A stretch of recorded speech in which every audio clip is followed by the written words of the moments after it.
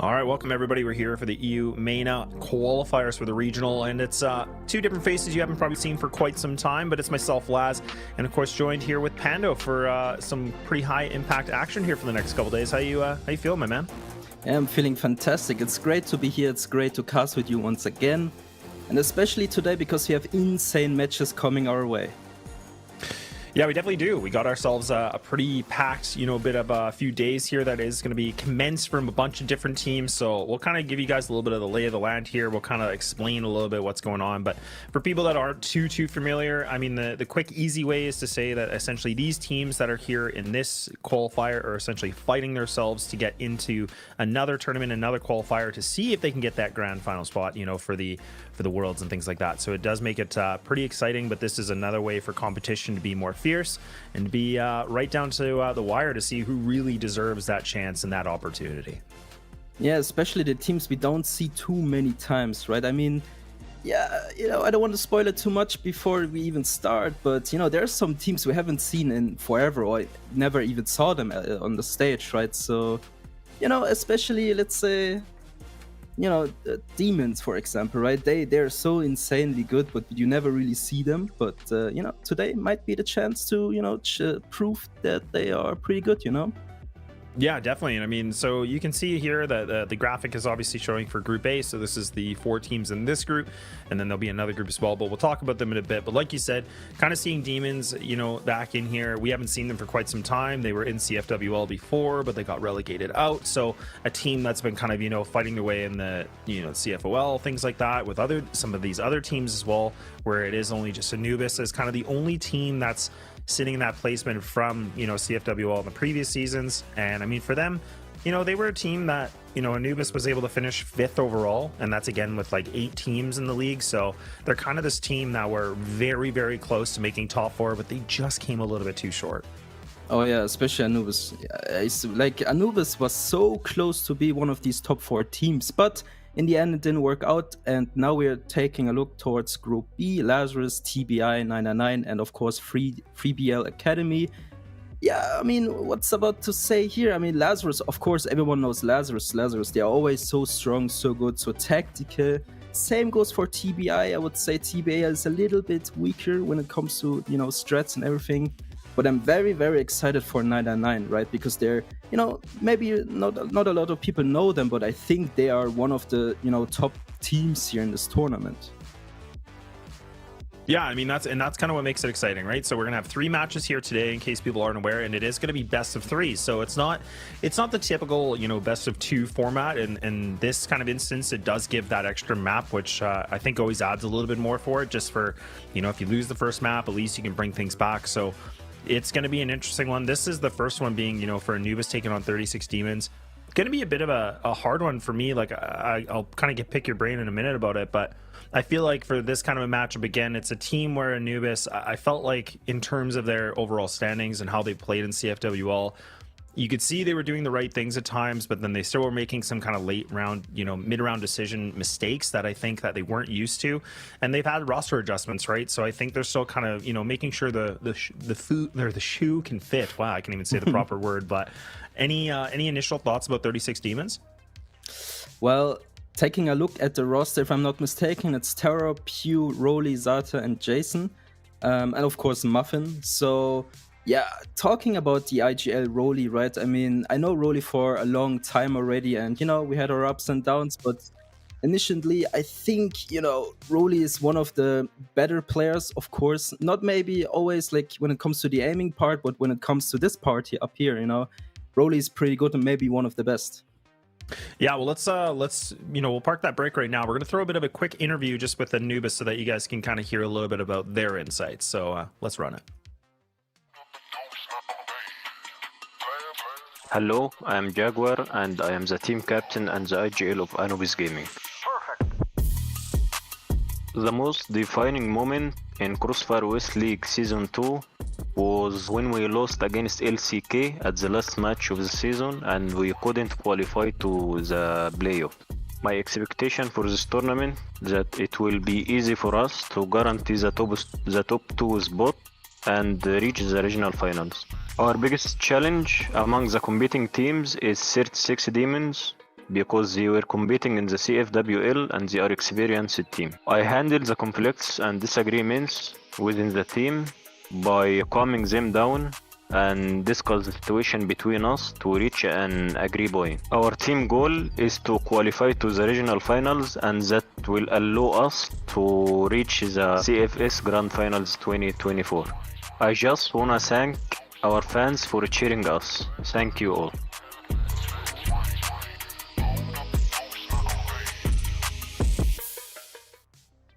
All right. Well, some interesting points that comes in from Jaguar, and I actually really appreciate that too, because the one thing I kind of noticed is saying the biggest disappointment was the fact they didn't make the qualification, which, like I said, they were right down to it. I think it came down to like a round differential by like 1 or 2 or something. Like it was really, really minimal. Like, but that's the thing. Like they were so close. GV were the team that were able to kind of take that away from them. But I think for a team like Anubis, you can tell they're hungry. They definitely want redemption. They want some revenge now. So this is a good moment to see what they've been able to do. Gives them a lot of extra time to practice as well. Any thoughts from you, Pando, about just kind of what we heard from Jaguar?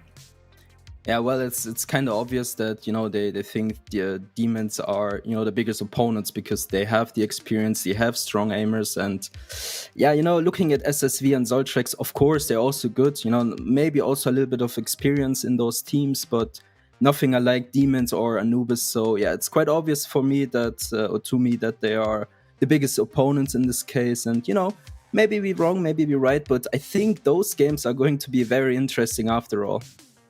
Yeah, I think so. And I mean, it is actually interesting that he does talk about 36 Demons, because it's not even the same team. And I mean, that's what you were just kind of mentioning before we went into that interview is, you know, like, really, is it that much of a scary threat still? I mean, maybe so, right? I mean, that's where, you know, the key player I think about is someone like Vise. Like, he was on 36 Demons. He's not on that team anymore. He joined Lazarus in the previous season, previous 2 seasons, I should say, for CFWL. So that's where I kind of wonder what he's worried about. I guess that, yes, there technically is some experience that they were able to play some of the highest competition in that region, but it's not the same roster. So I'm not sure if maybe he put that into consideration, or maybe he just thinks that experience is just going to be able to expand between all these guys. Yeah, thinking about Vice and Demons, I think, you know, I don't think the team was good for him. I mean, obviously, it worked out here and there, but in general, Vice just belongs in Lazarus. You know, Vice is a Lazarus player. This will never change, at least to me, you know.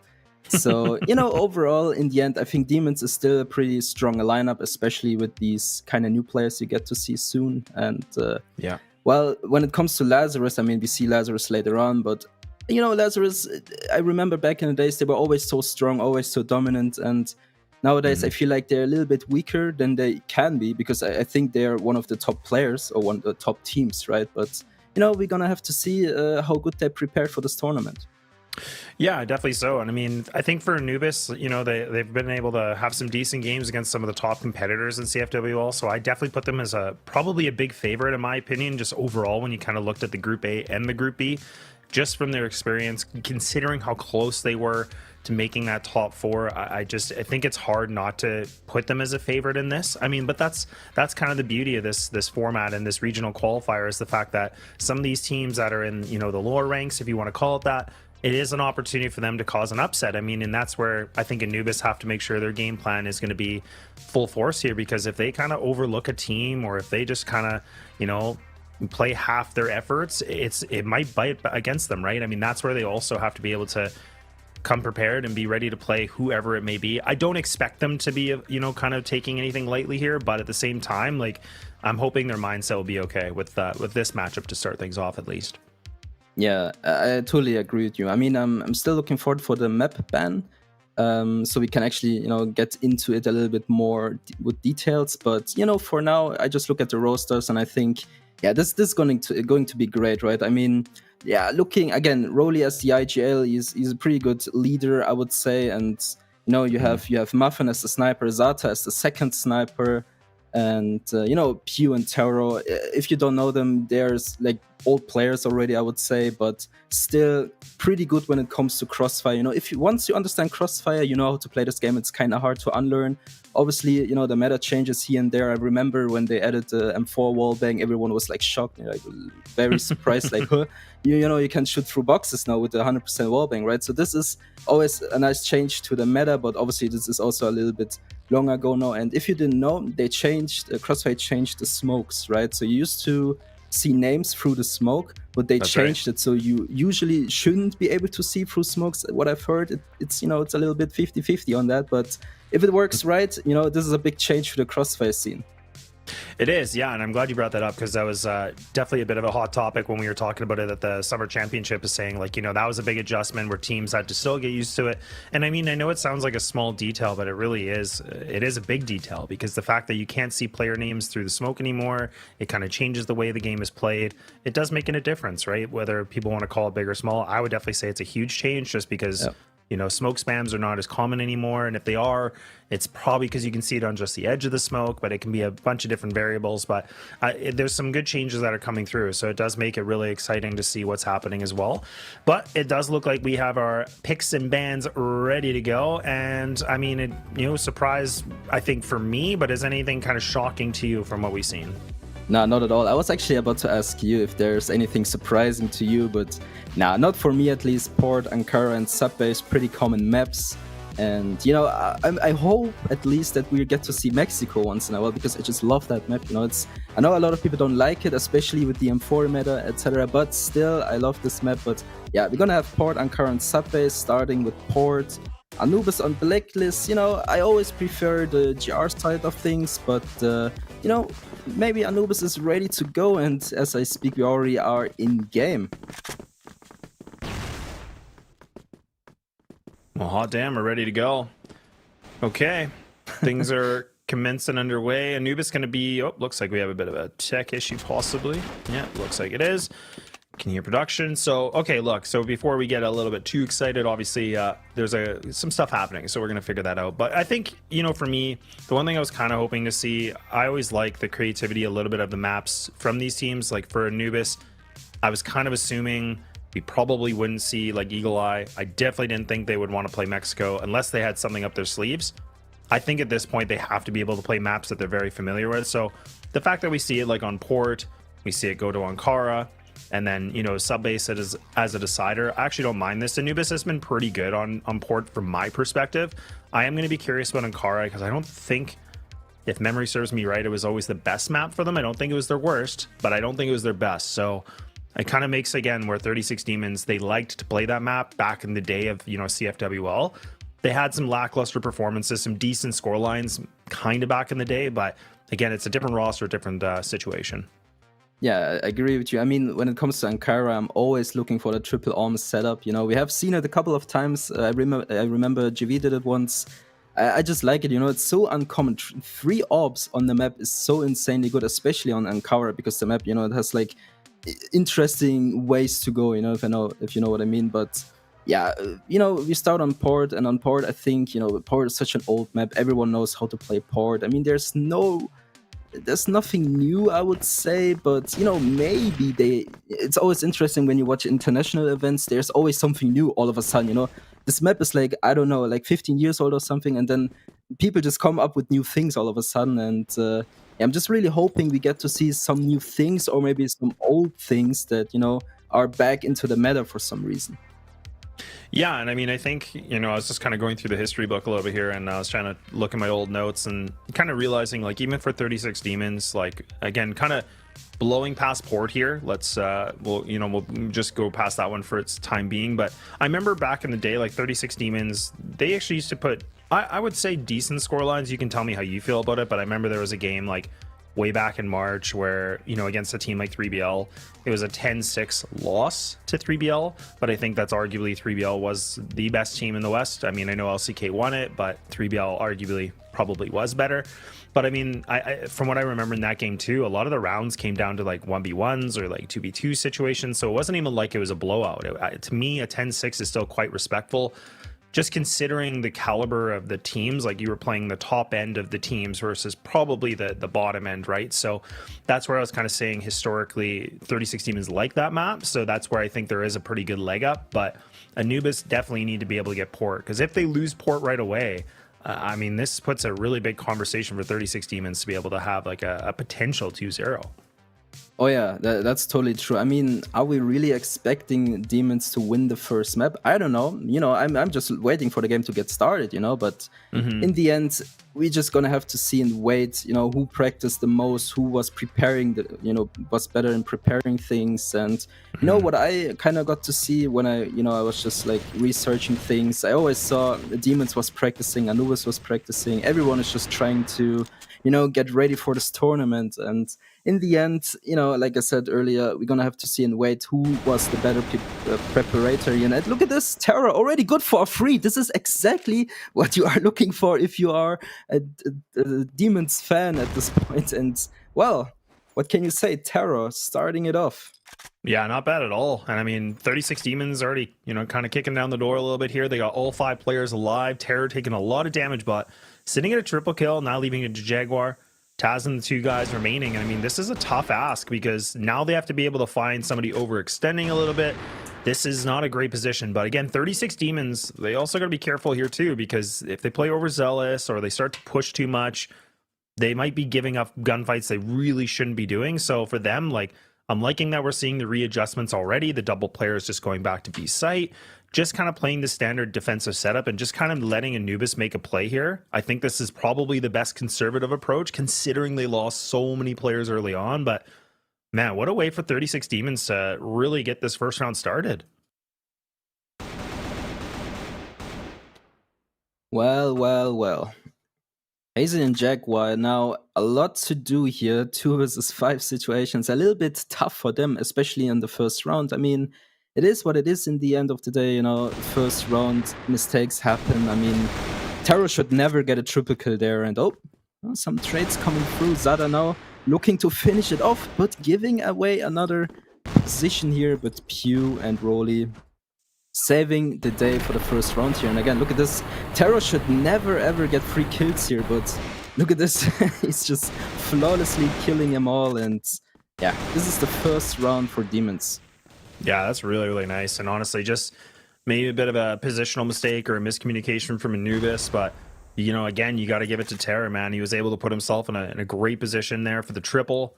Just able to lock it down like that and doesn't even get traded out. Like, that's huge. Like, that's the crazy thing. Whereas he should have been able to probably find at least 1 in that situation. But the fact he gets the 3, so you buy 2, you get another one free. Why not? I mean, that's fine. But and now Anubis, this is what we were kind of talking about, right? Like I always made the criticism back in CFWL about they were a decent team. They you know, they were in an office, they were playing together in like a LAN environment, but just something felt like it was kind of disconnected. They never really felt like all the T's were, you know, being crossed and the I's were dotted. So already losing the first round like this is not definitely going to make it easy. And look at that, Rolly already finds himself big with the shotgun, so the XM just going to be a little bit activated, and that's a little bit cheeky. I haven't actually seen that for quite some time where somebody plays that aggressive angle.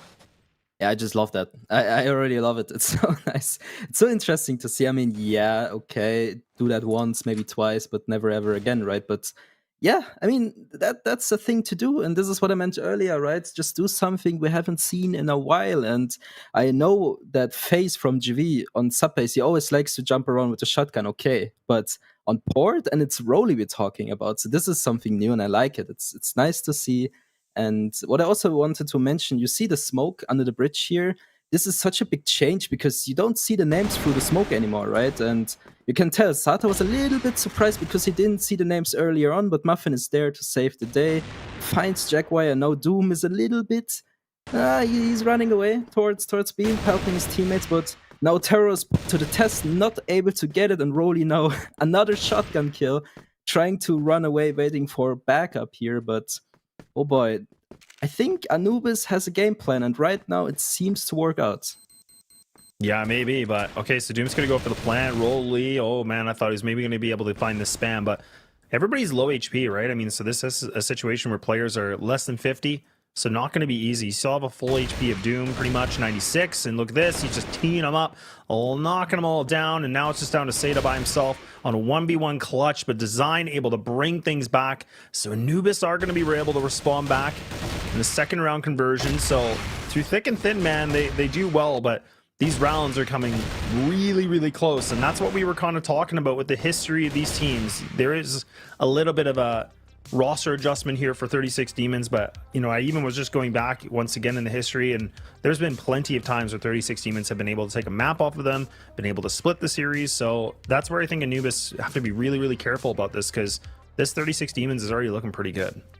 Yeah, they're looking good. I mean, they lost the round in the end here, but I think there was a little bit of Terror's mistake there, because he had the key position, he had everything in the hands, he had the right cards to, you know, maybe turn this round around, but in the end, you know, he wasn't able to do it. But I think, you know, if he get 1 or 2 kills there, this round is easily Demons, you know, but it is what it is. And I wanted to talk about the smoke in mid, right? So you don't see the names through the smoke most of the times, I would say. Maybe, you know, maybe you do, but it's not supposed to. And you know, if you don't see the names, you know, it's so hard to get information from mid. You know, you don't see anyone jumping into AC, you don't see anyone crossing the bridge, you don't see nothing, right? So this is a big change to the meta, and this is what we talked about earlier, right? When the CrossFire decides to make changes to the game, it's always nice, but I think the change, you know, it's not too long ago, and I'm just waiting to see some plays, you know, because this should really change the game.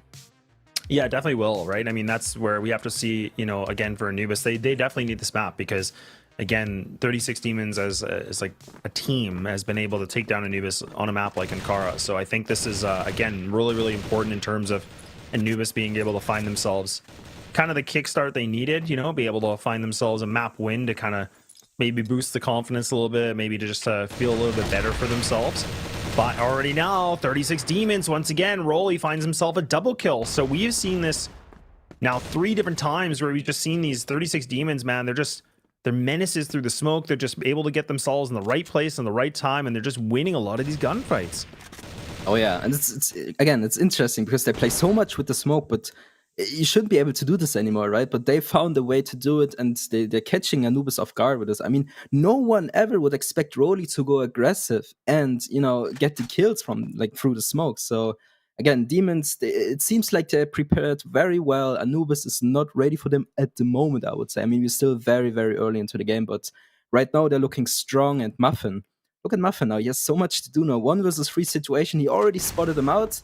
And now he's waiting for backup. Is he able to get the first kill? It's Sada actually finding Doom, missing the shot. Muffin, this is a big mistake. Now Jaguar is on site. Sada trying to fight for his life here, but is he able to do it? I mean, Jaguar, last man standing. Sada good for 2, saving the round. Another round for Demons though.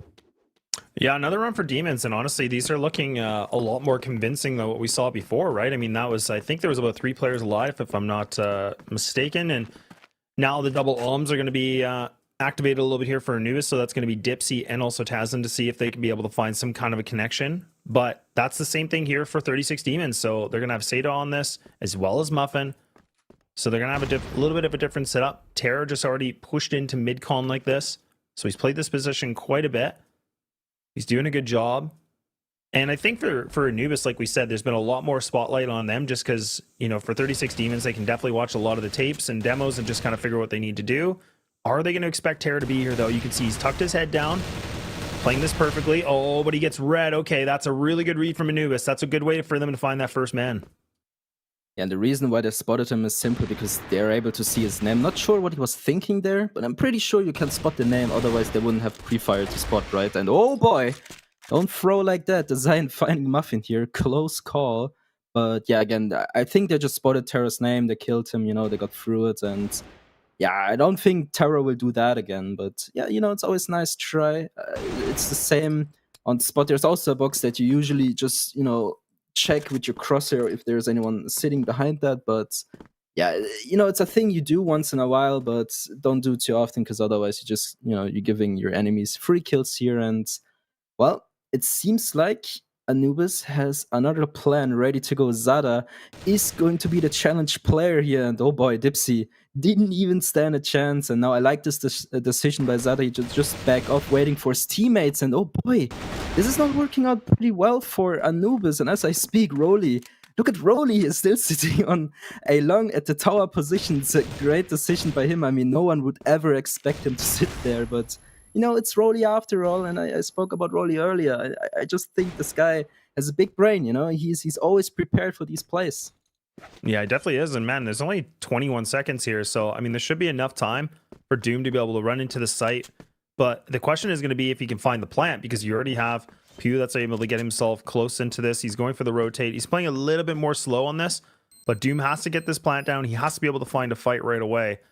So now he's got some time on the C4, but the question is, can he be able to find one of these players on their own? But no, they're going to be grouped up together. Rolly and Pew now come through warehouse together as a unit, and Doom has already extended himself so far. He's not going to surely not expect these guys to be this close, and now they got the high ground, and there it is, a full face of lead.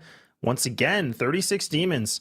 They're looking pretty swift right now, man. They are definitely, you know, showing us why they were in the CFWL before, despite even Anubis being able to win these first fights. But it just feels like Anubis, to me so far, they seem kind of cold. I don't really feel like I'm convinced of their gunfights right now and their abilities, because 36 demons seem to be winning these engagements pretty much every single time. And even just there, we see those trades immediate.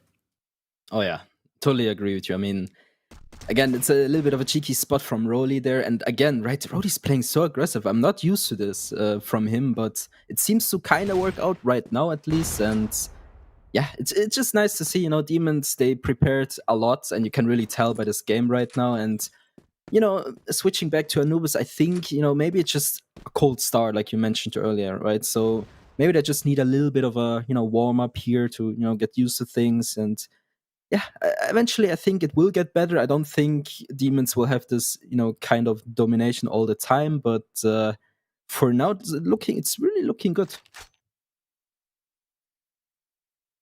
It's not looking bad, but it's a question if Sad's going to be able to find anything, get some good info. So the jump spot, and now being a little bit hesitant to go for the peak. Missed this shot previously, not going to be able to find this one, so gets fully spammed away. Oh, Dipsy just can't be able to get the job done. He needed to find that duel. But now 36 Demons still, despite being down the man, they're doing a good job to bring him back as much as they can. 36 seconds now on the timer. Terror. He's got the utility. He's going to throw some good flash, and that's going to allow his teammate to be able to swing out onto this, but instead they're going to go in dry. They're going to try their best. Dipsy is not able to find the kill. He does some big damage, and finally, Jaguar, the IGL, he's going to be able to just capitalize, take them out. Man, this is becoming a bit of a scrappy fight. Well, there you go. There's the first push earlier on, and, you know, I love this play here by Dipsy.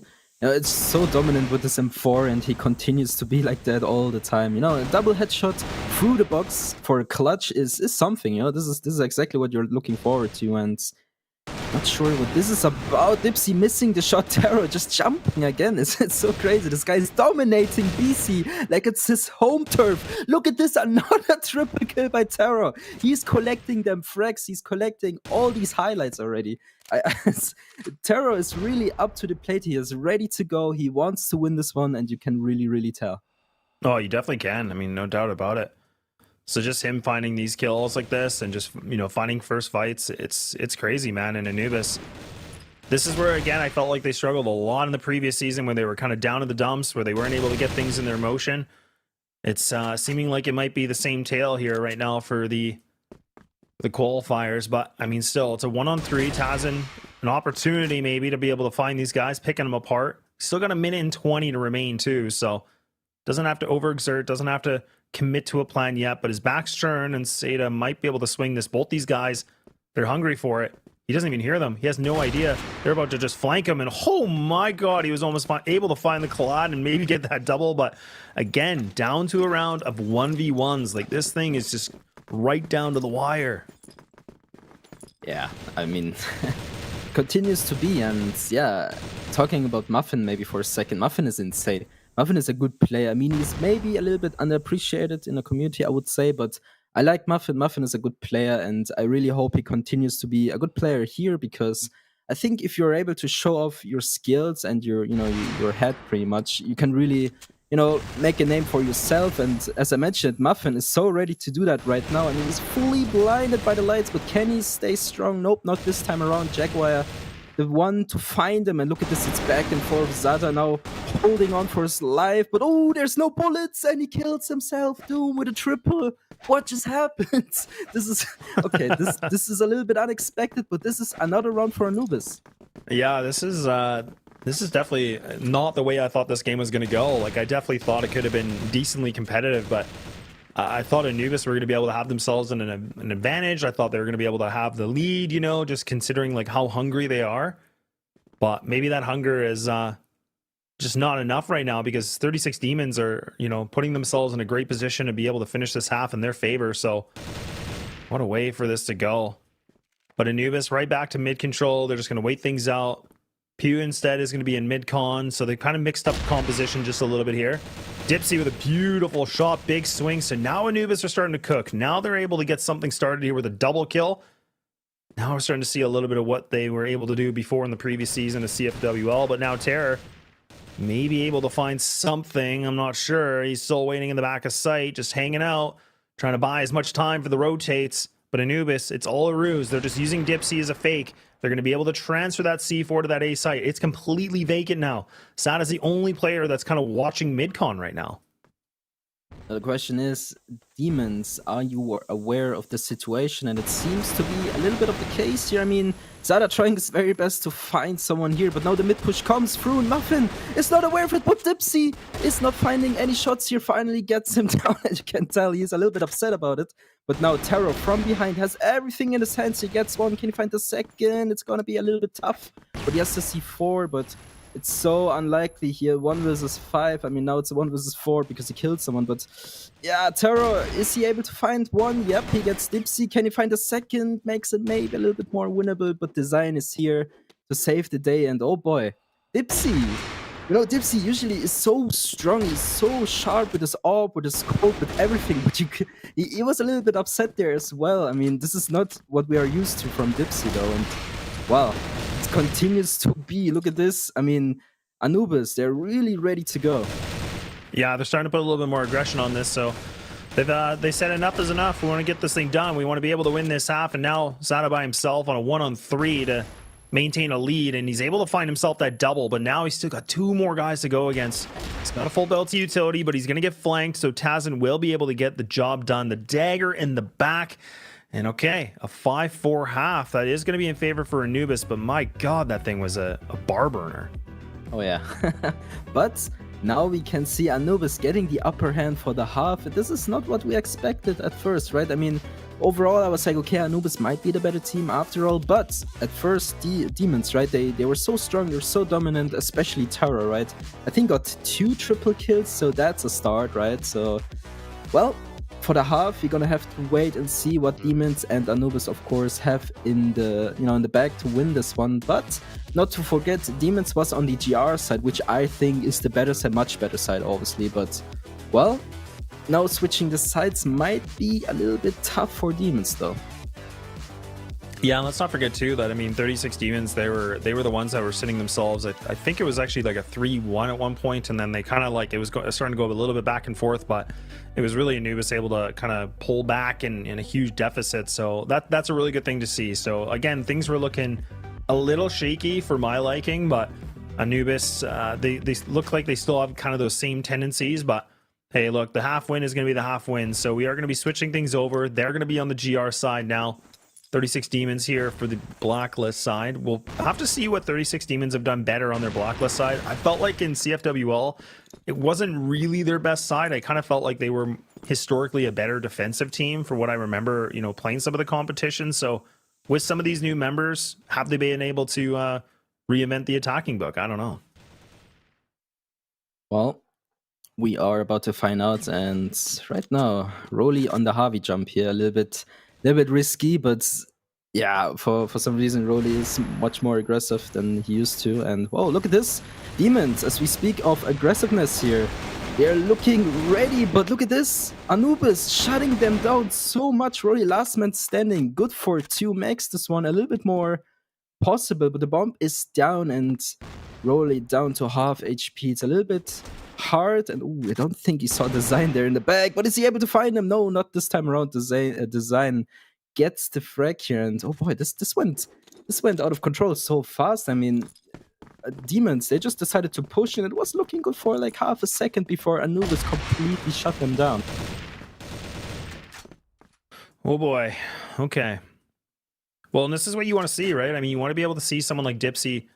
He was one of those guys for me that really always kind of stuck out a lot, like as a really good player, like a good fragger. So it's good to see him kind of again, like getting back into his ways a little bit here, kind of warming up. And that's what I was kind of saying about Anubis as a whole, right? I mean, whether it's a popular opinion or not. I used to think they were a team that they would have a lot of slow matches or kind of come into their games pretty slow, and then eventually they start to warm up, where, man, I don't love that for a lot of people, just because it just makes it so much harder. But luckily they were able to bounce themselves back into this game. You can already see they take down Muffin, which is already taking down the which is a huge pickup. But there's Dipsy again. I keep kind of mentioning his name. Now he's just starting to pick these guys apart one by one. So now 36 Demons, 3 players alive, and this is a lot to ask for, because now you have to go for a full setup onto this B site. They have the utility to go for an execute, but they don't have the numbers, so that is definitely going to be a massive disadvantage for them. Yeah, it seems like Anubis is a little bit going for a gamble stick here, but I mean, they're just all over the map at this point. And look at this design. Good timing here on Demons, but Doom gets a second, and yeah, it's just completely cleaned up by Anubis. And, you know, this is getting out of hand from Demons. I'm not sure what's the issue here. I mean, everything worked out earlier on. I mean, maybe you were right, Anubis just wasn't ready, but right now it feels like it's just not happening for them. Yeah, and I think it's going to be a tactical. I'm not sure. I'm assuming that's probably going to be from 36 Demons. I would kind of make the assumption. So, I mean, look, it makes a lot of sense. Like I said, I felt like that was kind of the biggest linchpin for these guys. Like, I felt like when they played in CFWL, I remember they would have such good defensive sides. They looked really good. They were able to put up some decent numbers, but it seemed like when they kind of went to the blacklist side, it just felt like it was a whole other level below. Like, it never really felt like they can make a decision, and never really felt like they were taking sites convincingly. So that's a problem, right? Like, obviously the obvious statement is that any team has to be well balanced on both sides, right? We do know like some of the top teams, they can be a little bit better on one side than the other, but I mean, to me, Pando, unless you disagree, like, I would say that 36 Demons, it kind of feels like they're on the top of the hill, or they're kind of making their way on the top of the hill, the defensive side, and then as soon as they go on the blacklist side, they just kind of go right down that hill as a snowball. Yeah, I mean, that's one way to say it, right? Yeah, I just think, you know, they started off great, but then, you know, they had their kind of downfall. I'm not sure what the issue is. I think, you know, GR is just GR, right? And Port is just a GR-sided map after all. Yeah. I'm not sure, you know, after they changed the smoke a little bit, if that's still, you know, the same case. But yeah, I mean, right now it kind of seems like it, at least. And yeah, I just hope that Demons has something else in store. I mean, the tag already coming through is a good decision by them. Finally, someone uses the tag pause, right? But yeah, yeah, it's one thing to happen here. I hope they use the time to, you know, just talk to each other. Yo, like, what's the issue? What can we change? And on the other side, you know, Anubis, you really got to give it to them. You know, they stepped it up. They fixed the mistakes super quickly, and right now they're like easily the dominant team, right? Yeah, no, definitely. I mean, and that is a really good point, because I think for Jaguar, there's been a lot of, you know, conversation about him. Like, and I think last season when we got to see him in season 2 is the fact that I felt like he was doing a pretty good job, like being his IGL role, but also kind of playing the lurk. He was the kind of the guy that was trying to make some quick timings against teams, and it kind of seems like it's maybe a little bit different right now. I haven't really seen him kind of be that full effect lurk of a player yet. So it is kind of interesting that there's been a little bit of a composition change up to some degree, but looks like another tech issue. So we'll just have to come right back to our faces for a moment here, folks. But I think, you know, again, this map's really important for Anubis, just because, again, like we said, for Ankara, I still do think this has a big potential for a 3-mapper, because 36 Demons, the way they played this in the beginning, and the way that we've seen them been able to take down some decent teams back in CFWL, it's a map they like. So we'll just have to see how well Anubis are going to be prepared for it. But I mean, this thing ain't over yet, because I mean, yes, it was a 5-4, but I mean, it's still very close. A lot of these rounds came down to like 1v1s, maybe 2v2, so it's not like this was convincing rounds from Anubis, I would say. Yeah, no, I mean, I totally agree with you. In the end, you know, Demons kind of took away the momentum from Anubis with these pauses, right? So that's one thing to start, you know, but in the end, it really is up to Demons if they're able to, you know, turn this thing around and make it more competitive once again. But yeah, right now it looks a little bit more like, okay, Anubis is just going to finish this thing as soon as possible, but maybe I'm wrong here and they actually have something else in store. But we are about to find out as we jump back into the game here. And yeah, much more reserved Demons. If you check the map right there, it's a little bit, yeah, I wouldn't say uncommon, but from what we have seen earlier, oh boy, look at Dipsy here. dancing around the smoke. I love this already. This is what I meant, right? You don't see names through the smoke, you play like this. It's Dipsy getting the easiest kill of his life on Zada there, and yeah, that's one thing to start. Yeah, that's really, really nice. And actually, even Dipsy, once again, he's just going to play the same track. He's just going to try to re-aggress onto this. Why not? He's feeling it now. Now he's starting to think, you know what? I'm fragging pretty well right now. Let me do my thing. Let me just let me get out of the playpen here. I want to play with the big dogs. And yeah, he's just taking these guys apart once again. The previous round, he was able to find those first duels. He's doing it once more. Anubis have now kind of really started to figure themselves out a little bit better on this. 36 demons again, looking pretty hesitant on what they want to do. Going right back for the B hit, but now you're going to be tested by Tazin here. So that's a question if he's going to be ready for it. But again, now they're going to pull back on this. Some good aggression from Dipsy. He's already got himself some good info. He misses the one opportunity, so he actually will get punished here from Muffin. But okay, things are back to an equal foot. Yeah, I like this decision by Anubis here, right? So they're saying, yo, Dipsy, you are on fire right now. Just do whatever you want. And yeah, Dipsy, the guy he is, just decides to push alone, gets as much info as he, possibly could get. And, he was on a good way there. He misses the shot, okay, whatever. But, you can do it once, especially if you are a little bit ahead of your enemies, right? So it's not a big issue here. But yeah, Demons. Right now, I mean, it's almost an equal round, okay, but still a little bit shaky if you ask me. I mean, yeah, things like the things that Dipsy do, it shouldn't be able, it shouldn't be possible, but somehow Anubis finds a way to make these possible. Yeah, they definitely do.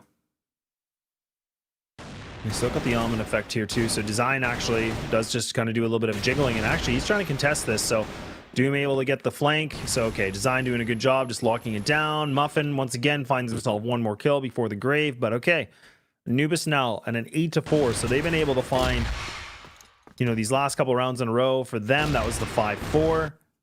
So they're looking pretty good, and they're getting closer and closer to closing this thing out. But 36 Demons, we'll see if they can do something a little bit differently. Maybe they can accelerate a little faster here, take the tricycle wheels off. I don't know, but they got to do something different right now here, Pando.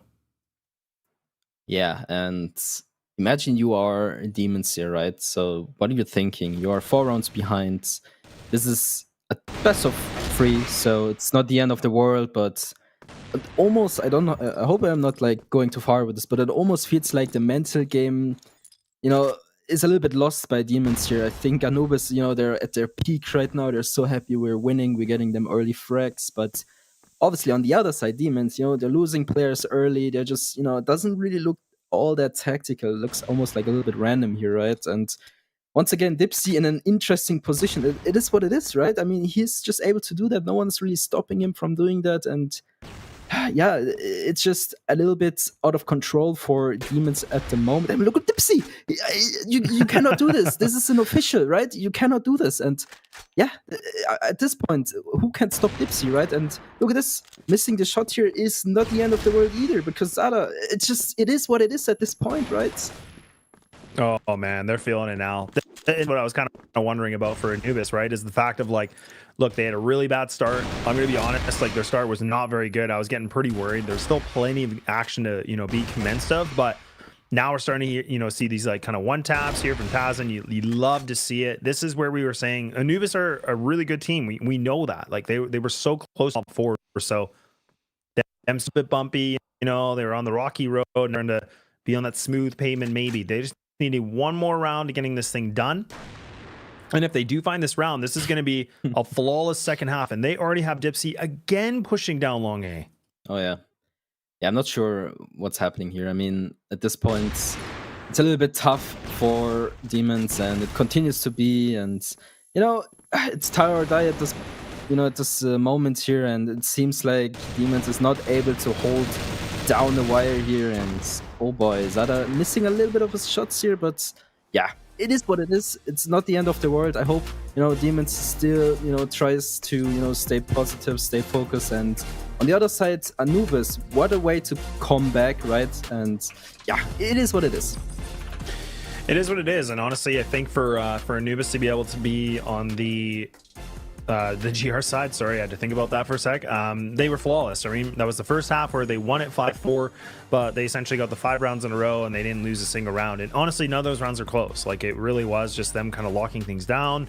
They looked really, really good on this. So I'm happy to see Anubis bounce back the way they did, just because it really was kind of scary to see how slow they were playing and like just not winning fights, and 36 Demons were kind of just getting in their face and getting aggressive. And I like that from 36 Demons. It just felt like they didn't really have a lot of adventure. They really only had those couple rounds, and then it felt like it just fizzled. Like there was nothing else to expect from them.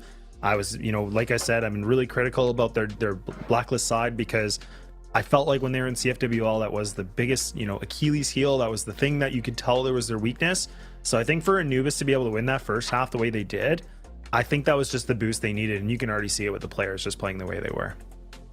Yeah, absolutely. I mean, again, I keep repeating myself, but it is what it is, right? So, yeah, just forget about it. Go next. You know, it's just unfortunate for Demons, but you know, it almost felt like they kind of lost, you know, their focus mid game, especially when they switched to the BL side, right? And because they weren't really able to get anything done there. And but to be fair, Dipsy is just insane. Okay, like there's no way around this guy. He's been pushing with his AWP, with his cold. He's on point. I mean, he missed once. Yeah, he was upset about it as well. Yeah, okay, but let's say 99% of everything else just really were on point. Also, his other teammates, of course, right?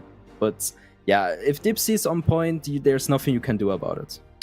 No, and that's a really good thing you bring up too, because the fact that Dipsy was able to play, I mean, that's what you need, right, for Anubis. And that was kind of the thing. Like it felt like, for me, they're such a momentum based team that they need somebody to be clutch, or somebody to be able to kind of, you know, get those frags and finding the connections. So it's good to see someone like him, right? I mean, that's something you were kind of expecting. We do have some of the highlights, of course, to kind of showcase about what happened here. And this is where we were saying the very beginning, 36 Demons did a really good job winning a ton of fights. They didn't get traded out. You know, it was looking really sloppy from Anubis. I'm not gonna lie, it was looking really, really dirty, not in a good way. So the way they were able to kind of bounce themselves back into this game is, you know, it definitely reminds you of why they're like a, you know, top 5 team in the CFWL. Yeah, 100%. And yeah, looking at the highlights, I mean, early on you could really tell Terror was on fire. He was so ready to go. We get to see it right now as I mentioned it. But yeah, it was so good. It was so good in the beginning. I don't know what happened. I mean, maybe it was just Anubis not being ready at the beginning, right? But it was just such a slaughterfest at first, and then all of a sudden Anubis, you know, they were saying like, hold on a minute, this is not how we want this thing to go. And yeah, they just really turned these things around, make it more dominant than it even was. But yeah, I'm really excited for the second map. Yeah, me too. And if anybody's wondering what the second map is going to be, it is going to be Ankara. So it's going to be, again, this was the port pick from Anubis, which I don't think is any surprise to anybody. But now for 36 Demons to play on a map like this, it's like I said, there's a lot riding on this. I thought, you know, Anubis definitely needed to be able to find this first map. I'm glad they were able to bounce back and do it. But now the question is, can they be able to, you know, contend with a team like this where they do like to play Ankara? But we'll find out. It's a moment of time. But some really good highlights, like we said, some good players in Anubis where, you know, you could definitely tell the teamwork was really starting to be in that full circle, which you love to see. But I mean, it's just going to be if they can still kind of maintain that and hopefully not have a slow start like they did on the first map for the second. Oh yeah, I mean, yeah, you're gonna have to wait and see what they're able to do. And I really hope Demons uses this kind of pause, right, to, you know, get their thoughts together, speak with each other, you know, like, hey, what's wrong, what happens, and how can we win this? You know, this is just map 1, right? I mean, never say never, but right now Anubis probably has the upper hand in the momentum, even though it's a little bit of a pause here. But yeah, I think Anubis just has a little bit more of experience, not in general, but when it comes to these fights, I think they're just better, especially again with Dipsy, right? So yeah, it is hard for them to come back, but Demons, if they don't step it up, it's going to be a 2-0 as fast as we, you know, can look at it. Yeah, definitely. And I mean, just some quick highlights just for you all to see. I mean, I don't think there's really any surprise. I mean, actually, Tazen puts himself on the very top of the charts here. It was a different map. It wasn't sub-base, obviously, but I mean, it was you know, still a really decent showing. Design at himself, you know, some really good stats. Like everybody was just playing the best that they could, right? That was really, really exciting to see. And then you can, of course, see like some of the MVPs or the players that were kind of looked out for. Sada, honestly, is a really good player, somebody that I always thought really was like a player to watch back in the day with CFWL. So it's kind of one of those things where, you know, he had a decent start, but it just wasn't enough, right? I mean, that's kind of the thing where we saw those individual prowess moments where they were able to have some decent moments for highlight reels, but there wasn't really much for the teamwork that was able to be done. But it does look like we do have one thing that's going to happen. It is going to be a quick break here as we get ready for that second map. So grab whatever you need. We'll get ready for Ankara, and we'll just see you in a few minutes.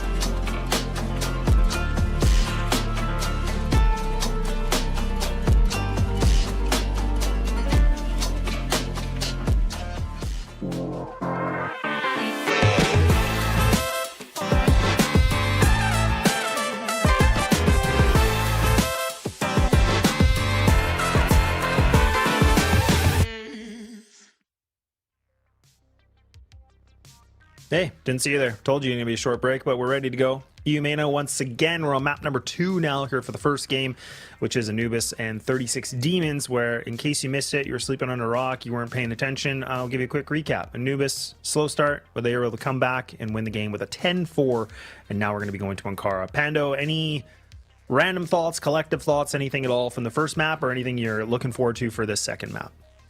I'm looking forward for the triple sniper setup, of course, you know, but it's a little bit weird, I know, but I just love that, you know, it's so uncommon, it's so weird to see it, and yeah, I just like to see it. And yeah, from the game before, I think it's not too surprising. I mean, it is a kind of sad that, yeah, you know, Demons wasn't really able to bring this one, you know, a little bit further, but yeah, I mean, it's only the first map, and you know, there's so much to do on the second map, and you know, never say never, you know, obviously Demons wants to win this one, the same as Anubis, right? But I think right now Anubis has a little bit of an upper hand here. Yeah, I think so too. I mean, like I said, it's hard not to go back in the history books. And I mean, if I learned anything from the Summer Championship, is that the history or previous stats apparently don't mean anything, because every single match that I tried to call or predict, it went the other way around. And so, but what I will say, just because I'm allowed to say it, because I'm got a little bit of history, is that, yeah, like I think for 36 Demons, they've shown they can be decent on this map. I know I feel like probably a broken record about it, but this is probably the map where if there was going to be vetoes, they had to make sure this one made it through, which I think Anubis probably predicted and worked in their favor. But I just wonder if we're going to see a bit more from 36 Demons, because I didn't really feel like we got much more after those 4 rounds that kind of commenced on the first map. And then it just, like I said, the snowball effect really started happening, where it was going down the hill and there was just no way to stop it, right? And Anubis were starting to play a lot better. So we'll see if these guys have been able to figure something out, because No more breaks. We're going right into it. And now, if Anubis can get this, it is a best of 3. So that just means they will be able to continue on here for the qualifier. And 36 Demons just, they'll take a first loss for the day. Definitely nothing they're looking forward to. But we are just at the beginning. And again, the smoke there on a main is very, very different than it used to be. No more vision, no more names, no more nothing, right? So definitely a big change to the map and how it's being played. But yeah, I'm very excited because I haven't really seen, bigger teams playing since this change, and I just feel like it's a big difference. If you have no vision whatsoever or like no information, you just play differently. Maybe a little bit more reserved, maybe a little bit more risky. But yeah, I'm just looking forward for this one. Yeah, a little bit of mid control from Anubis, so you can see that they're actually trying to double up here. So Rolly needs to be really careful on this too. I was thinking Rolly's going to be maybe overextending just a little bit too much, but looking like a little bit of discipline. But you still have Anubis players that you have to worry about. You have the triple player stack here at A, and they're playing a very much retake setup for Muffin just be, posted up in the doorway. For B, they're just going to allow that player to kind of slip through. That is going to be Dipsy, but the C4 is still making its way towards A. So now Rolly's getting a little bit of intel that these players are still in mid. They're still trying to contest with him. There's only 47 seconds left here, so now he has to be able to hit these shots, but unfortunately not able to make the connection. Now Muffin, it's just too much of a big bite. He's going to crumble down, and now you can see that C4 making the transition into this B site. Should be able to get the plant, should be able to have a post, and now it's a question about what is 36 Demons going to be able to do here for the retake.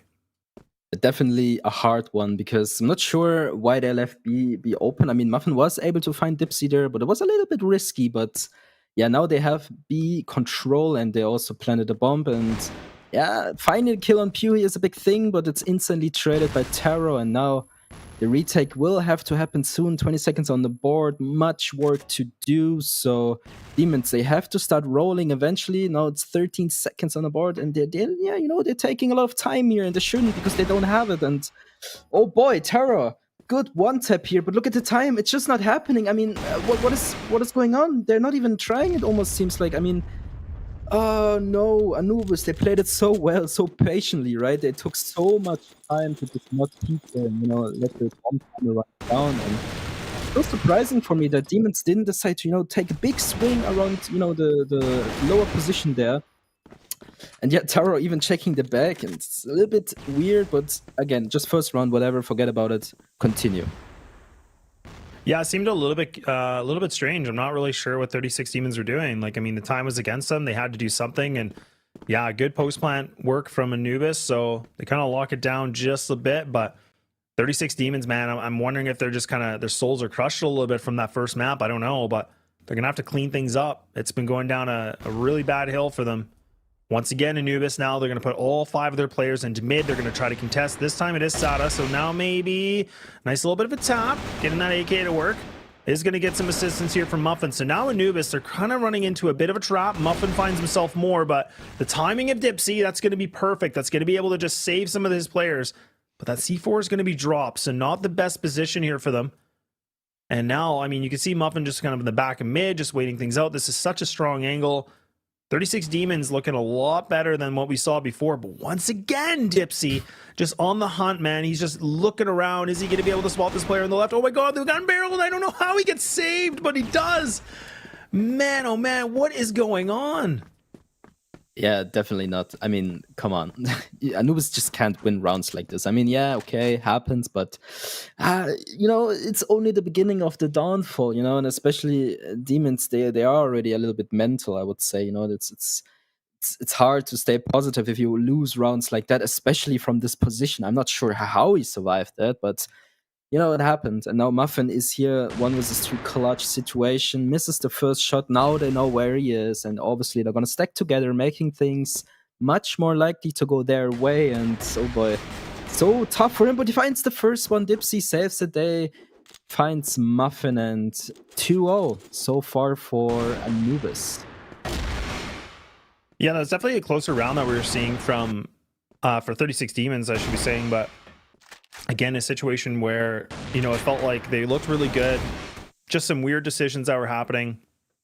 and it cost them the round, right? I mean, so, but again, you can't take that away from Anubis, but are they going to expect Rolly? They definitely are. And look at even now, Saito's trying his best to be able to find another connection.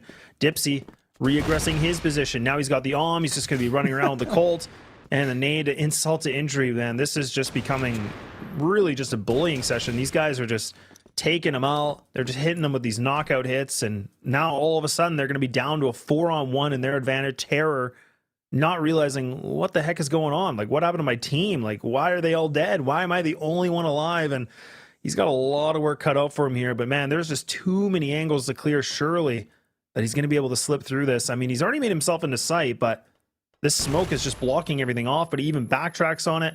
I think Pando, this one's got Anubis written all over it. Yeah, I'm not sure what design did there. I mean, I'm 100% sure he saw him there, but maybe, you know, he just played with him a little bit. I don't know. But yeah, another round for Anubis. Let's break it down a bit. I mean, Rolly died so early on in the round, right? It's so confusing. I usually put Rolly like one of the smartest players I know, right? But it's a little bit confusing. Like, he dies so many times so early, and it's just not happening for him right now. I mean, 0 and 3, yeah, okay. But I mean, for an IGL to be that, to have that score, it's not uncommon. But right now, I would say it's kind of unnecessarily as well, because you could also just play safe. It's either, you know, play aggressive with your teammates, you know, maybe get some flashes behind you, right? But right now, it's not working out for them. And oh boy, finally, Dipsy, the first one to fall, is a big start. You know, always, you know, nerf your opponents, find the best player and, you know, kill him. This happened, but now Demons, are they able to, you know, go on from this? Because again, Dipsy is dead now, but the rest of the team is still standing, and the rest of the team is as dangerous as Dipsy is, right? Yeah, it's not even just like one player, right? It's not just like Dipsy that's the carrier or anything like that. He's definitely been having a really good game so far, but like you said, this team is very well balanced, it seems like, and everybody's starting to play a lot better. But Terror in a decent angle. Will he be able to find this? He will not, man. It's a challenging spray for him. He's not able to make much damage at all. It's Muffin that's actually able to put himself in the top fragging position here for the entire server. So he's sitting himself at 7 and 3, looking to find a little bit more. C4 trying to cross into this site, but Muffin somehow gets a nice little bit of a one-tap Reno here. So this is what we were talking about. Now Tazen doing something of his own here. Now leaving it just down to Doom. He might be able to get the timing of this. He might be able to get the backstab if he can find it, but he's got to get moving. This smoke locking off his enemies. Now he's just making his presence known. I feel like this might have just given away his position, something he didn't really need to do, but he was hoping to get for that spam. He was hoping to be able to find something. And now 36 Demons with a double swing, they will finally get themselves around back in. Yep, first round it is, and you know, it was a little bit shaky, especially with Terror missing some important shots here, but Muffin is insane. I said Muffin. He 2 important frags, and I would say he kind of carried this round through, but almost feels like Doom, you know, he could have played this one a little bit more safe and smart, but he just decided to, you know, fight, to peek, you know, so a little bit weird from him, I would say, because especially with the smoke early on, right? The smoke was still there. He could have, you know, moved towards B, get a good position and try it from there, but he just decided to peek. But yeah, it is what it is. 1 round for Demons is a good start. And look at this, once again, Dipsy. I don't know how he does it. He's on B again. He's like, guys, I don't believe it myself, but I'm on B again. And Muffin is not even aware. And oh boy, this is falling apart. Rolly with a good shot on design. It's insane. Oh, it's absolutely insane. And even Tazen might be able to find this timing.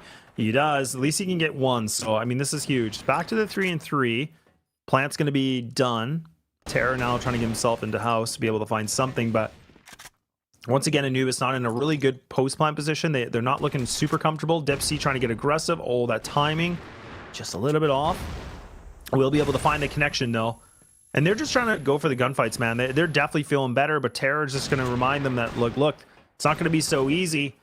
Down to the 2v2 with 15 seconds remaining on the timer. So now Dipsy just needs to burn the clock as much as possible, but he's just not able to. And once again, 36 Demons, despite just giving up a free site and everything looking like it was catastrophic, they're able to bounce themselves back in this game. Well, is this the beginning of a comeback? Maybe. But for that to happen, they need to control their mistakes. I mean, you cannot let Dipsy on site over and over and over again. It's not happening. I mean, this shouldn't be happening, right? But it's a little bit weird for me, but it seems like it still worked out for them. Not sure what exactly happened there, but yeah, well, I don't want to say Dipsy too many times because I might get cursed, but Dipsy finds Rolly once again early on. Not sure what's happening. It keeps happening. Rolly just dies first. Dipsy is so happy about it. He's like, all right, I'm gonna find myself a free kill. Oh, oi. Okay. Well, Pew trying to save the day here with 2 of his own, but not this time around. What is happening? I don't know. Man, that's crazy. Honestly, the fact that we see, you know, and that's the thing is like Anubis are starting to be a little bit more aggressive now. They're starting to get in their face a little bit more, and they're catching 36 demons off guard. And I'm actually really liking this approach from Anubis because typically they like to play slow. They're always kind of one of those teams like 3BL that just kind of wait things out a lot and playing a very default setup. So this time they're actually starting to be a bit more aggro. But I mean, even for some of the plays from 36 demons, it just seems like they're trying to go back for gunfights that just kind of seem like there's no point to it. I know you got to take some kind of a risk if you're down the man, but it just doesn't really feel like it's a calculated risk. It feels like, oh, I'm just going to swing this and I'm going to try to see if I can win this gunfight. But man, oh man, Anubis now putting themselves back into, you know, a good comfortable lead with 2, right back into mid control. So they're going to push themselves towards underpass, and this is going to allow for them to slip into this B site. It's pretty much been the only site they've taken. I don't even think they've once gone to A, if my brain is going to remember that, but I'm pretty sure they've just done B every single time. I mean, if it works, right? And never stop doing it if it works, right? And oh boy, Muffin needs to get out of there. It's okay. Well, Anubis is so dominating. It's hard to find the right words, you know. It's so good. They play it so well. It's down to perfection, really. And Pew and Taro now once again in the clutch situation. We both know it's very unlikely, but well, Taro finding Dipsy here is a good start, but there's so much to do, and the bomb has been planted. I'm not sure if this is going to work out great for them. I mean, Pew already down, now Taro left alone in the mix here, and it's another round for Anubis. And hey, like you mentioned, it's always B, always. I'm not sure what's going on. I mean, Demons, it's not like they're bad or something. They're actually a good team, but right now they just don't stand a chance against Anubis. I'm not sure what the issue is, though. Yeah, I'm not really sure either. Like, I definitely thought that 36 demons in this map are going to be able to pack a little bit more of a hit on this run, right? So, I mean, right now it just feels like it's really just empty, and this is some of the best multi-kill we've seen from them, I think, this entire first half. And now Anubis, they're finally getting a little bit of a taste of their own medicine here. So this round looking like it's a heavier favorite for 36 demons. But again, this thing ain't over yet. Dipsy hasn't even cleared on top. Muffin should be able to get the shot any day of the week.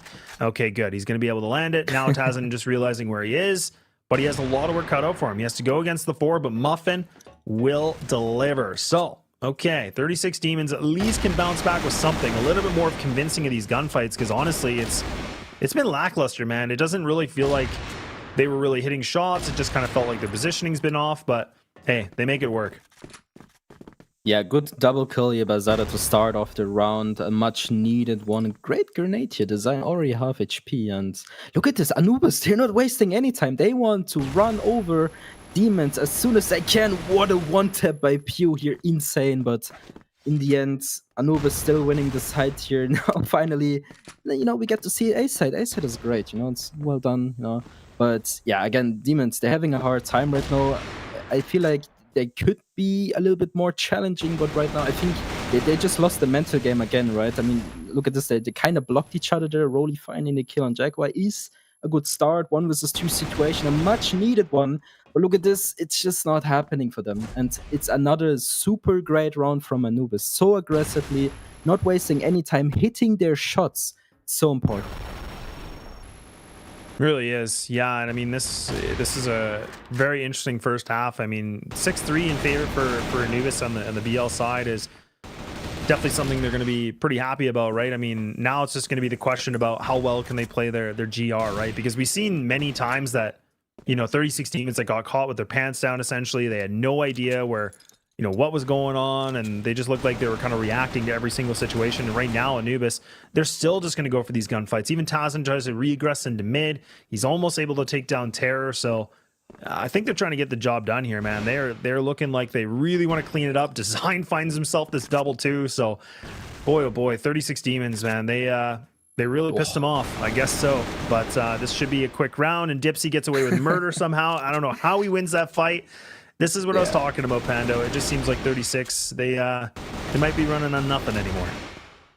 Yeah, I mean, at this point, again, I don't want to favor Anubis too much, but there's nothing else I can talk about, really, right? It's like Dipsy, I think it was Dipsy in the end there, right? He just runs through the smoke, kills that guy, kills this guy, it just seems too easy. And I think they make it, they advance over it because they know Demons has like a hard mental game right now. It's hard to stay positive if you get dominated like this. And, they know it. And this is the reason why they just decide to push. They know they have the better aiming, the better strats, and the better mental game right now. So they use all of these three things, smack it, and this is how they win these rounds right now. And it's really working out for them. I like to see it. And I think this is the first round in the entire match where no one has died in such a long time. So it is a start. Maybe Demons needs to, play a little bit more reserved, a little bit more, okay, peek and play here, peek and play this, find those opening frags. And yeah, I think this is initially what they need to start with. Yeah, it definitely is. Well, 7-3, and I mean, now this could be closed up pretty quickly, maybe, but 36 Demons are going to go for the 4-1 split. They're just going to have the lurk of Sada winning things out. But once again, Doom tries to get a little bit aggressive, so 36 Demons do get themselves a nice little bit of a 1-2 combination. Now they're just trying to put Rolly in a strong position here to cut the rotates off. But is Anubis going to be preparing for that? Rolly gives up his position. Jaguar able to find something, and Rolly actually re-aggresses and puts himself in a great fight. So Design by himself on the 1-on-4, 36 Demons getting a little bit more aggro on this. Now they're starting to feel it a little bit better, but Design never going to clear this box. Why would he? But a good bounce back here from 36 to find themselves, honestly, probably the most convincing round I feel like I've seen all this entire second map. Oh, yeah. Well, finally, Demons is stepping up to the plate, getting some dominant kills. I like the approach here, right? Like, quick double kill, run towards B, get the bomb down, easy win, right? And the re-aggression by Rolly there was also, a little bit risky, but at this point you need to take risks to, make things possible. And this is the same... Okay, this was the same case in the start of this run. Like, Rolly just pushes, gets the early kill. No way, Dipsy! You cannot let this guy play like that. It's not allowed in this playbook, okay? This is off script. This is not how it tends to be, but okay. I guess Dipsy does that. 16 frags. But not to forget Hazen, right? He also has 13. So those two players, an absolute slaughterfest. And okay, at this point, what is there left to say, Laz? I don't even know. I mean, everyone is just falling apart.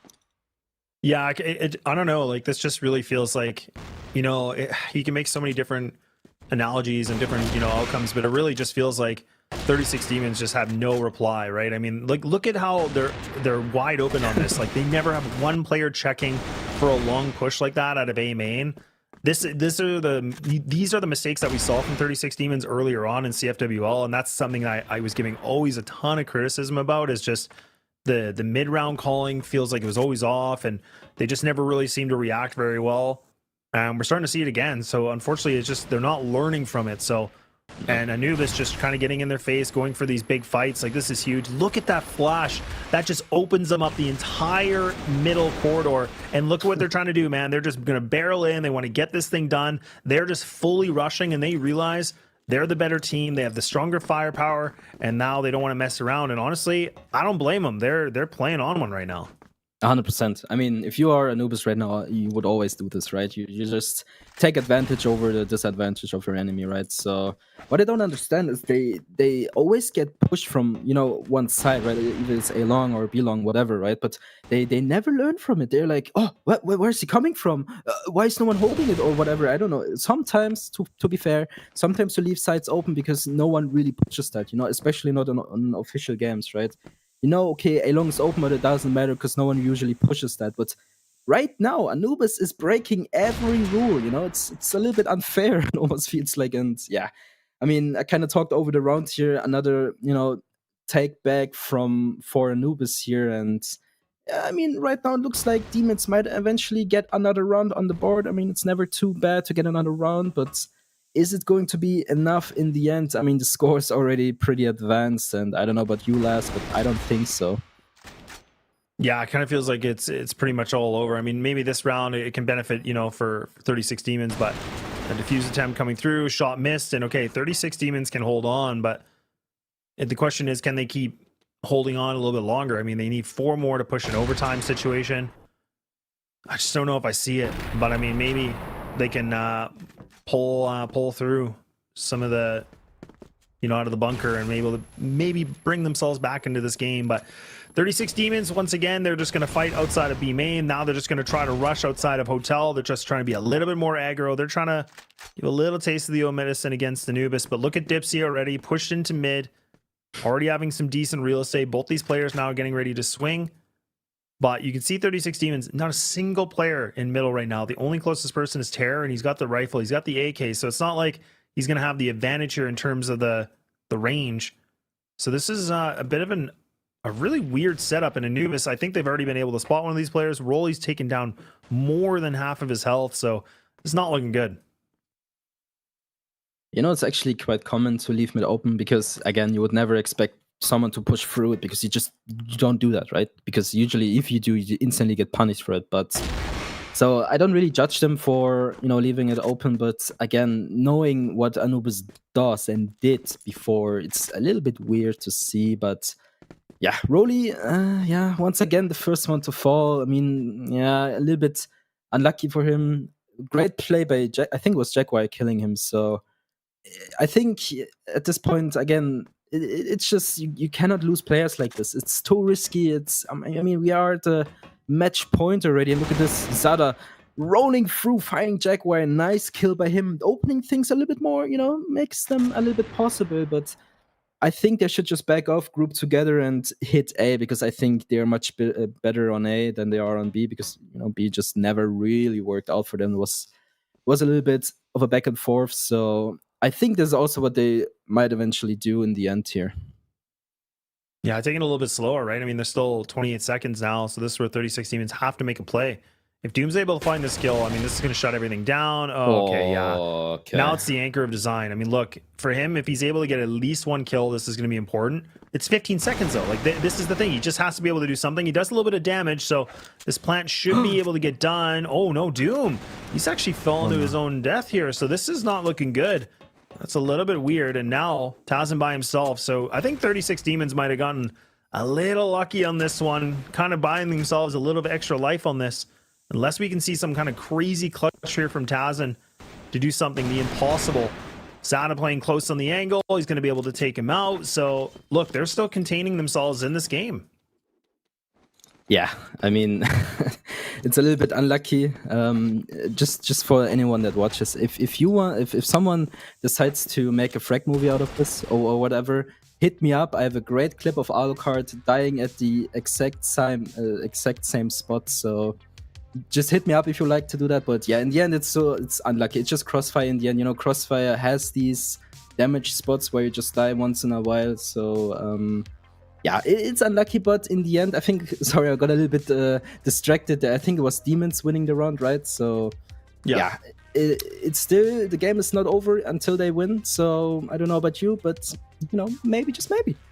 Yeah, maybe. I mean, it's kind of seeming like for Anubis right now, they're kind of falling off a little bit. Like, they were looking really good. They were looking really scary. I was kind of already running this game off. I was just like, yeah, I think they're just going to be able to win these fights. They're just going to close things out. But 36 Demons pulling some out of the bunker right now. They're looking a lot better. So, I mean, it's still, they got quite a few rounds to go. So I think for Anubis, this is just going to be a good moment for them to just kind of clean it up a little bit. And I mean, we saw even the previous round, it went right down to the wire in terms of timing. So like I said, all he needed was to get one. If they would have been able to find more than one kill on that A anchor, the round would have been done, in my perspective. So it's just now these little mistakes that Anubis have been able to show us before, that vulnerability. But look, it ain't over till it's over. So that's the thing. 36 Demons have a long road ahead of them still. So I don't want to get too excited on this one, but I think for Anubis though, they gotta figure out what to clean up, because these last couple rounds have looked beyond sloppy. Oh yeah, I mean sloppy is probably the best word to to describe what's happening here. But yeah, I mean in the end, Anubis is showing a great performance. When it comes to Crossfire, it's always a little bit. I mean, a lot of people might disagree here, but it's always how is the daily performance of the team, right? If the team performance is on points, you can beat every team. I've seen it with GV multiple times. I've seen it the other way around, right? So it's always it depends if how good your team is performing on that day. And right now, I feel like Anubis is having a great day, and maybe Demons is having a hard day. So even though if they lose here, it's never over. So maybe they come back stronger, but realistically, I don't know about that. Yeah, I don't know either. I mean, it's a hard one to kind of grasp at, just because again, for 36 Demons, it really hasn't been convincing. Like I felt like, again, the rounds they were winning were just rounds where Muffin was able to find a double, or somebody else might have made, maybe Sada is able to find himself kind of multi-kills here too. So we're going to find out. Still 9-6, like we said, a long road ahead of here for 36 Demons. 3 needed to push an overtime. So single OM here for the defensive side. Double OM right now for 36 Demons here on the blacklist side. So interestingly enough, they're going to try to mix it up a little bit. And they are going to leave Design once again as that anchor. Jaguar is kind of playing the rotating position just to help him out. So they're going to double up like a 2-2-1, leaving Doom as the aggressor in the hotel. He's going to be the bouncer at the door to see if he's going to let him in or not. But you can see 36 Demons even now, they're finally checking all aspects of the map. They're not just letting Anubis kind of run through, some free real estate. So this is already a good improvement from them. Yeah, maybe they start believing again. It's 3 rounds. 3 rounds is nothing in Crossfire days. So, yeah, I feel like maybe they are, giving themselves another chance. I mean, Rolly in mid is just, checking for the rotations to come through. So it's always interesting to see, but I don't think Rolly is much of a help here. But let's see how well they can take the side. It's Design finding Zeta and Terror finding Jaguar. So a little bit of back and forth. Terror good for a second, and Rolly, oh no, come on, bro. Doom, so good with his awareness, checking the corner. I swear, no one ever would check this corner, but Doom is smart. Doom checks the corner, finds Rolly on a really interesting position there, and now it's a retake situation. 3 versus 3, Terror already half HP, but Muffin finds the first one, makes things a little bit more possible, finds the second and the third. Muffin keeping the dream alive for Demons. Okay, yeah, things are starting to fall back into a little bit of a place here. I mean, this is where we were saying Anubis have to clean themselves up just a bit more. I mean, they had a huge lead, and now this has been, I think, 36 Demons with the last, I think it's been the last 3 if I'm not mistaken. So they're really putting themselves in a good post plan position. It seems like the retakes are, again, like sloppy or just kind of disjointed a little bit right now from Anubis. So this has been kind of questionable, I would say, but can't take it away from 36 Demons. I mean, the post plans are definitely a huge improvement than what we saw in the first map. So you love to see it.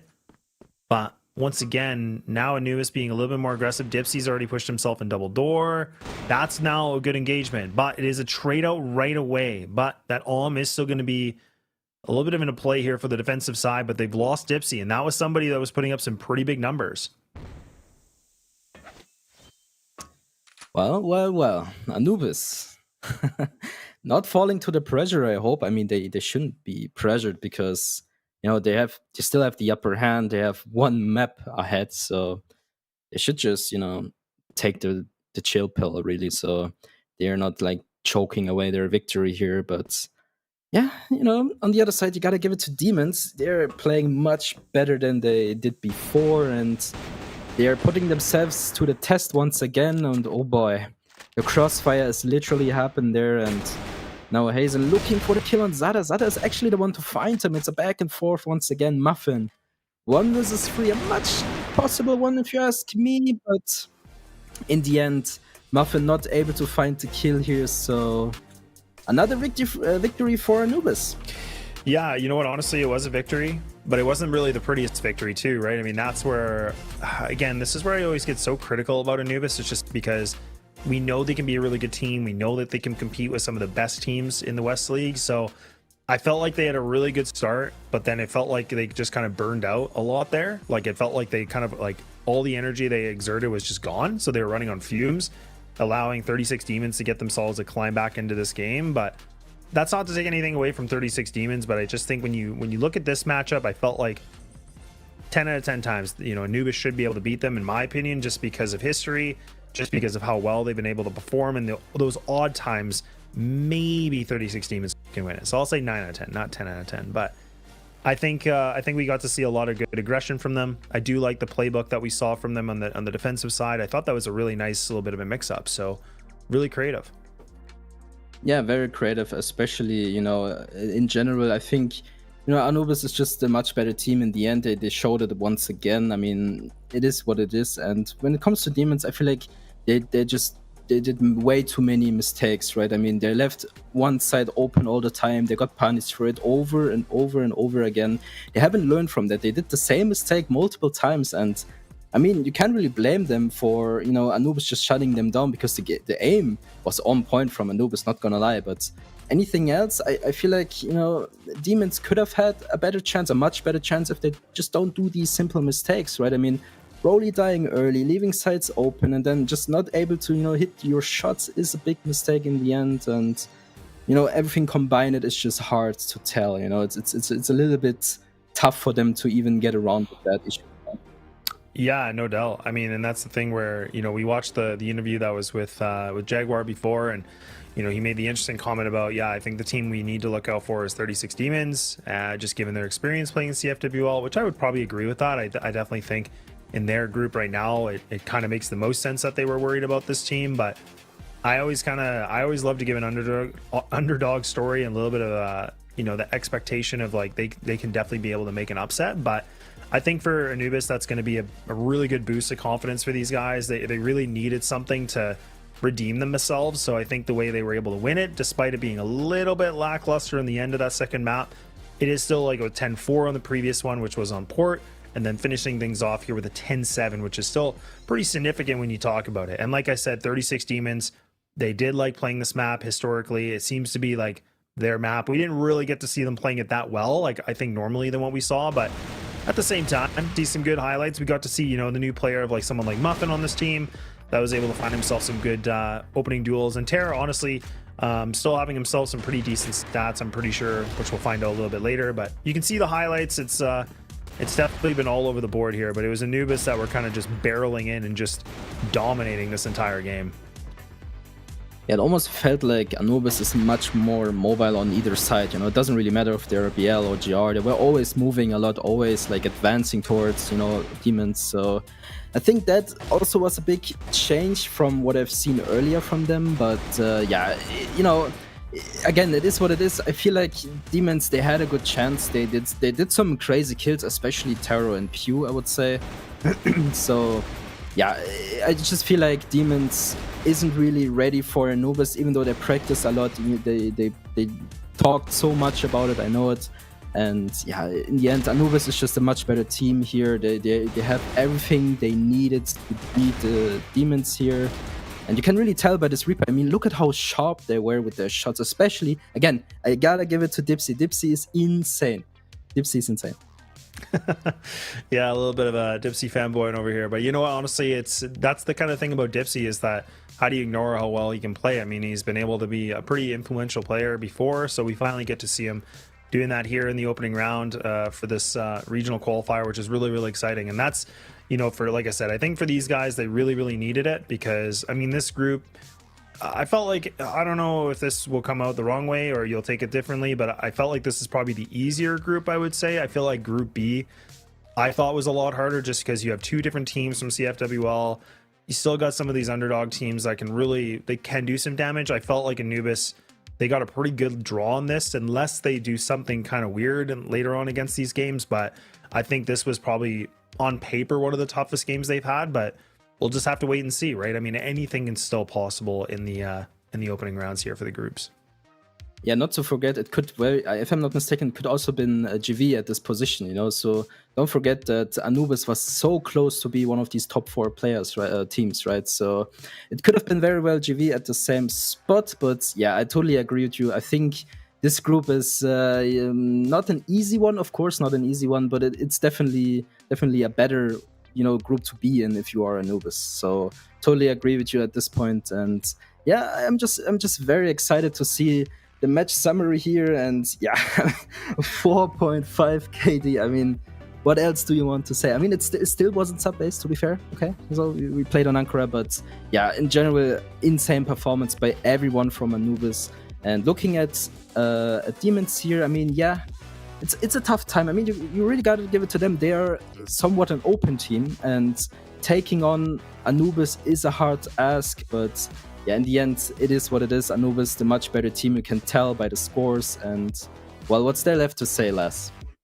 Yeah, I think it's a really good point about, like just the fact of like there are a lot of open teams here. Like 36 Demons were in CFWL, in case people forgot. They got relegated below, but no surprise here is that Dipsy is kind of the MVP. I mean, it makes all the amount of sense here. He almost put himself at a 2.0 KD, which is pretty nuts. And then just overall, just putting himself at 0.94 kill ratio, which is just nuts. So he had himself a bit of a field day on this one, but again, I think the piece that we were talking about for this group is that, it really is going to be a tough one, just because now, I mean, 36 Demons going down this early.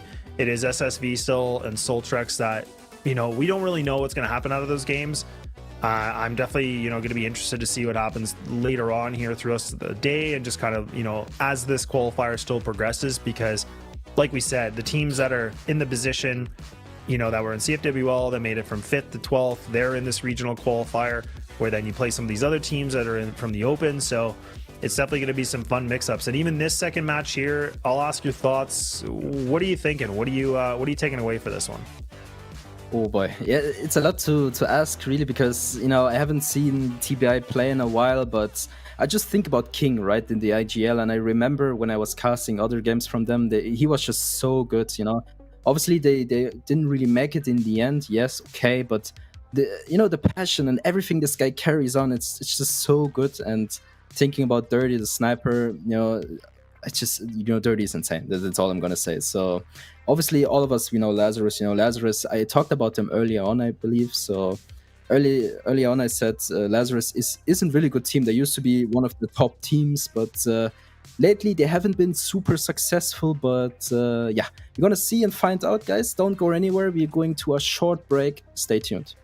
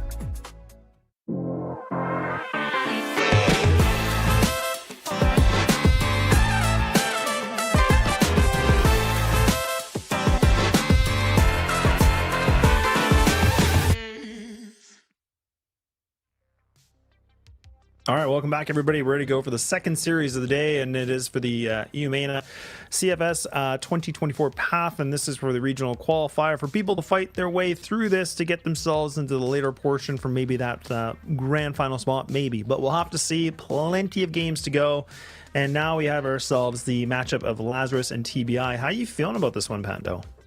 It's going to be pretty interesting, I think. Obviously, Lazarus and TBI are both experienced teams. Lazarus more than TBI, but still, I feel like it's going to be quite the interesting game again, because I feel like Lazarus is a little bit off, and TBI might be a little bit, high, but not necessarily better. But yeah, we're going to find out.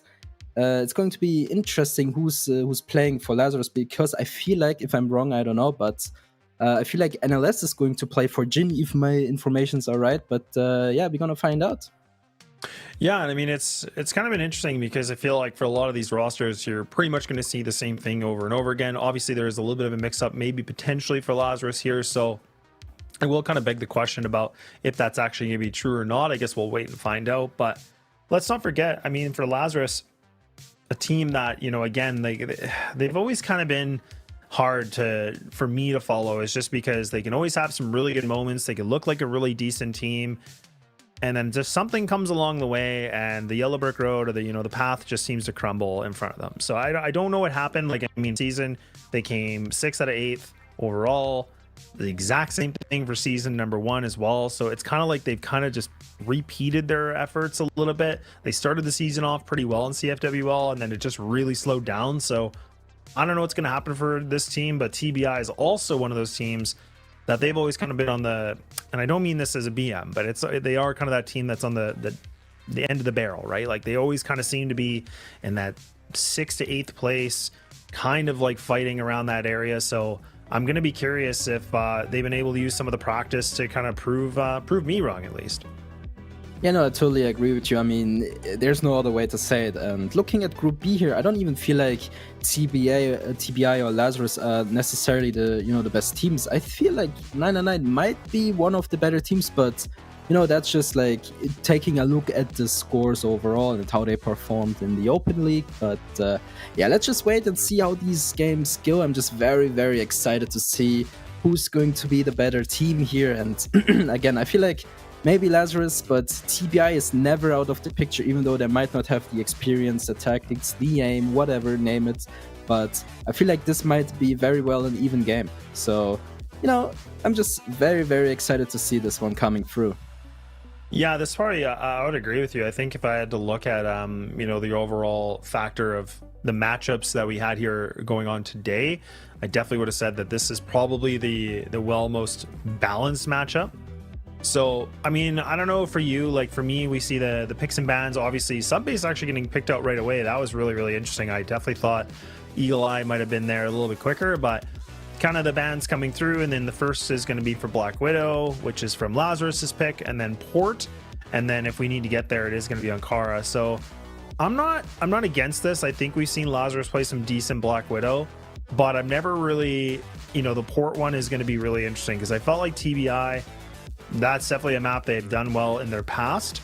But I mean, again, I wonder if Lazarus are going to have a slow start, because I feel like that's a lot of their demise, is they are a team that, in my opinion, they're very notorious for being very slow in the beginning, and then it seems to be a big climb back. So we'll have to see if they've reinvented themselves or maybe looked a little bit differently. But anything concerning or any thoughts for you about this, Vito?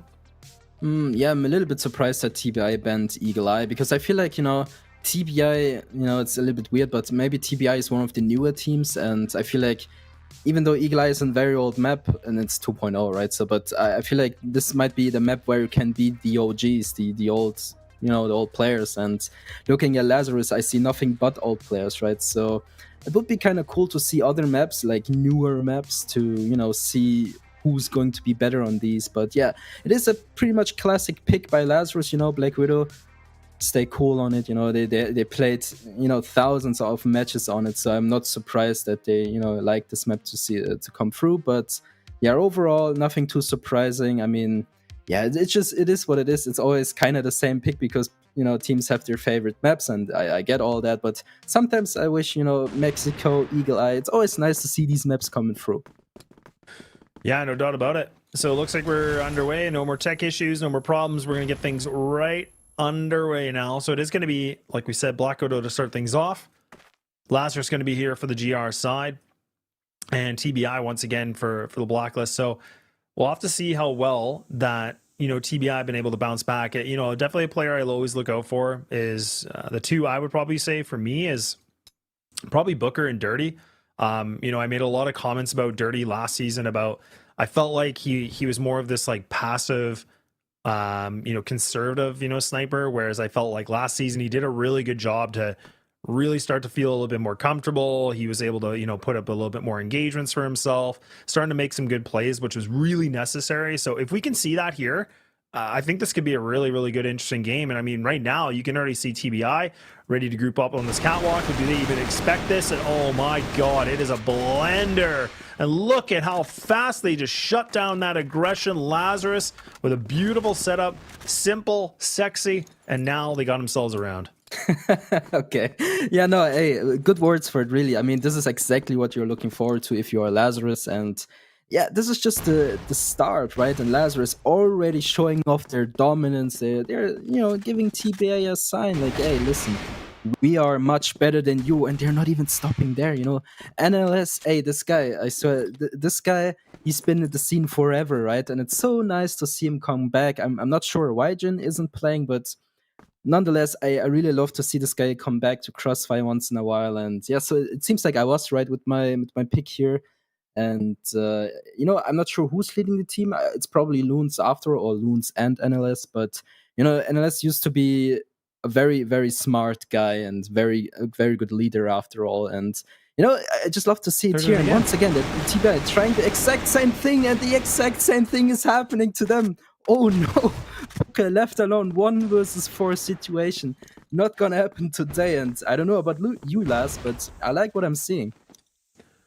Yeah, I'm liking it too, honestly. And this is the thing, right? Like, this is where we were talking about, for a team like Lazarus, or they can have themselves really good setups and they can play like, really structured, crossfire. But right now, looking like they've had a perfect read on this. So I don't know if they've got some, scrim practice against each other because they have a full read on this. Now it's not going to be the case here. TBI finally get the first engagement, but it's a good reply back here from Vise, able to get that trade. Gainer's going to be taken out as well. So right now, I mean, this is back to the 4-4. You can see TBI not looking like they want to fully experiment on this. King is kind of pushing himself onto catwalk, so he wanted to get this map control early. But now it's a question, what do they want to do with this? Because you have both players here from Lazarus kind of split onto long, leaving mid entirely open right now. So you have a double player of 2 and 2. So this is a good opportunity for TBI right now. Oh yeah, totally agree. And if Loons is, leading them, it's not even a bad thing that he's dead right now. So he has like all the vision he needs. He has all the information he can play around, So it's never a bad thing if the IGL dies first. So yeah, it's a nice thing overall. And what surprises me a little bit is, TBI doesn't really have an answer for it yet. And you could tell early on in the round, Lazarus just smoking off barracks so they, get the map control over there. It's also another nice change with the smoke change, right? Because usually, you used to smoke it off and run through it and pray that you won't die. But nice shot by Dirty here. But yeah, nowadays with no names through the smoke, it's a little bit more easy. It almost feels like. But yeah, it's nice to see that Lazarus, they adapt to the changes. They adapt to the the play style, and this is what I'm 100% looking forward to. And well, it looks like Lazarus for now at least has the upper hand. Yeah, maybe, just maybe, right? I mean, it's down to the 3v3. The plant's going to go through, so now the C4 is going to be planted. But, I mean, now it's just the kills of TBI just all over the kill feed, so they will be able to bounce back very nicely.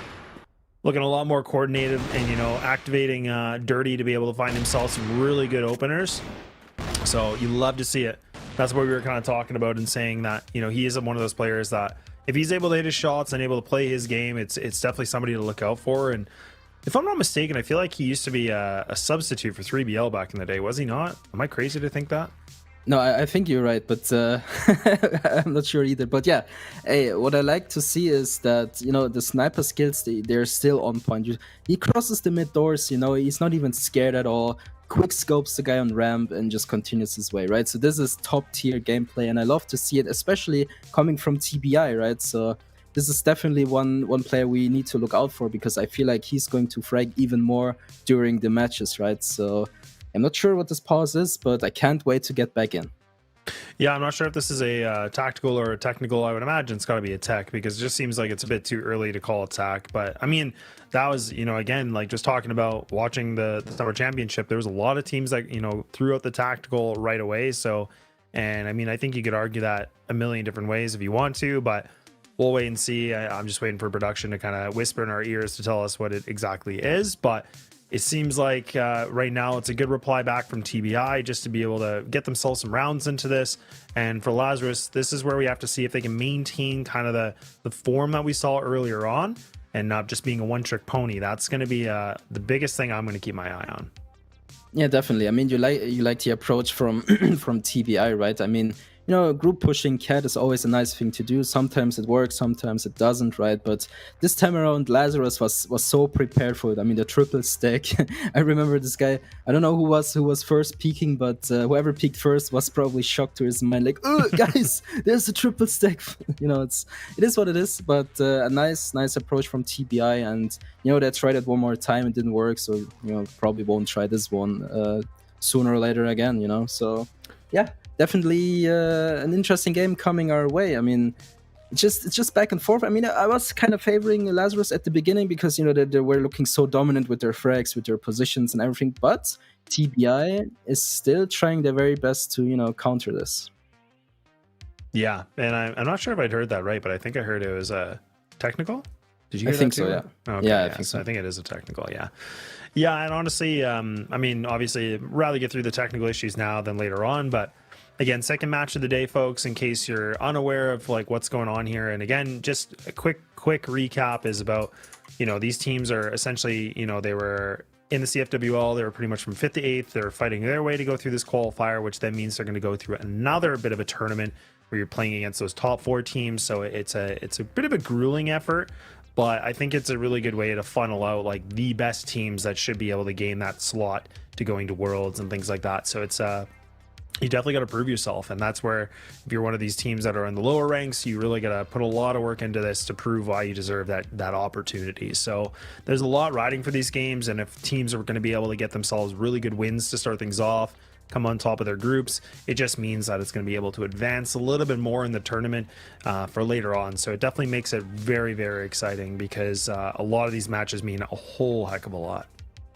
Oh yeah, I mean, it's definitely a long ladder to climb, but in the end, like you mentioned, it's the best teams that really deserve to be up there. And we're still at the very beginning, but I feel like you can kind of tell who might be going to climb up this ladder, but not to take away things too soon. I mean, again, I said Lazarus probably going to have a not easy game, but a much better game probably. But right now, TBI instantly proving me wrong, instantly showing that they're absolutely capable of winning these rounds. I mean, it was a little bit shaky, but in the end, it doesn't matter. A win is a win, right? So it doesn't matter how you won the round or like how you lost the round. You just continue to play your game. And I hope that TBI really continues to do this here. And back in we go, finally, and I already love this. So instantly you can tell the instant smoke here. I'm not sure where you throw it from, but this is so insane because, again, you don't see names through the smoke, right? So Dirty was instantly blocked off. He had no information whatsoever. He was kind of able to peek through the smoke, but obviously that didn't work out because HDZ instantly killing him there, getting a good pick, a first pick for the round. It's so good. Perfectly played. Yeah. It definitely is. And now Neil's going to have to do something big. But look, he's blind as a bat. He has no idea what to look at. You can see he was trying to get the right placement of his crosshair, just not meant to be. And now for TBI, a decent execute into this site. It's a question of getting this C4 down. It will be done. But now for Lazarus, you can see all their players are kind of all over the place a little bit. You have the double NGR spawn. You have the flank of Madison. So this is going to be important for Madison. He has to be able to find something big here. He has to be able to take down one of these players inside of B main. With only 20 seconds remaining, he's going to be done. He's going to be removed. TBI putting themselves in a prime position now to be able to find this round. Loon's just creeping his way onto this bridge, and not long for this world. And TBI right back into this game with the 2-2. And honestly, despite even HDZ finding that first engagement, the utility work from TBI, that was really, really nice. There was a lot to take away from this.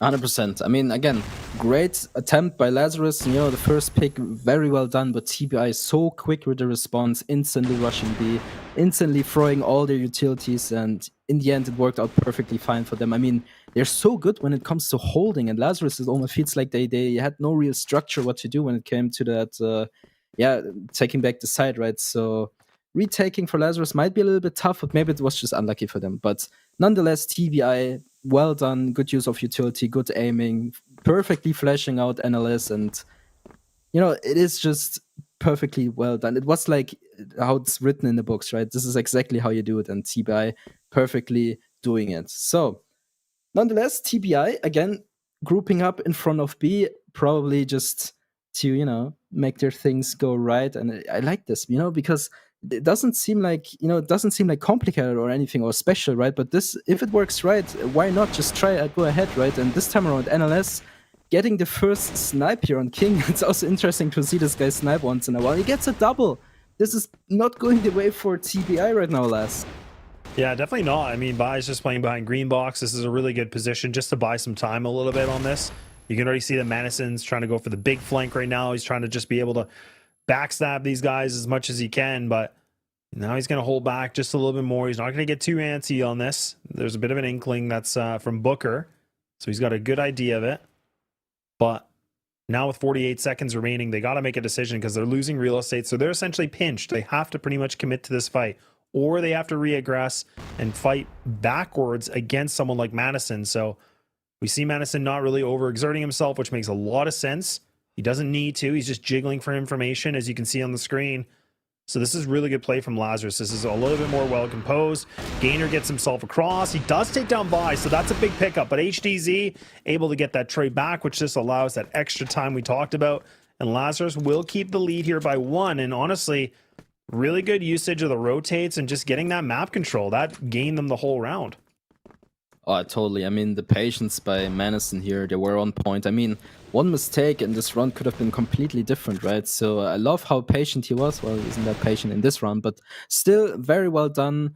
Gets the round for Lazarus, and, you know, Vice was just kind of the bait, I would say, to make things possible here. And, well, new round, new Lazarus, and you can already tell TBI quickly responding, and oh boy, this is not looking good for them. I mean, Madison and HGZ already down, putting themselves on a 3 versus 5 situation on, you know, on Black Widow is kind of tough to hold because, you know, with 3 people, it's so tough. I mean, you can't hold everything, but one guy can't hold the entire side, and you will experience this right here. I mean, TBI already grouping up in front of A. Lazarus has the wrong clue here. I mean, Beva's doing a perfect job of baiting them towards B, but now the bomb will get planted. Perfectly played by TBI, again, by the book. Not risking anything, not doing any mistakes here. And look at this.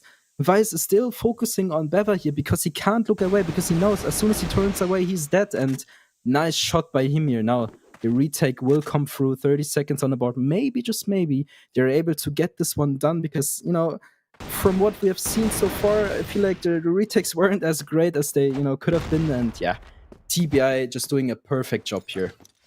Yeah, definitely are. Definitely are. And I mean, this is a really good bounce back. And this is what we were kind of saying, right? Like this matchup, in terms of all the matchups we had here today, this one was kind of, to me, like reading, you know, when we kind of look in the fortune telling and kind of looking in the future, it's like, look, this one easily has itself to be probably the most competitive just because of the history of these two teams playing each other. So, and I think TBI, despite them being in their lower rank for CFWL, definitely a team that can, you know, really pack a good punch, as you can now start to see a little bit more. Like, it just feels like they're a bit more composed so far on the BL side.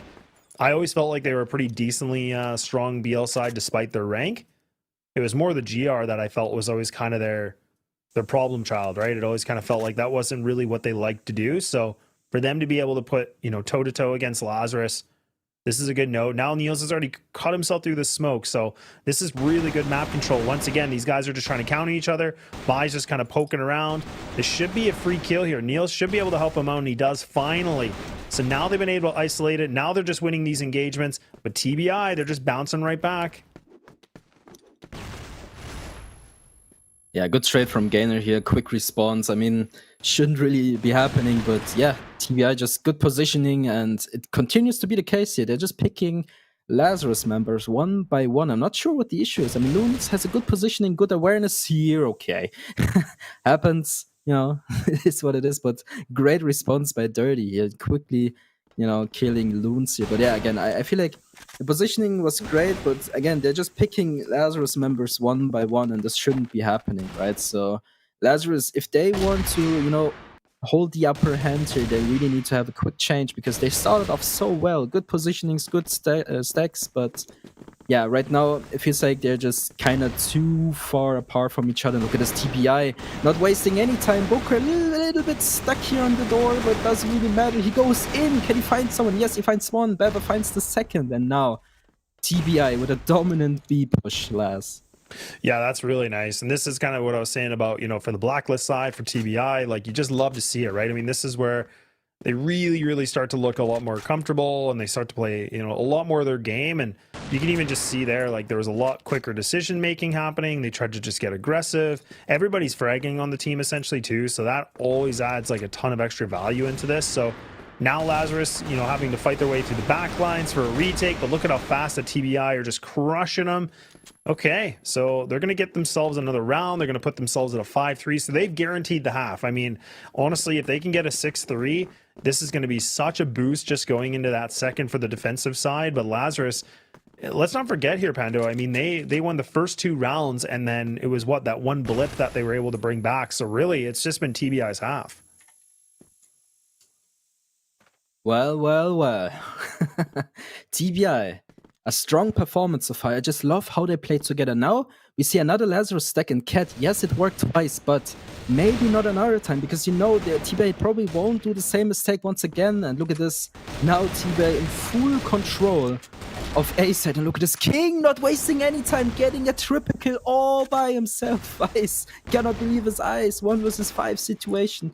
His position is awful. There's nothing he can do. And Beva, finished the job. And what a performance by TBI right now. There's nothing Lazarus can do, and I just love to see this. I mean, look at the replay here. They take not a problem King. I'm just gonna check Cat. Oopsie, triple kill. It just looks way too easy, but we really, really got to give it to TBI. They came prepared.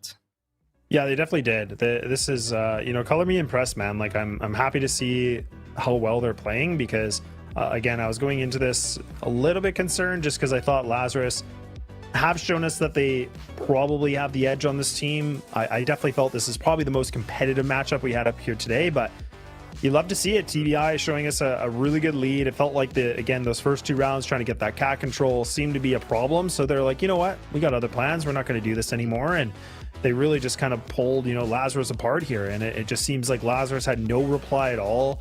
Felt like TBI, all their players are starting to hit all the right shots. So getting the cylinders running here, Pando. And this is what you love to see. So, I mean, it ain't over yet, right? I mean, this is where now Lazarus are going to be switching things over, as well as TBI. But I think for TBI, they're going to be feeling really, really good about transitioning to the second half, because that was a dominant performance.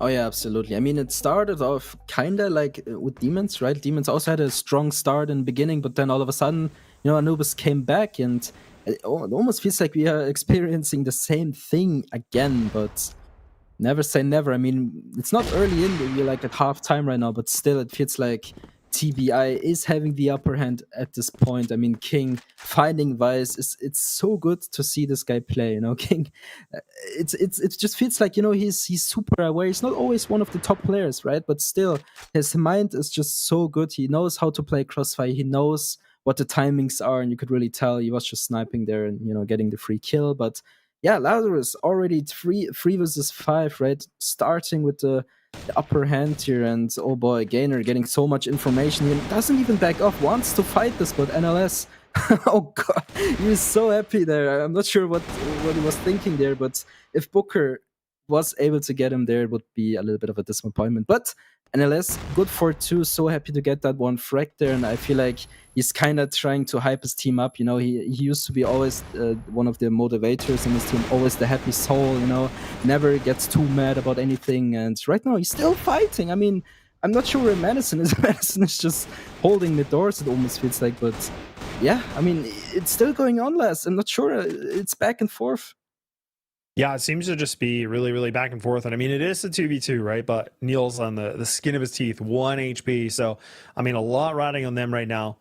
And they really need this round. I mean, TBI, they've been just running on a bit of a tear right now, just getting consecutive rounds. Lazarus now going to put these 2 players that are last alive here on this long A control. So this is really important because Beva's just playing the box position. He's just trying to clear cat. He's also trying to clear for this informational long. He might get timing just a little bit here. He has to be careful because he's only got 41 HP. Now he spots ahead. Now he has to buy some time. He has to be able to play some decent angle to get some coverage. But Madison gets the better of him with a good swing now.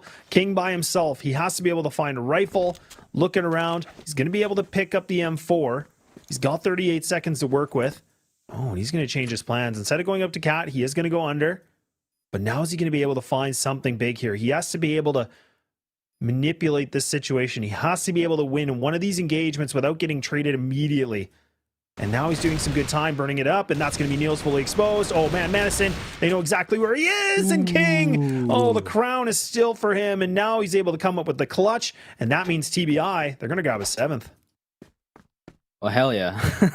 I mean, the IGL, again, the awareness of this guy is insane. I mean, I also like the fight here from NLS. It felt like it went on forever, but eventually surviving with 1 HP. I mean, to be fair, his positioning wasn't as bad as you might think, but you know, with 1 HP, it's just not possible to really make, you know, a lot of progress there. And yeah, King just with the perfect play. It's kind of lucky for him as well that he found an M4, you know, the wallbang.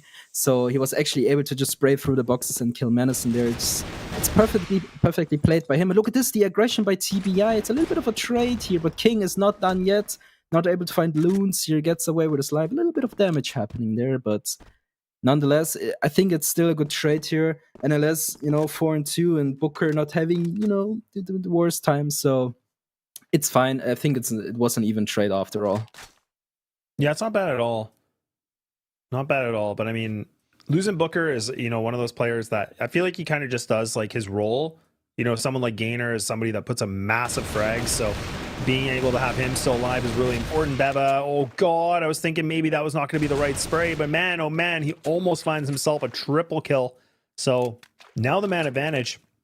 C4 still going to be retrievable here from Loons, but the IGL himself, is he going to be able to predict that there's players that are going to swing out of B main like this? He will not, but he does a good damage to be able to find something, but King is wounded, but now it's just HDZ by himself here. He's just going to be posted along. He's waiting things out.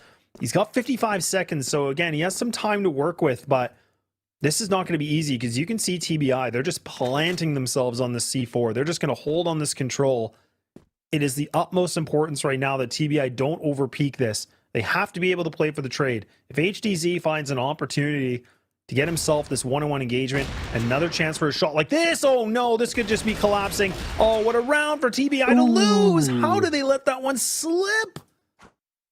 Oh yeah, definitely a weird thing to happen for TBI, but great play by HDZ. I mean, he was probably, you know, surprised as well. Like, oh, hey, that's a free kill. Oh, well, okay, yeah, sure, attack that, you know. So definitely a good one by him. I feel like Lazarus is going to be very happy about this round because, you know, I feel like an 8-3 is really, really, you know, a downer, but 4-7 is still like, okay, yeah, we're not winning, but still winnable. So yeah, after all, a good round here by HGZ, a little bit of a misplay from TBI, but, you know, TBI is sitting pretty comfortably on their score, so it's not the end of the world. And, you know, I feel like HGZ also had a little bit of timing there because I think that Gainer was peeking him, but he was already gone. So that was a little bit of a timing thing there. But nonetheless, they won a round. Next round already ongoing. And yeah, TBI, King, the first one to fall. But as I mentioned earlier, I feel like once the IGL dies, it's not the end of the world because the IGL has so much time now to, you know, just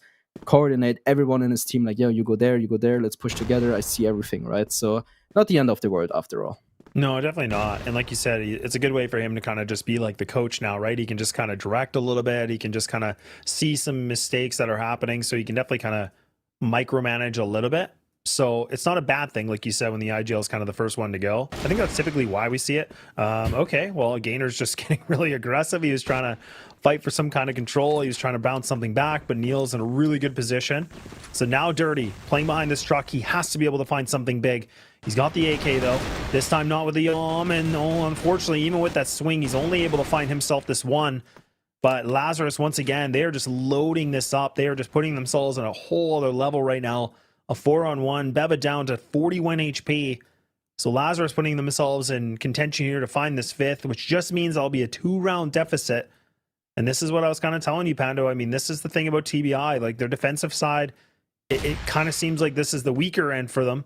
Unless he's going to be able to hit shots like that. He's going to have to do it a couple more times. But time is ticking. He has to be able to make a play now. Lazarus need to be careful not to overextend themselves on this one. And now they all drop down. Oh, they just want to go for the fight. And they definitely do. So Lazarus, once again, they pull through. Oh yeah, I love this triple peak. Perfect decision by them. I mean, there's nothing to lose, right? If there's no enemy under the bridge there, it's fine, you know, just re-pick on site. So definitely the right decision here. Beva not even close to having a chance there. And yeah, Lazarus putting the numbers closer together. It's still a little bit of a, you know, work to do, but I feel like slowly but surely Lazarus is getting a little bit more of a chance here. And TBI, I'm not sure what's going on here. I feel like, no, I think it was Dirty behind the train there, but if he would have been able to get at least one more kill, so he, in total 2, right? So maybe the round was a little bit more winnable, but only getting 1 kill from that position was a little bit of a bummer because, you know, you have the peak advantage, you have, you know, the element of surprise on your side, but all of a sudden you just get 1, and yeah, that's the side for Lazarus. So definitely a little bit of a bummer, but hey, Dirty, good shot on Loons here, and look at this. Lazarus now in trouble. There's smoke in their way. They don't see too much, but Dirty finally getting more kills from this position, and he's still looking for more. And TBI looking very good so far, but Vice has something to answer back. 2 frags all by himself. Beva trading HTZ for it, and now it's a lose situation for Vice. You're not really able to win this one. And TBI looking for that victory line, Laz. Yeah, they definitely are, man. I mean, they're getting closer and closer. I mean, 2 rounds, and then they got this thing done. And let's not forget, this was the pick here for Lazarus. So, I mean, for them, this is going to make them be regretting this decision, possibly. Booker realizing he was almost about to regret his decision as he pulls back, loses Dirty. He doesn't give up his life. But they are going to try to re-aggress for this long control. They want to be able to have this real estate. I don't blame them. It's very much worth it. Oh, and Booker is able to get himself slipped into this. Him and Gainer now been able to fight for that, but that means now we see that Gainer has to be able to pull back, reset a little bit. So this is good defensive work from TBI despite being down the man. This is the thing, you have to make some plays, you have to be active, you cannot turtle. So this is good work from TBI, but is it going to pan out? That's the question, because right now Lazarus pushed up onto catwalk. They're still just kind of evaluating their options. They're trying to figure out what would be the best plan of attack. And oh no, it looks like it actually might be a test against Booker because he's given up this terrace control. Instead, he's going to play a little bit of an off angle on long.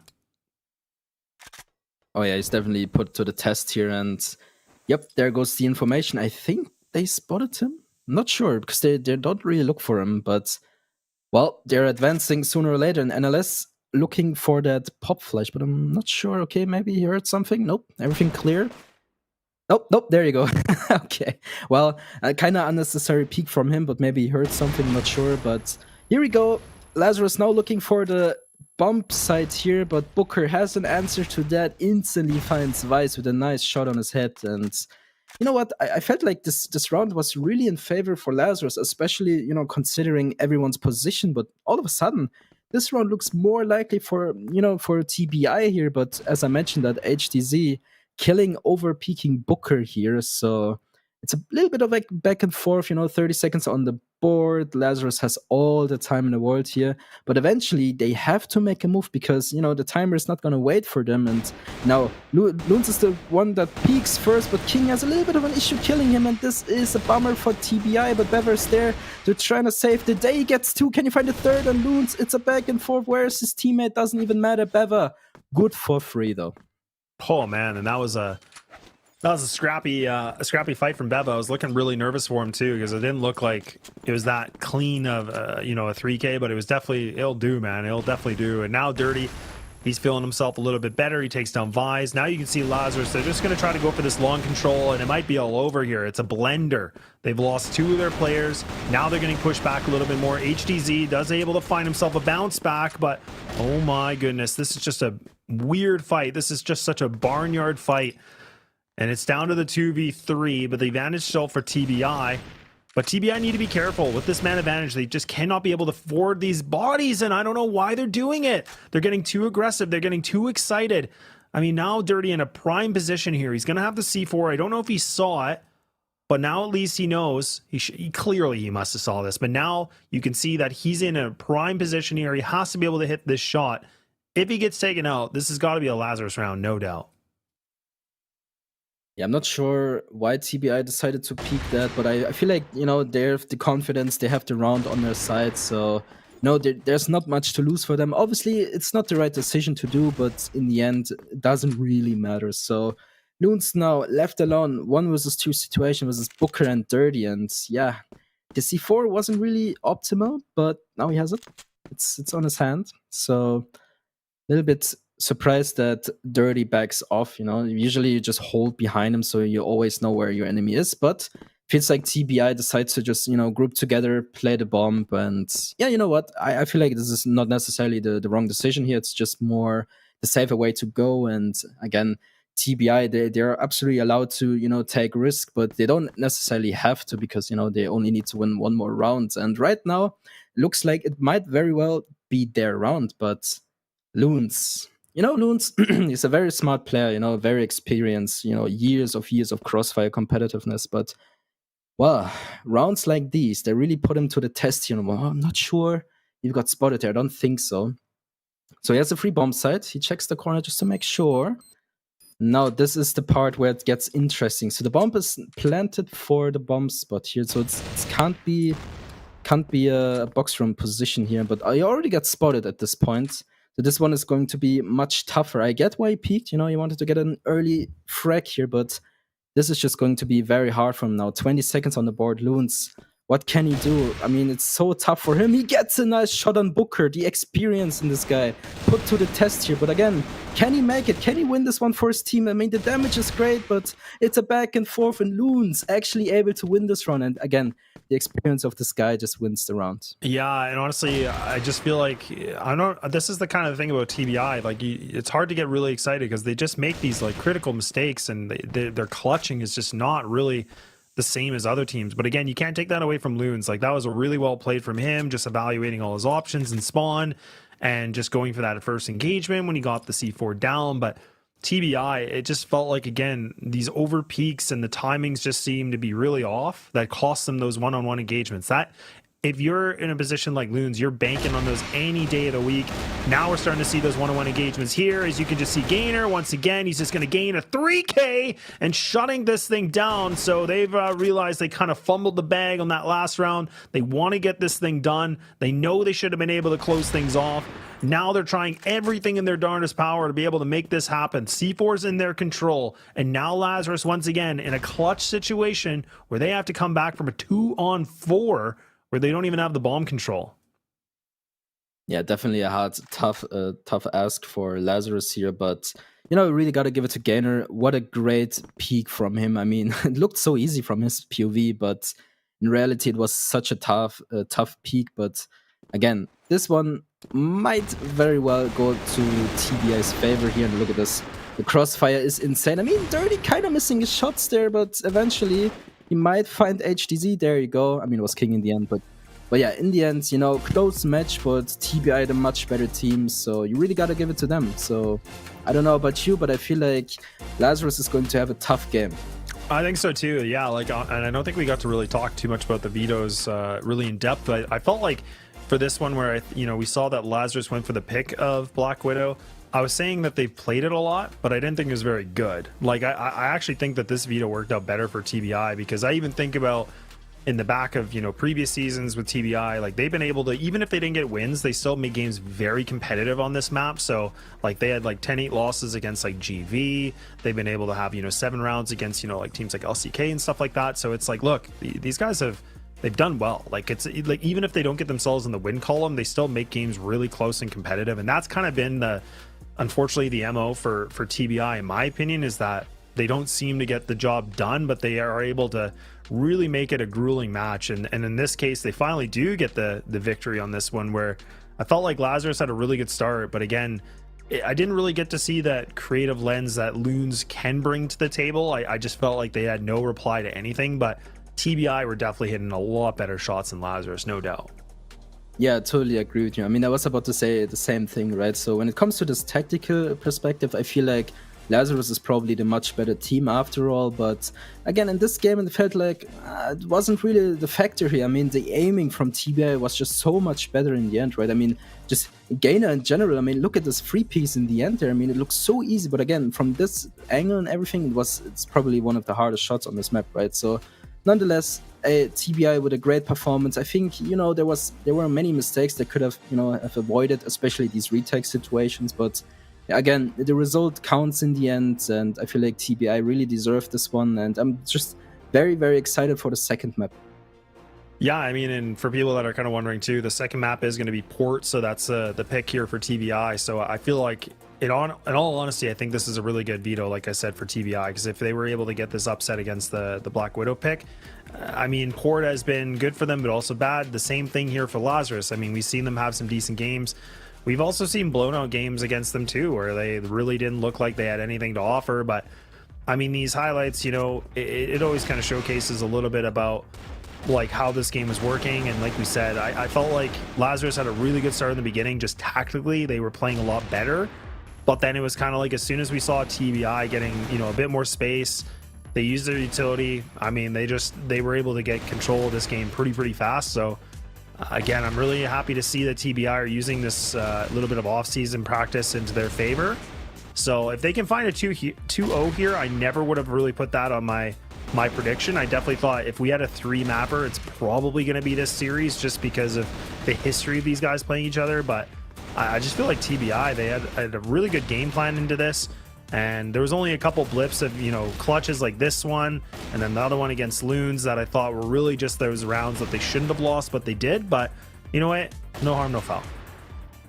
No, exactly. I totally agree with you. I mean, in the end, again, TBI was the better team, especially we see it right now with the aiming. I mean, it's just insane, right? So yeah, I feel like Lazarus, of course, they're super experienced. They won't, cry at this moment, right? So I feel like they probably just, put themselves together like, okay, listen, we lost this map, it's kind of unnecessary, but hey, it is what it is. We continue, in the next map, because again, I feel like best of threes are always better than best of twos or whatever, right? So I feel like even though you lose the first map, it's still the same thing when you go to the second map, right? So it is what it is. I feel like Lazarus is going to have, a little bit of a bounce back, but still TBI, their confidence must be on peak right now, because, they just beat Lazarus, and it was not dominant, but it was still very, very good, right? So I'm just very excited to be on the next map here, especially when it comes to these tactics, right? Because Loons, again, or Lazarus in general, they're so good when it comes to that. And TBI is just, you can see right here, much more of a powerhouse when it comes to the aiming perspective. And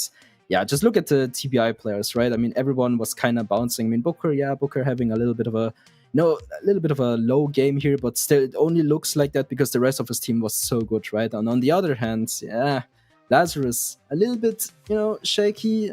They can be 100% better, but look at the key players here. Loons, of course, Loons. I mean, even though he's more like a smart guy, not necessarily the aimer, he's still there as the key player, and of course, Dirty. I mean, this guy, I'm not sure if he's like very known, but trust me when I say this, I feel like if he continues to play like this, he will be very known as soon as, he gets some more results out of these tournaments, Yeah, no doubt. And I mean, I'm pretty sure, like, someone in the chat can definitely tell me if I'm wrong, but I'm like 90% sure that, Dirty used to be one of those substitutes for 3BL. So that already kind of shows you that he was one of those guys that was a top prospect in a team like that. But we are just going to take a very short break as we get ready here for Port. So grab whatever refreshments you need, because we'll see what's going to happen here on the Port side. So we'll kick it in a bit. Bye-bye.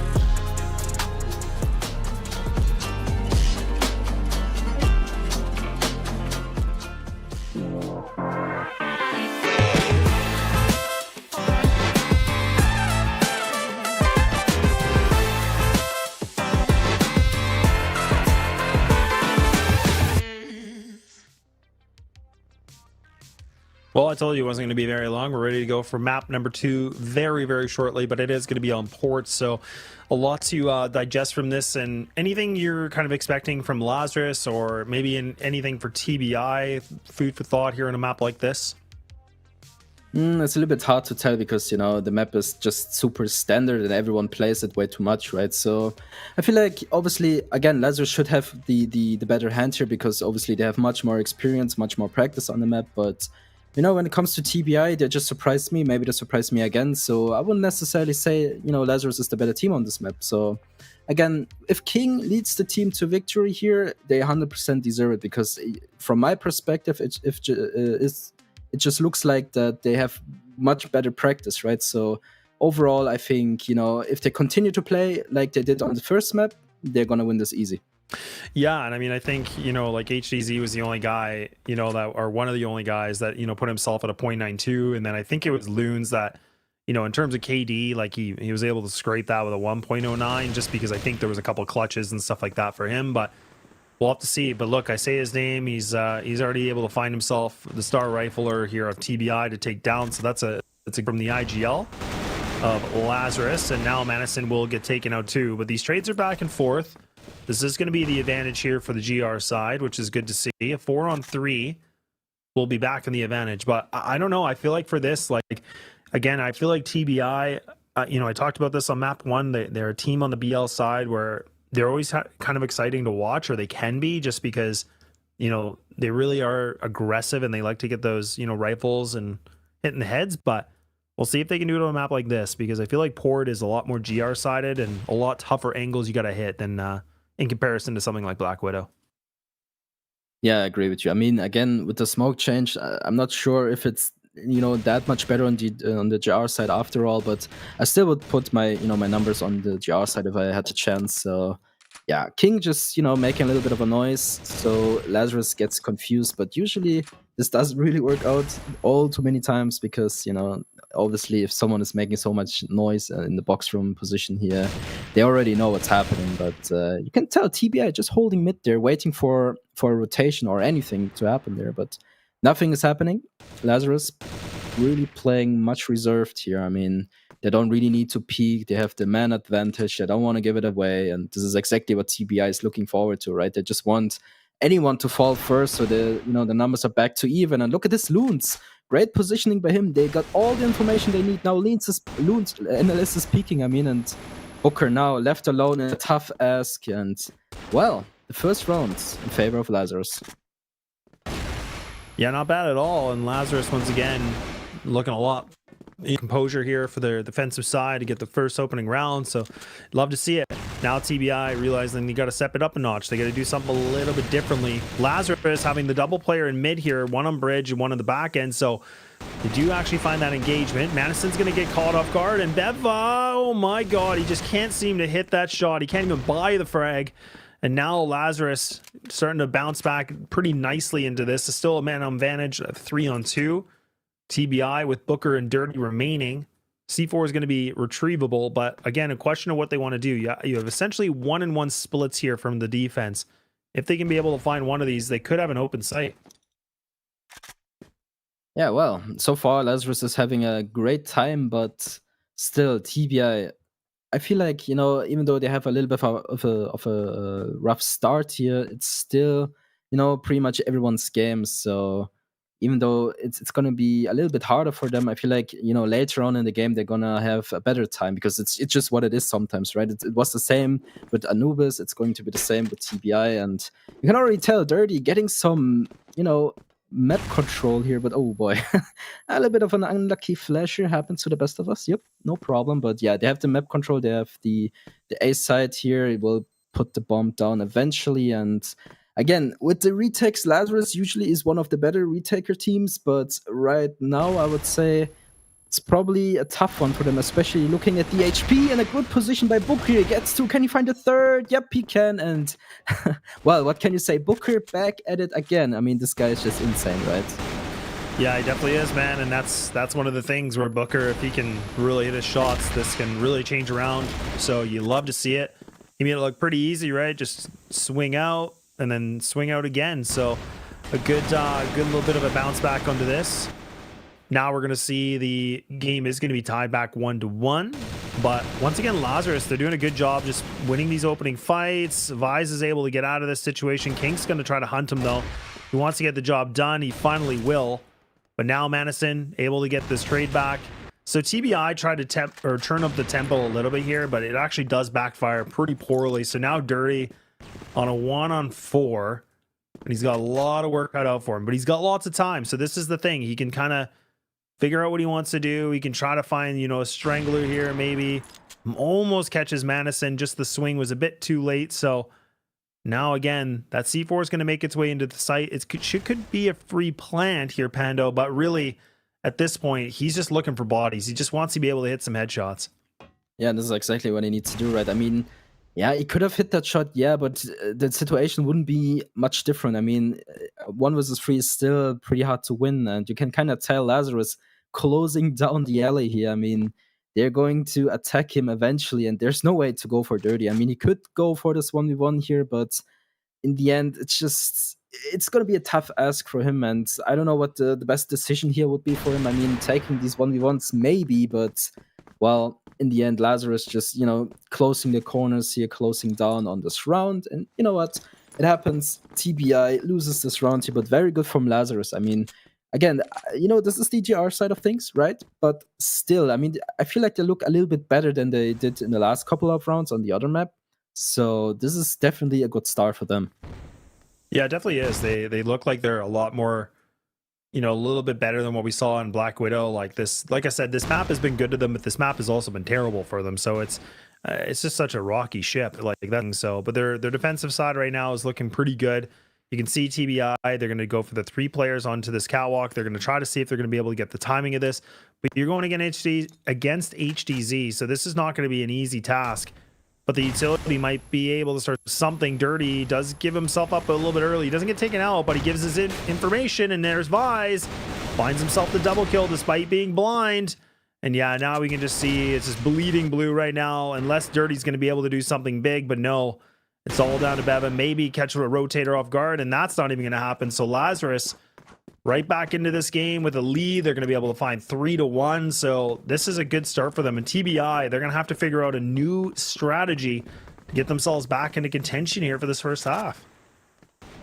Oh yeah, definitely a much better looking Lazarus for now at least. And, you know, like to see it a little bit of a change here. And TBI, like you said, they need to find the new things. You need to find new ways to win those rounds. And right now, it just feels like they're not hitting their shots. I mean, they still are, but maybe not good enough, right? Because Lazarus, if Vise is able to get 2 frags during his, you know, being flash time, so it shouldn't be really possible for him. But again, yeah, mistakes like that are absolutely not allowed to happen. And HDZ, what a shot from him. I mean, 2 quick kills, and it looked like super easy for him. But again, I just feel like Lazarus is having a much better time for now, at least, in TBI, a little bit of a downer. But again, if they're able to find new ways, I feel like they are 100% capable of getting some more rounds, especially on the BL side here. Because, you know, after I said it earlier, again, I will say it again, I feel like on on the GR side, they will have a much better time because,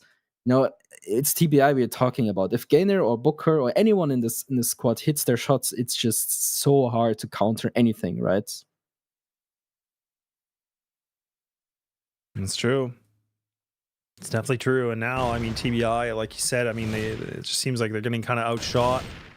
And this BL side that I was, praising, giving a lot of high hopes for, it's really not looking like it's much. It's a bit of an abysmal. So they have to be able to find some kind of openings. But Lazarus just putting up a really good defensive wall on this, really just stunting these guys. But I mean, once again, still the 5-on-3 with still 40 seconds remaining. They gotta make a play here. They're getting ready for the B execute. That's going to be Madison.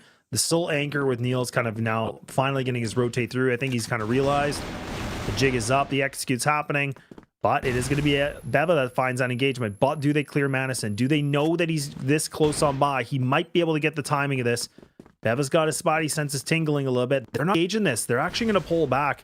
They're going to play a little bit more of the post plant. They're going to try to use this positioning. Good swing from King. So that's already going to land them back into a situation of the 3-3 with 25 seconds remaining on this timer. They just got to hold on. This is something they've struggled with. This is something they've been a little bit of problematic. And now Lazarus, once again, they're loading things up and their defuse is getting attempted. But King's doing everything in his power to be able to stop this. Oh my God! He's able to find this kill. He's got a knife to a gunfight. He's trying everything, and King brings an axe and takes him down, chops him away. Oh no! Oh no! I'm speechless. What just happened there? I mean, okay, I get it, but why was no one blocking the diffuser? I mean, this is so standard play, and for some reason, even the knife kill was possible there. I don't know, but if you are King right now, you feel above everyone. I mean, a knife kill at this level of competition. Look at this. It's just no. It's an absolute no from me. But it is what it is. A nice frag from King, right? I mean, this is definitely going to be in the highlights, and it seems like we have a little bit of a tactical pause here. And I don't know about you, but I feel like this might be the right timing for this one. No, no doubt about it. I mean, this is where I think, like you said, there was some really interesting little bit of a disconnect there from Lazarus, because you had the diffuser that was on it, but it was a really good plant position that was, allowing TBI to be able to have that fight if they want. But how often do you ever see that? How often do you ever see somebody win a fight through a windowsill like that? But honestly, like, that's what I was waiting for someone like King. Like, I talked a lot about him in the previous season and the time before that, and I said he's shown me a lot of cool stuff when I had my intro to CrossFire, but man, it's been a long time since I've seen like a knife kill, and like he made that interesting. HTZ, I don't know, man, like he fumbled that really, really poorly, but that's kind of the thing for Lazarus too. Like, both these teams have a lot of tendencies that are kind of the same. That's why it's kind of like the mirror effect, which is kind of weird to say. Like, you don't get to say that very often, a lot of teams that play each other, but it just, what a way to lose a round. And this is a tactical, which I would imagine has to be from Lazarus, because look, they shouldn't have lost that. 9 times out of 10, they win that kind of fight. And I think, for TBI, they played that perfectly. But who other than King to be able to come up with a massive clutch to keep them in contention for this? Yeah, 100% agree with you. And I mean, at first it looked like, okay, TBI is going to win this run, but all of a sudden, okay, Lazarus gets the upper end once again, and then this big mistake. I mean, okay, it happens. It's not the end of the world, but still, I mean, it's probably because HTZ's pistol was empty, so he had to switch, and then you realize, okay, I have an arm, so what I'm gonna do, he's gonna, go away, waits for the arm to fully be out, right? And then King with the axe, it's funny. I mean, I'm looking forward for the highlight clip. It's going to be funny, but yeah, back into it. I mean, the tactical break here is probably a much needed one. Takes a little bit of the momentum from Lazarus, but I feel like this was still a very much needed one. No, it definitely was. But yeah, what a mess. What an absolute mess from Lazarus. And now they're going to have to collect their thoughts and try to figure out what can they do a little bit differently on this one, because that is a round, like I said, that can just crush a team's soul, right? That can just, really dismember them. So we'll see if that's going to be the case. And TBI, a big clutch like that, it can always just really, really get things moving. The Flame is going to be able to allow them to feel a lot better and maybe to bring themselves back in this game, because it feels like they've been kind of slowing down, right? It feels like they haven't really been able to find too much so far in this first half, but now it's only a 1-round differential, so things are Things are getting interesting and close here, and TBI now maybe even toying the idea of another A hit.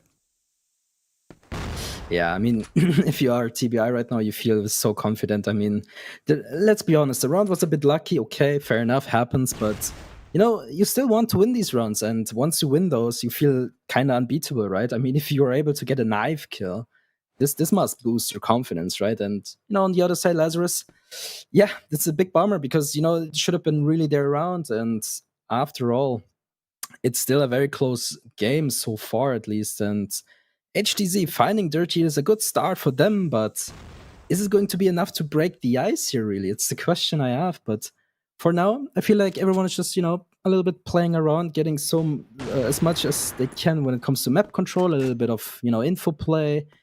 And, you know, I haven't seen anything crazy from Lazarus yet. I mean, they play pretty much basic, I would say, you know, just holding their positions, you know, peek a little bit here, peek a little bit there, but nothing out of the picture really. And, you know, I would love to see that. Obviously, it's not necessary, right? But it's always nice to see, you know, plays that you won't expect.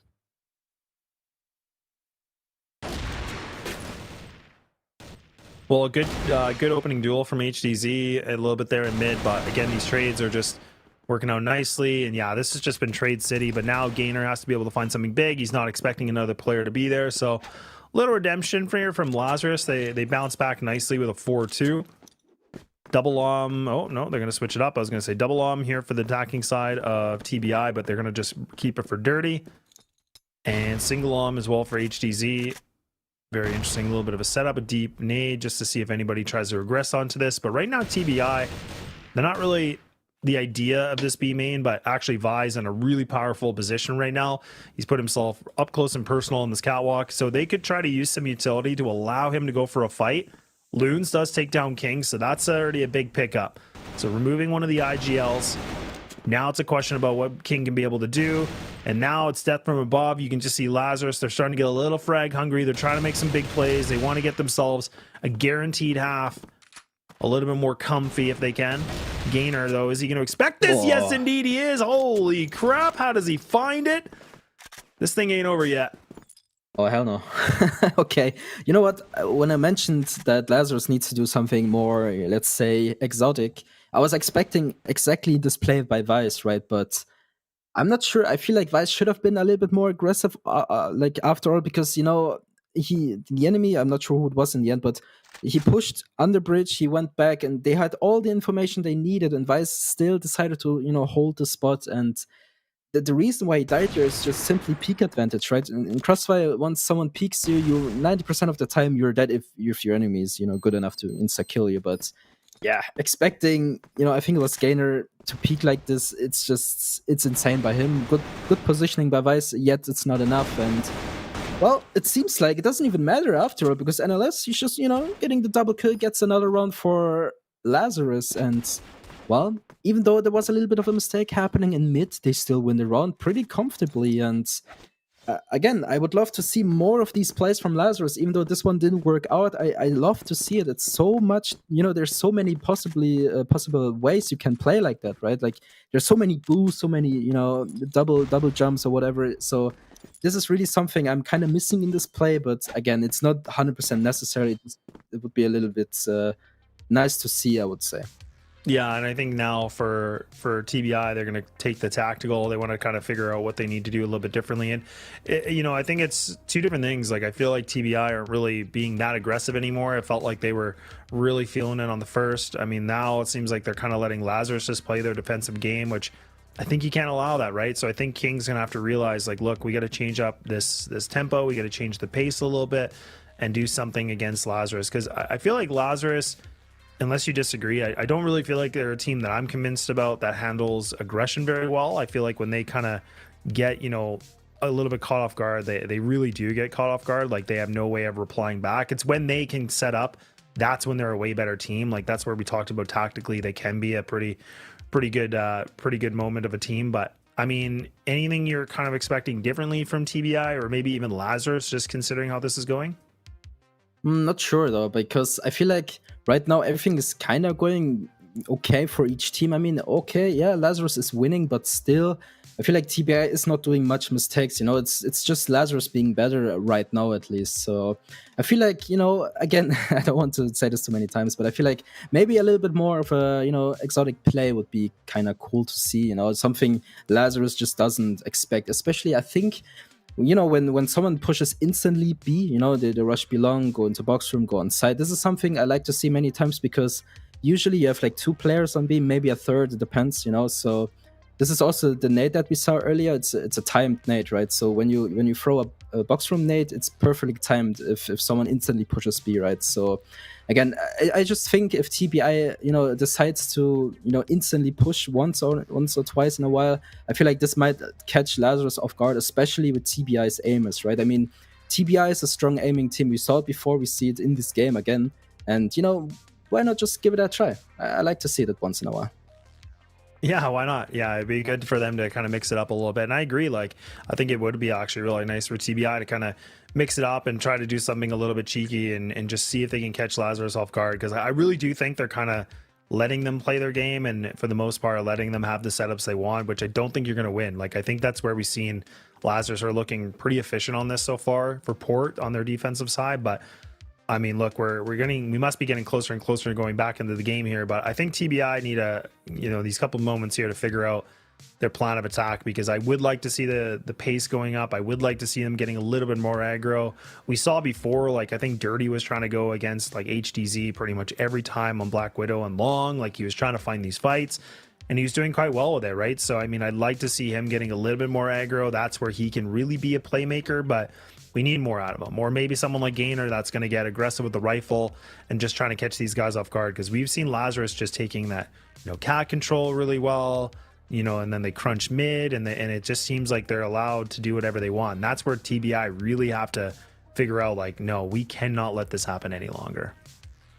Yeah, especially I feel like when they boost into AC from A long, I feel like this is a good play to do, because you want this map control, especially, you know, I've seen it a couple of times from GV, you know, sometimes they just instantly push, you know, they boost up on AC, they throw themselves into mid, you know, someone flashes mid from mid position there, and, you know, it's very risky play, of course, and again, we are the, you know, very important tournament, so it's a little bit of a cheeky play, but still, you know, once in a while, these cheeky plays are very necessary to, you know, just break your teammates' confidence, right? Like, oh, how can they push AC? How can they just destroy us like that, right? And once you reach that level, I feel like sometimes you need to, you know, play like this. So I know it's a very interesting thing to say, but still, obviously playing the safer way is much more, you know, it's a much better choice to do here. And I don't know, I feel like I'm personally more like an exotic player, you know, I like to do these weird plays once in a while, but yeah, playing the safe way like Lazarus does here is probably the much better way. But for TBI, I just hope they're somewhat able to bounce back, because I feel like for some reason, I feel like TBI has a very good chance of winning this one 2-0, even though they're 2-5 behind. Yeah, I wouldn't disagree with that. But I mean, we talk about this aggression, and it was actually Vise that was kind of maybe thinking about it and said he's going to play on long box. So he's still in a pretty good position right now. He's in a pretty strong angle. And TBI, it was actually good work from Gainer, just getting that, you know, again, that cat control, just putting himself in a good position. But with that, he's still not able to find this. So Lazarus, once again, they're going to be able to find the double kill, and HDZ just devours them right now. So TBI just kind of playing very passive. They're not really doing a whole lot with this right now. They're kind of stuck in the mud, right? I mean, they don't really look like they have any sort of a game plan. They were expecting something differently, so they're not looking to make a play, which is a little unfortunate, just considering they have no map control to work with. They've already lost 2 of their probably better performing players on this map so far, so now somebody has to step up. This is where we have to see who's going to be able to hit these shots, who's going to be able to find the play to get something moving. Otherwise, Lazarus, they're going to have a 6th round, you know, guaranteed. The question is, HDZ. It's a great performance so far. I mean, you know, another double kill for him, especially on A side. You know, A side is on lockdown. TBI knows it. They know, you know what, A side might not be the best choice here, and you can really tell because no one is even close to it. So, like this decision here, it's probably the best for TBI, but Question is, how good are they on B? Because right now it almost felt like, it's not even a 50-50 thing at this point, and you can really tell by the numbers. But Beva, first one to jump out, are they able to get something done? And well, there's 2 all by themselves, and Menacin trying to save the day here, but not today. The bomb site is lost for them, and well, okay, sure. Correct me if I'm wrong, but Menacin just did a double kill there, not even close to let TBI get the bomb done. And yeah, well, I like this. TBI, another run for them.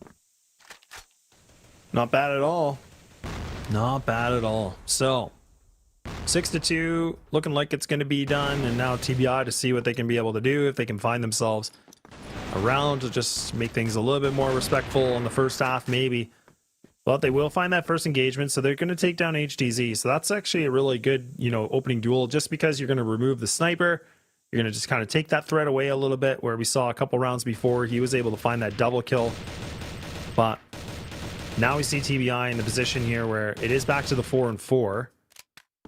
But what are they going to do with this? I mean, now they're kind of expecting Lazarus to be, putting some, counter aggression onto this. And, I don't blame them for this. I think it's a bad idea just because there's so much time that you can work with. But again, Lazarus, they're just going to post up on a 1-1-2, which makes a lot of sense. But TBI, they got to be careful in this decision, because if, King kind of overexerts on this, it's going to be a free body. So they cannot afford. They have to be able to play the buddy system. They need to get a trade. But if they can find the opening engagement, that's going to be such a good way for them to convert this round back in their favor.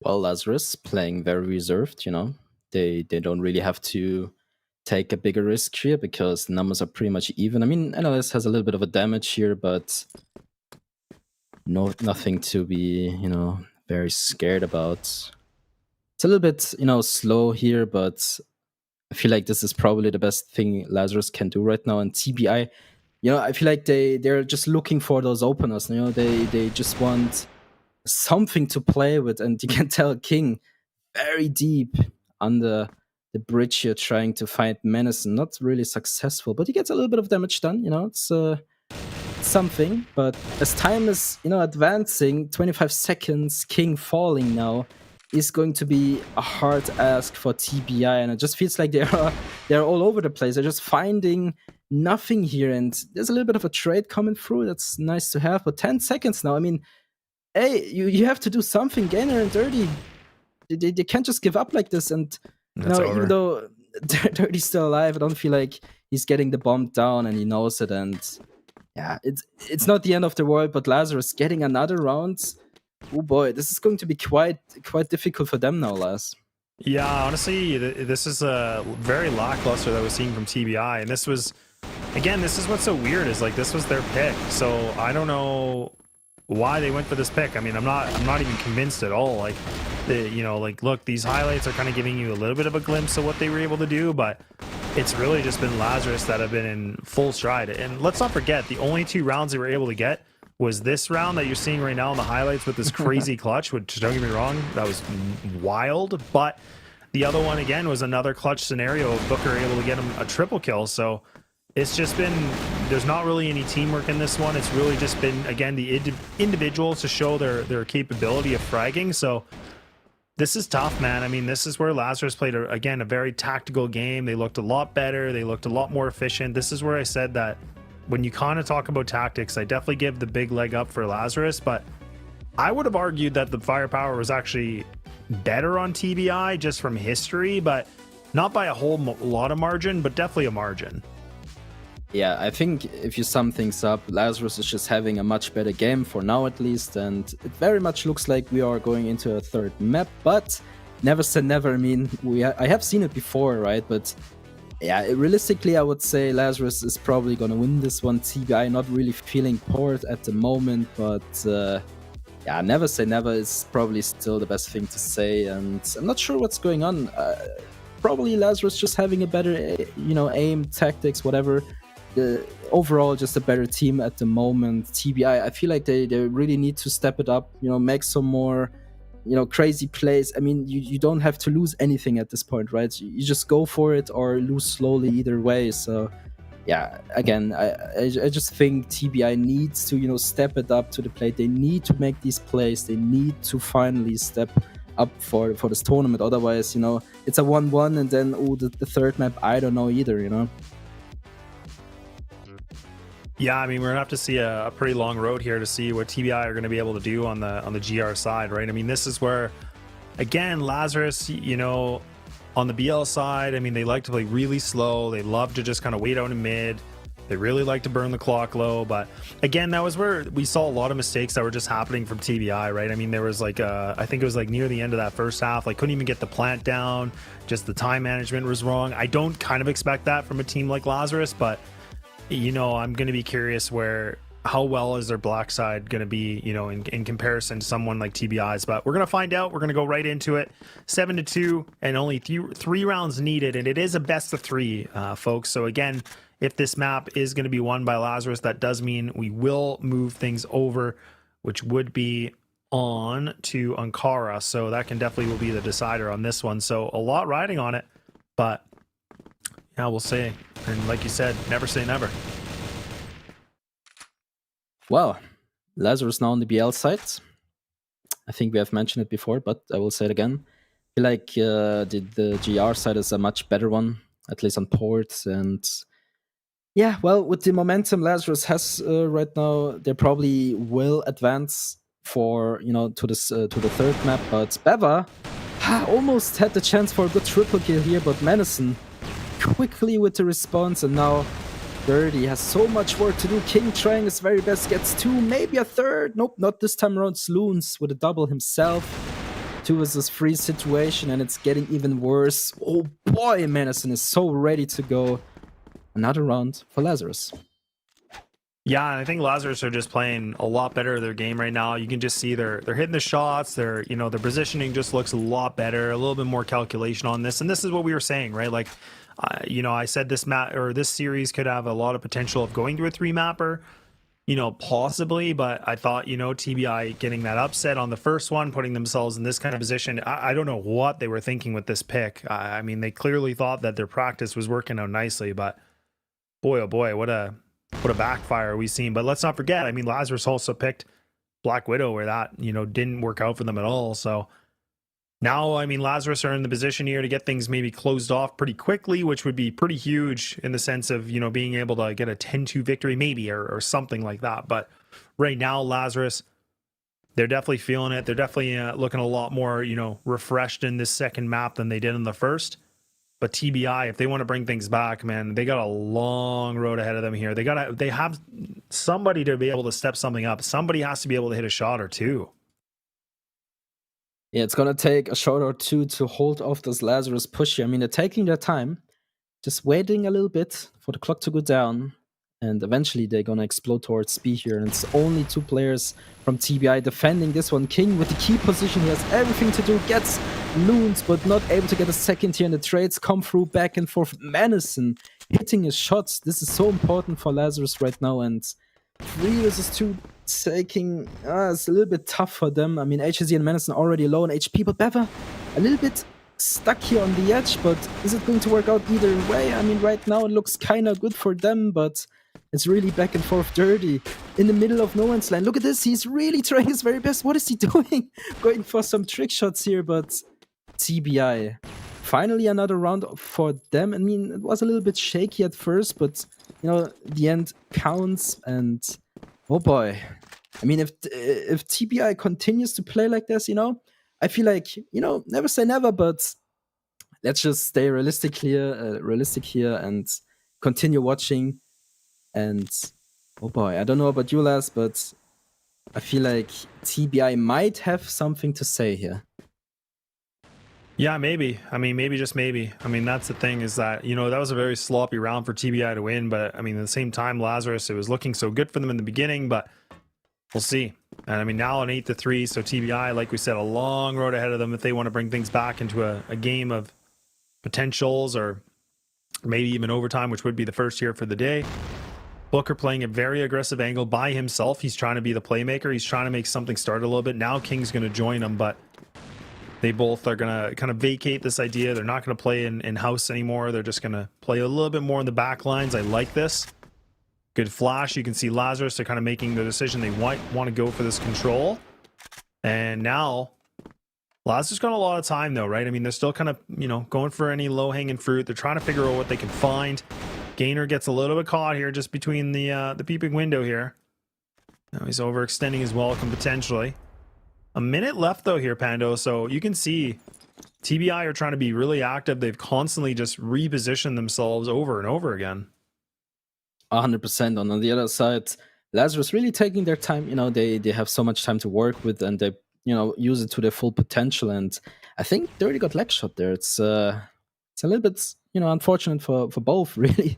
But it's an interesting position here by Gainer. It's not going to work out this time around, but Lazarus slowly but surely approaching towards B once again. I feel like they just don't like to go towards A. You know, they probably feel much more confident towards B, and the push comes through.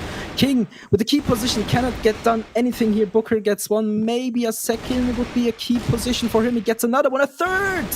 Now Lazarus looking very, very shaky here, but still fighting for their dear life, but no one watches the back. Gainer! Oh no! Gainer! What are you doing? You cannot miss shots like that now. Dirty left alone, and NLS with a crazy triple kill, but Gainer, the whiff is crazy. I mean, he single-handedly lost the round for TBI here, Laz. Oh man, it's just how do you not kick yourself in that kind of a situation, right? I mean, that's what we were just saying is like, it's just madness. Like Beva went for the, you know, off the edge of the wall, like he went for a jumping shot, like it just. And then, you know, Gainer just missing the spray of a lifetime. Like, oh, it just sucks. And now Booker, again, just trying everything he can to keeping him in this game. And he's like, okay, guys, look, I'm going to find this double. Trying to do everything in my power to be able to keep us in this game. I need somebody else to help me out here. But, I mean, look, if we see it around that's, you know, if it's going to be convincing, it might be this one. It's a 5-on-2. HDZ, Niels, they're the last two players. The bomb's going to be in possession for TBI. So right now, Niels is going all the way around on the other side of the map. He's trying to win a gunfight. He's trying to just find anybody that's overexposed. But no, it's going to be TBI. They should be able to find this fourth. HDZ will get himself a little bit of a prize at the end here. But look, now we need 5 rounds in a row for TBI to bring it into an OT. But I don't know if I like these chances because, look, you can't just keep relying on Booker or somebody like that to just find opening duels like that. It's not going to happen every single time. Yeah, no, I totally agree with you. I mean, how much is this round going to mean to them? Because, you know, Lazarus, they probably feel like super confident. You know, they only need one more round. You know, it's probably going to happen regardless what they do. And, you know, TBI getting one more round, it's like, okay, nice. It's good for the, you know, maybe round differential, but in this case here, I don't think it means a lot to them because there's so much left for them to do, you know. And I mean, it's never impossible, but let's say it's not likely. And again, I feel like everyone is just playing very reserved at this point. Everyone wants to, you know, take a chill pill, and Lazarus just grouping up towards Ace here, looking for the potential kill here. But yeah, again, it's just a slow pace play for now. Everyone is just, you know, looking for anything they can find. A little bit of info, a little bit of a free kill here. But oh, look at this. I like this. And Gainer is going to peek this. And oh boy, he's the first one to fall. But are they aware of Beva? Beva is actually only able to find Menacing here. And this is looking a little bit shaky for TBI here. The trades are good. And Dirty, good for 2. Can he find the third though? It's so important for him. But it seems like HTZ has other plans here. Dirty, now good for 3. HDZ, good for 2. It's just back and forth all over the place. It's so close. And again, Dirty and HDZ, both sniper players. Who's going to win this battle? It's a little bit close here, but HDZ doesn't even need to, you know, potentially fight this, but he still decides to. And this is the final round for Lazarus. There you go. That's it. Yeah, I mean, what a way for Lazarus to get it. But I just feel like, again, that firepower was just a bit lackluster, right? Like, I mean, it was starting to cook up a little bit on the second half, but it was just a little too late. I mean, I just didn't really feel that convinced in the sense of TBI. Like, we saw Booker getting himself a triple kill, Booker putting himself in a couple, you know, situations for multi kills too. But that's the thing. Like, it was such a gigantic leap here. Like, it was a 7-2 first half. So Lazarus already knew, like, this map was pretty much in their hands unless they really tumbled over it. But They do a good job. They bounce it back. So we are going to go to the third map of the day. We haven't seen that yet. So this is not going to be a 2-0 obviously at all, but I don't know, like I'm pretty disappointed from TBI. Like I really felt like their game plan in this, I don't even know if they had one. You know what I mean? Like they were the ones that picked this map. So clearly they thought I had a right idea. But Lazarus, again, I can't take that away from them. They played really well. Yeah, I totally agree with you. I mean, Lazarus playing very good here doesn't really mean TBI didn't play, you know, the greatest, but I still feel like, you know, picking this map and performing like this doesn't really, you know, fit together. So they definitely got to work on this one. I'm not sure what the issue initially was, because I feel like on the first map they played pretty okay. You know, they won obviously, but you know, they played much better than they did now, and I'm not sure what the issue is after all. Again, maybe it's just Lazarus playing much better than they did before, and you know, showing some confidence, some domination really. But 7-2 for the half, I'm not sure about this one, Laz. Yeah, I mean, I feel like when you kind of have a 7-2 against you, it's I feel like you kind of have that mental note that like you have to be perfect, right? I mean, that was the situation where I think he was even Lazarus put themselves, if I'm not mistaken, I think they were at pretty much 9. Like it's like you just know you can't make any more mistakes, and they were just making too many. And it felt like, again, like there was so many fumbles of like sprays and like landing the recoil. I don't know what happened there. Like it just seemed like TBI had no sort of, you know, fragging ability at all. Like it just felt like they checked out. I mean, it was really odd to see. Like a lot of kills that you thought could have looked good for them, it just didn't at all. But I mean, there were some decent highlights here for TBI, no doubt, but it's hard not to say, like, you know, Lazarus just played a way better game. Their preparation, you know, despite, you know, how crazy some of these rounds really were, you got to give it to them. They were able to bounce back pretty well, because that one round with King getting a clutch like that, I mean, that could be tilting on its own. But I mean, I'm glad that Lazarus just kind of maintained their composure, and they did a really good job to bounce themselves back to pushing this thing to a distance. Yep, and that they did, and you can clearly tell by the highlights. I mean, TBI still looked good, you know, they had their moments, but obviously it wasn't enough at all. And I think it was Gainer earlier on when he, you know, failed from the back. So those mistakes just can't happen, and they really break your neck after all. And yeah, I just hope for the third and final map, everyone is just a little bit more focused, a little bit more prepared, because again, I feel like TBI wasn't really prepared. It's just a little bit weird, because I'm not sure if they just weren't prepared or Lazarus was just way better. So it's either one of these two things, you know. So again, for the third map, I just hope everyone is prepared. We're gonna see some great crossfire action, and I don't know, what do you expect from the third map? Yeah, I'm not really sure. Like, you know, I was really thinking that there was a world that we could have saw TBI actually getting a 2-0, but I mean, if you look at the stats, I mean, this to me, it's just so concerning. Like, I hate being such a negative Laz here, but like, it's just like when you look at like people like at 0.73, a 0.58, 0.55, like it's just you can't have those kind of stats, right? I mean, it's not just about the KD ratio, obviously, but it just felt like the firepower was non-existent here. Like it just felt like, I don't know what happened to them. Like it just felt like they put their shoes on the wrong feet and they couldn't even walk anymore, right? So I mean, for going to a map like on Ankara, like I'm definitely thinking there's probably a big advantage here for Lazarus, but like I said, it's been kind of like a bit of a teeter-totter of a map for them, I would say. I don't think I'm too like thinking this is a stellar map for them, but at the same time, like their retails looked a lot better, their post plants looked a lot better, and their firepower just seemed a lot better. But look, we're gonna have to find out. Look, I mean, I could ramble about this all day, but we're gonna take a little break. We're gonna let these players cool off or warm up or whatever they need to do. So we'll see you in a few minutes, and don't go anywhere. We'll miss you.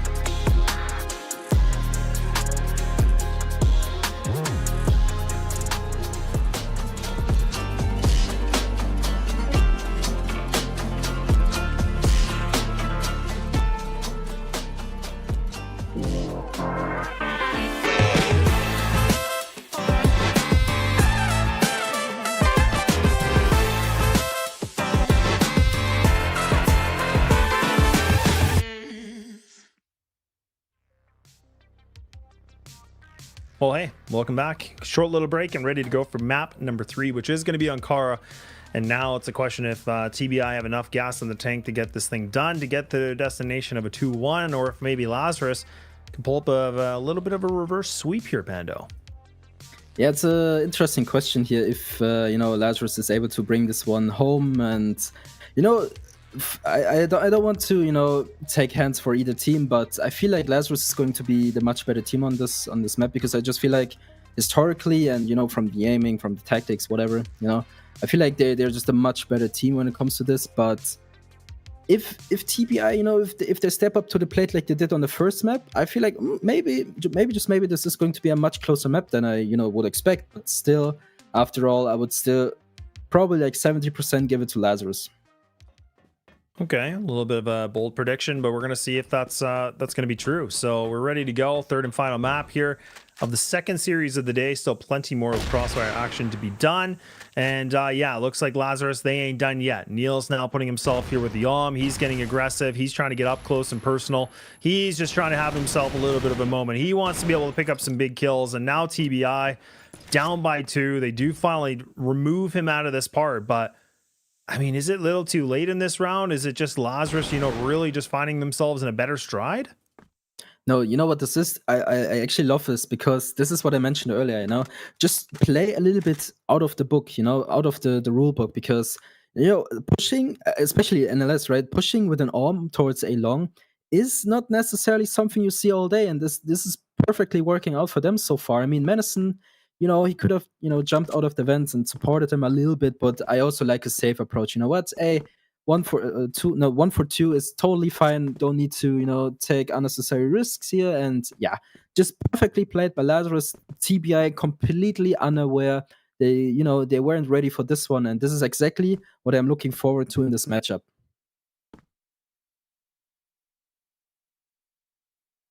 Yeah, and this is where we see like TBI, like this is where they really struggled. I mean, they're down by the man. They don't really have to seem sort of any answer. They look like they're just so scared to make a decision.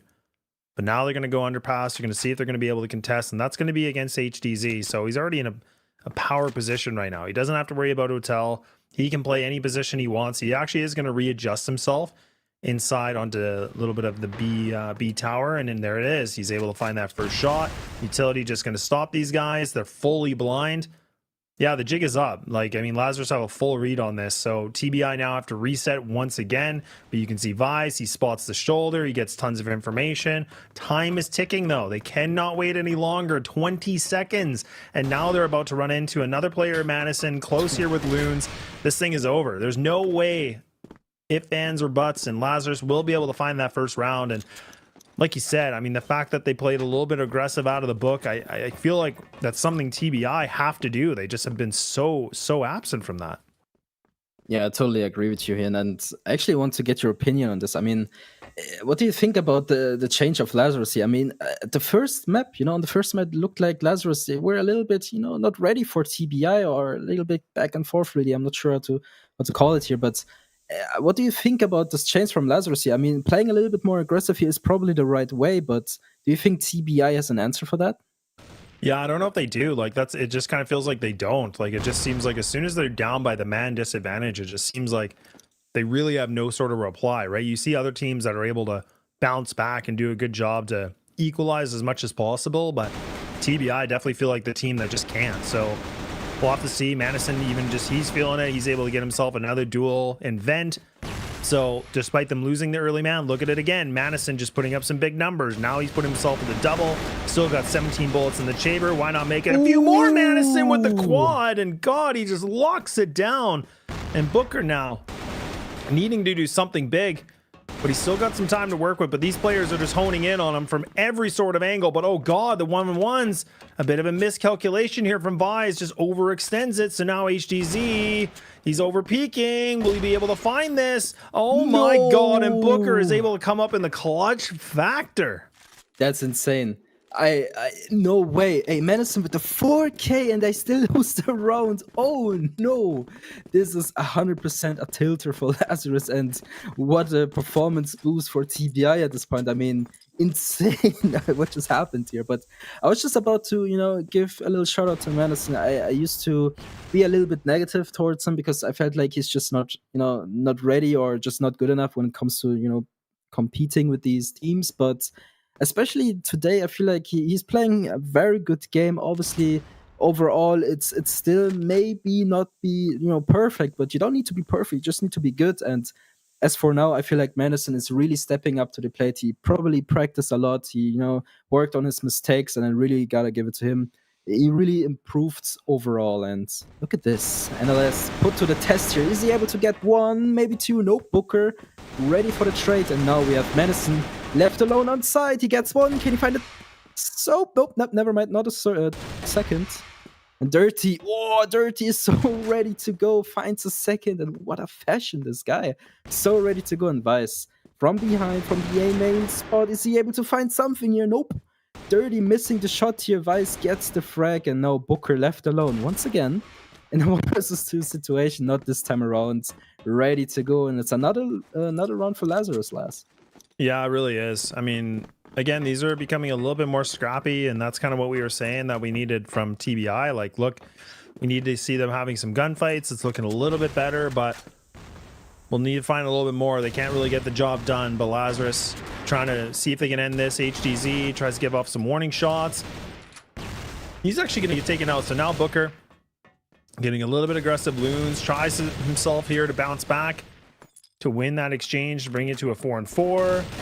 Look at Niels out. Niels is here from the back. He at least gets himself on the one kill. This is now becoming a little bit of a, like a little DM session, right? These guys are just coming from every single angle. They're just going for gunfights, and TBI will have the man advantage, but what will they do with it? That is the biggest question here. They normally kind of crumble in the pressure of being down, but now they have the advantage. And Vise has already pushed himself into spawn. He's in a prime position here. He might be able to find one kill easily. Booker's trying his best, but I feel like the noise is there. But Booker somehow wins that fight too. Oh yeah, great awareness by Booker here. I mean, just double checking if no one really got through there. And I feel like Vice could have, played a little bit more with this position, but I totally understand why he was a little bit, scared of pushing too deep, because obviously it's still very early on in the round and everyone is kind of defensive towards their spots. So yeah, it didn't work out. It was a great attempt. Again, this is what I love to see, a little bit of a cheeky play here and there. But yeah, even though it didn't work out, I hope you see more from that. And again, you got to give it to TBI here. The awareness of it is perfectly. I mean, imagine Vice got through there. He has all the information in the world. He probably gets 1 or 2 frags from behind, and he really saved the round there. I mean, it was close though, but still. It's a very nice to see it's a very nice thing to see once in a while here. But for now, we have Madison and Loons holding on for their dear life, and I wonder, is he going to check him? Nope. Loons gets the better of him, but now TBA has a lot of information here. They know, okay, there could only be one on A, and they push it, but they're gonna quickly realize there's no one to be seen, Laz. Yeah, I mean, now it's just for Loons and Madison here for the clutch. I mean, 15 seconds. They still haven't even got the C4 down. Like, they're in the site, but now they got to go for this plant. Thankfully, Bev was going to be able to swing this, but okay, the plant's going to happen. I was thinking if Madison was able to find that kill and run away, this round would have been done. This round would have been over. So look at him now. He finds himself the double, not quite the triple, but TBI, man, they're surviving on the skin of their teeth in this game, and a 2-2, and it's coming down to the 1v1 situations. It's coming down to these, moments where somebody has to, pop off. And right now, King's sitting a little bit quiet here on the throne with an 0-4, but is somebody like Booker putting himself at a 7-3, top fragging or just about top fragging the server. Madison, he's having himself a field day. Top ground position, finds at least one. But now these guys are just gloves off, man. They're just going for full fights. They're really starting to just go for runs. They're not jogging anymore. I actually like this attempt from TBI, but, I mentioned earlier, but Madison's really having a good day today, and they're actually falling for him.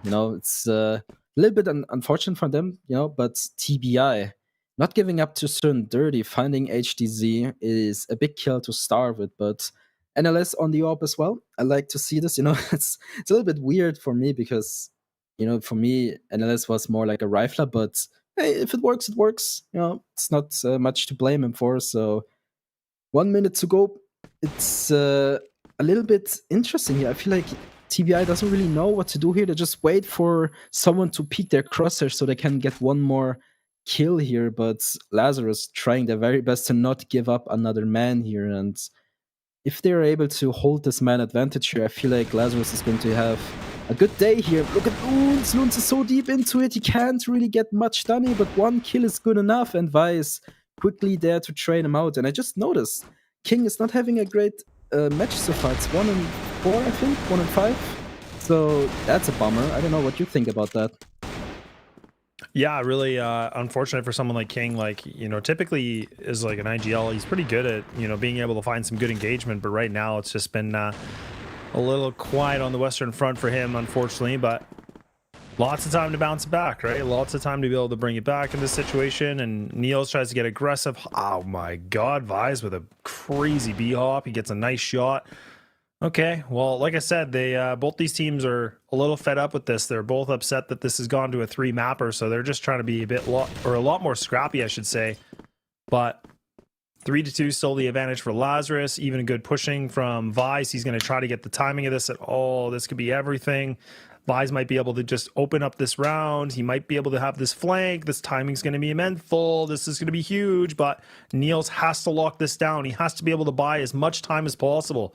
This is so important. But Vice, oh no, he pulls back. Oh no, you can see on the minimap they got a full wrong read on this. They think it's going to be a B hit. Oh no! Yep, okay. Yeah, a little bit of an unfortunate, not even timing, just poor decision making, I feel like, but sometimes, you know, mistakes happen, and it's, you know, it's in favor for TBI. I bet they're probably pretty happy about this one. And Lazarus, once again, in the retake position, a very, very tough one. I don't like to retake this one. You know, it's always so tough. But I would say it's one of the easier sites to retake in CrossFire. So let's see who's able to, you know, advance out of this position. I like this positioning from Beva. You know, he's just gonna spam the box as soon as a flash pops, and we are gonna have to see 10 seconds. You know, Lazarus, they have to make a move here. There's the flash, there's the spray that I mentioned. Oh boy, gets 2. Menacin also gets 2, and it's just so much to ask. And yeah, the timer, unfortunately, isn't on his side. And well, Beva, good for a free. Well done by him, especially in, you know, from TBI in general. Holding the side was perfectly. I feel like, no, Lazarus waited a little bit too long here, but it is what it is. TBI getting another round here, and slowly but surely, you know, they're getting there.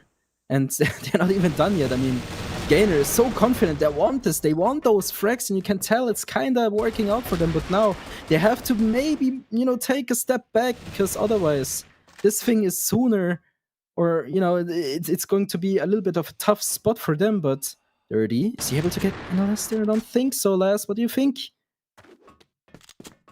Yeah, I mean, things are down to the wire. I mean, this is, you know, we're both Dirty and Bev are really critical HP, but they still got the time, right? So they can pull back a little bit, reset on this, but you still got Madison alive, and he's having himself a really, really good game with 11-6, but Niels has to be really careful, because right now he's playing just on the A connector like this.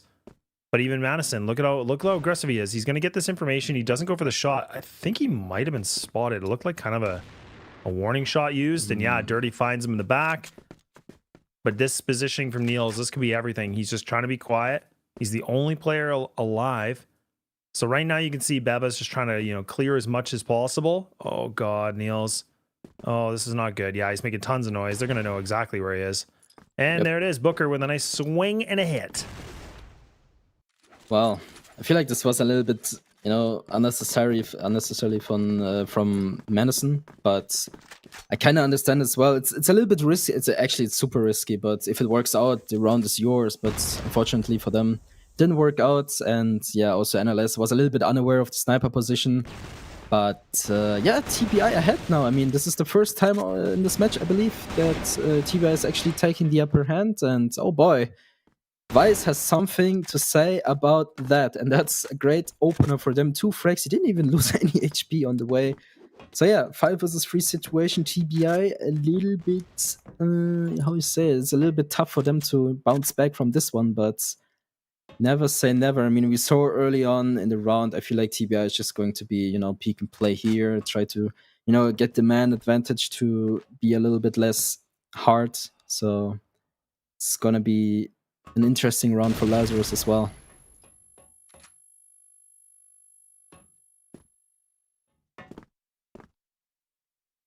Well, one of the more convincing rounds we see from Lazarus, just, again, the numbers in their advantage, which is huge. So, I mean, this is a 5-on-2. Now, surely they should be able to close this off.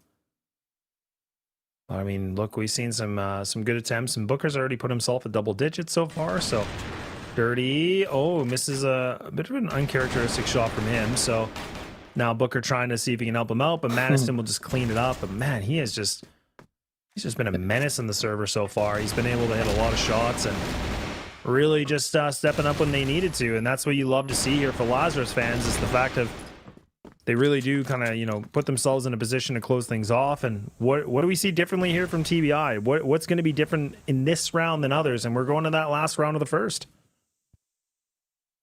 Yeah, well, I'm not quite sure. All I can say is Madison is on fire right now, and I love to see it finally. Putting some numbers on the board for his team, it's so good to see him stepping up finally after all this time since he played for Lazarus, and yeah, when it comes to TBI, it's a good question. What is going on with them? I mean, it's still a close game, right? Don't get me wrong, but the first, or more the second game, looked much better from them, and Madison continues to be crazy on the AK, gets to all by himself, but now Loons has to hold off this push. He does a good job holding it, and can he get the second?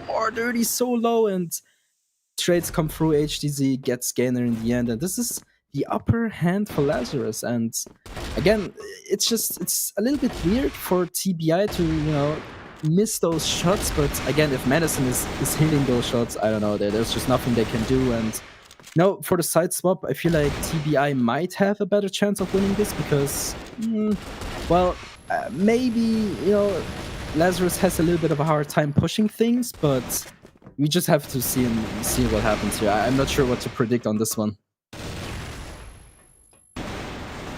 Yeah, it's really hard to make this prediction. Yeah, just because, again, I feel like, for a 5-4, it was definitely a lot closer than what we saw before. That was a 7-2 half. That was for Lazarus, right, when they were on the GR side. So I definitely think it was a lot more back and forth, and we saw a lot of the players really just stepping up when they needed to. But yeah, Madison, again, just kind of keeping them alive and just finding a lot of crucial, double kills, and even the opening round when Neil's putting himself with the AWM. So you love to see it, right? But I mean, now the work's going to be cut out for both these teams. They're going to be switching sides. We have to see what's going to happen on the, the BL side. And I'm not really sure, because I feel like, again, TBI, I was putting a lot of praise to them on their BL side, but it just feels like it's been the opposite. I just feel like it's nowhere near what it used to be. So something is, it's not the greatest, but considering they were at 4 rounds, I mean, this should make them feel a little bit better going into the GR. But again, Lazarus, I feel like they have such an edge on this one, just considering all the teams they played on this map.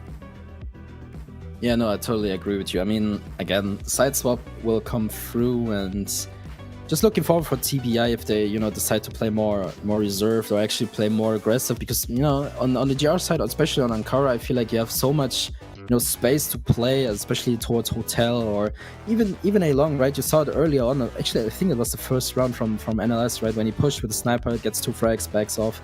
Yeah, I mean, no, he actually died behind the wall, but still, it is what it is. And I feel like if they do this, if they play a little bit more cheeky, again, I feel like I'm repeating myself too much, but yeah, I feel like if they just try and see how it works, I mean, this could very well work out for them in their favor, It could, right? I mean, that's the thing. Like, it just felt like there wasn't any firepower at all for TBI.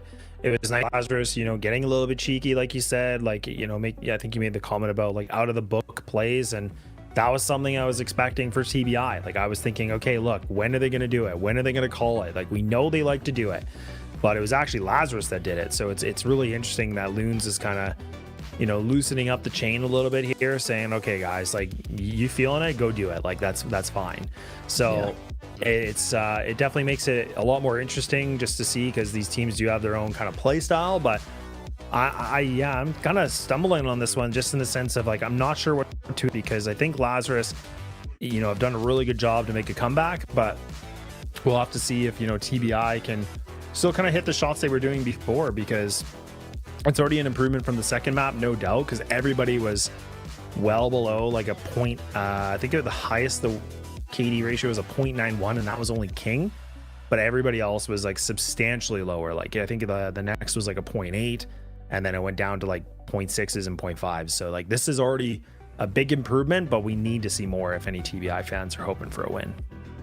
Oh yeah, especially that, yeah. So, waiting for the game to come back so we can, you know, get some highlights done. But yeah, I like your prediction. I mean, it's a little bit hard to predict things, but you know, you mentioned that it's going to be a little bit weird for TBI because Lazarus is doing a good job, but TBI is kind of holding on to it, right? It's like both teams are kind of equal, but I would still say Lazarus has a little bit of an upper hand here. And again, predicting things is super hard, especially on Ankara, because again, Ankara is just an interesting map. You can play so many different things, right? So many different strats, you know, push through mid, push through tunnel, push way along, whatever, right? So you're just gonna have to see if, you know, TBI prepared on this map as well as Lazarus did. And overall, if I would play Ankara, I would always kind of prefer the BL side, because I just feel like it's easier to make things work there, right? So, well, we're just about to find out. I mean, Lazarus now on the BL side and TBI on the GR side,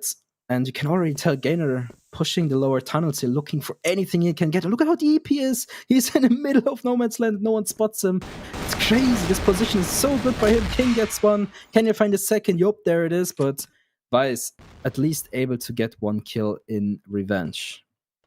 Yeah, and that's kind of the out of the playbook that you were saying, and that's what we needed to see. So TBI looking a lot better on this one for some better control, but Gainer not really getting his awareness at full amount here. Like he didn't gain enough because he just gets eradicated here from Niels. But it's good control from TBI just to take down the bomb, and they get that in mid control. But they've already lost 2 players, so now we're back to an equal footing of a 3-3. So you have to keep Beva locked in that A site.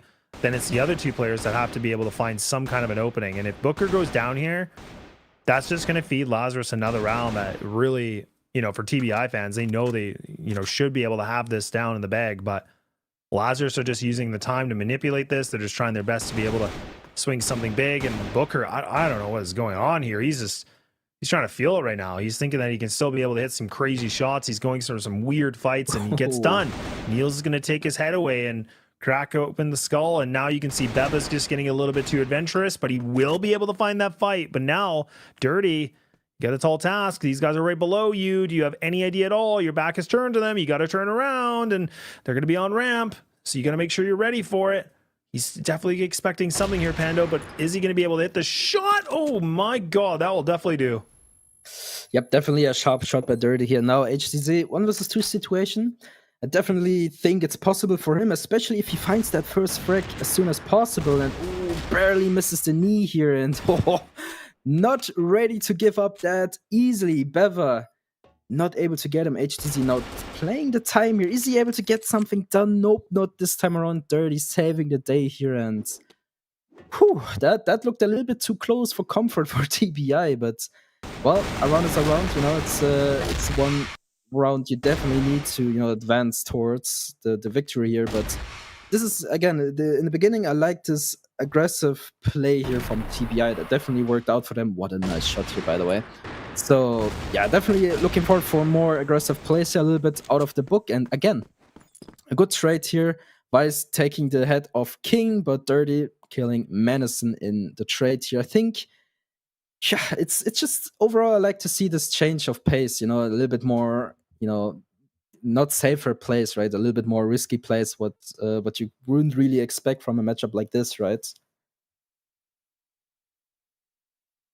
Yeah, I mean, that's where we were kind of talking about, like, you know, going back into CFWL, like where these teams have both been, you know, fighting for, you know, kind of their positionings are pretty similar, I would say, but we'll have to see if maybe that's going to still be the same case here. Like, I feel like Lazarus and TBI had very similar outcomes in previous seasons, but I don't know now. I mean, things are looking a little bit different here because TBI are trying their best to make a bit of a comeback into this, but again, a situation where Lazarus are technically I would say probably the favorites. If you want to go back in overall history and rankings and stuff like that, they would probably be the slightest favorite.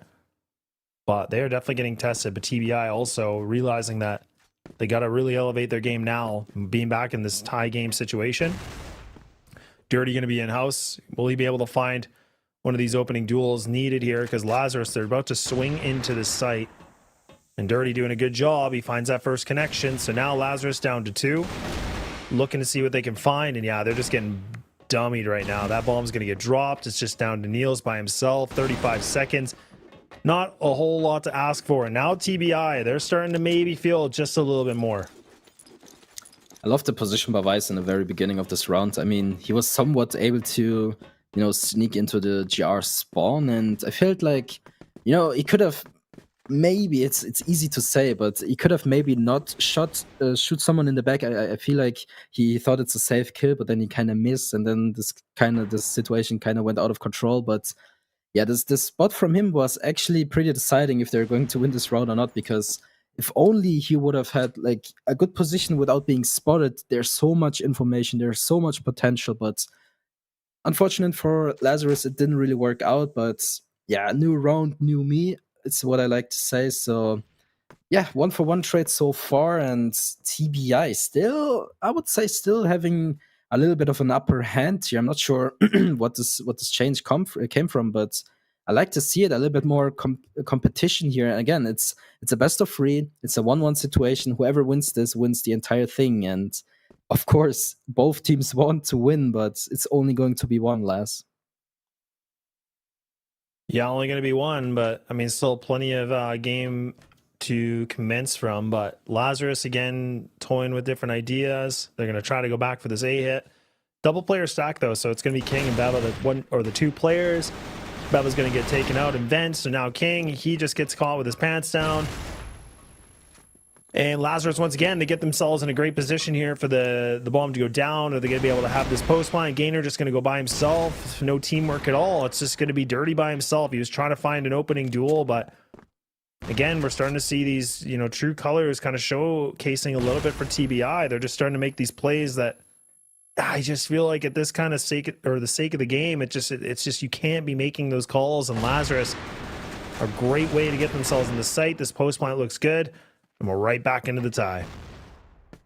Yep, very good round from Lazarus, to be fair. I mean, this one looked much more dominant than the rounds before that. I mean, good opener by Loons, good trades here and there, and in the end, Dirty had not really a big chance to win this one. I mean, he tried. You gotta give him that, but overall, Lazarus just a better team in this round, and well, back to a tight game, and I really like to see it. I mean, it's a real head-to-head game. Like, I don't think we're going to see this a game like this close, not any soon. So what I'm trying to say is this is really something we are looking forward to, and I definitely look. I just think it's a good game. That's what I'm trying to say. Yeah, it definitely is. I mean, it's definitely showing a lot of, right down to the wire, and things are getting really technical in this. So like we said, there's a lot riding on this. So for finding a win in the group and getting yourself that little bit of a kickstart is everything you need. And Lazarus, once again, they're going to rely on Niels to get things started, but Booker just can't seem to find that double. So he will get taken out. It's going to be the 4-on-3. So Lazarus put themselves back in the man advantage. Gainer already exposed. He's getting caught. King, oh my God, you got to hit this. Challenging spray for him, but all of a sudden we're back to this 3-3. The post plants here from Lazarus. It's been good, but is it going to be this good?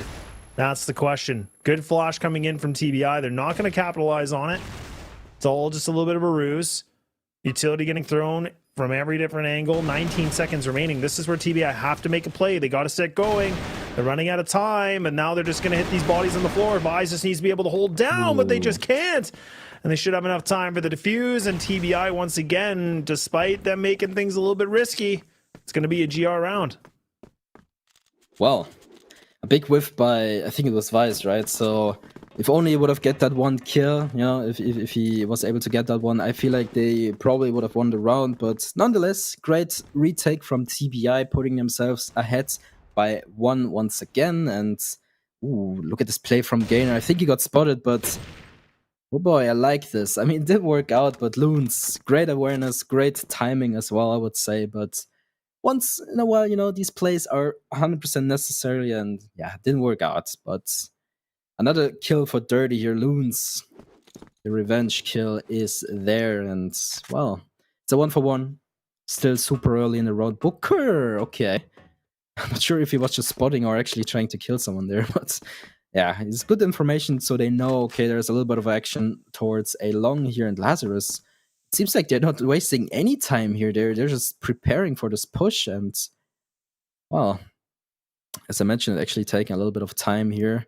Booker, the key player of TBI right now, he needs to find at least one, maybe two is optimal, but oh boy, look at this. He's actually trying to be a little bit more aggressive, but it bites him in the ass, really. And now Lazarus has so much map control towards A here and Madison, making things even easier for them. And now TBI, so much to do, so much to play, and you don't want to lose that advantage here. So I wonder, Les, what's their plan here?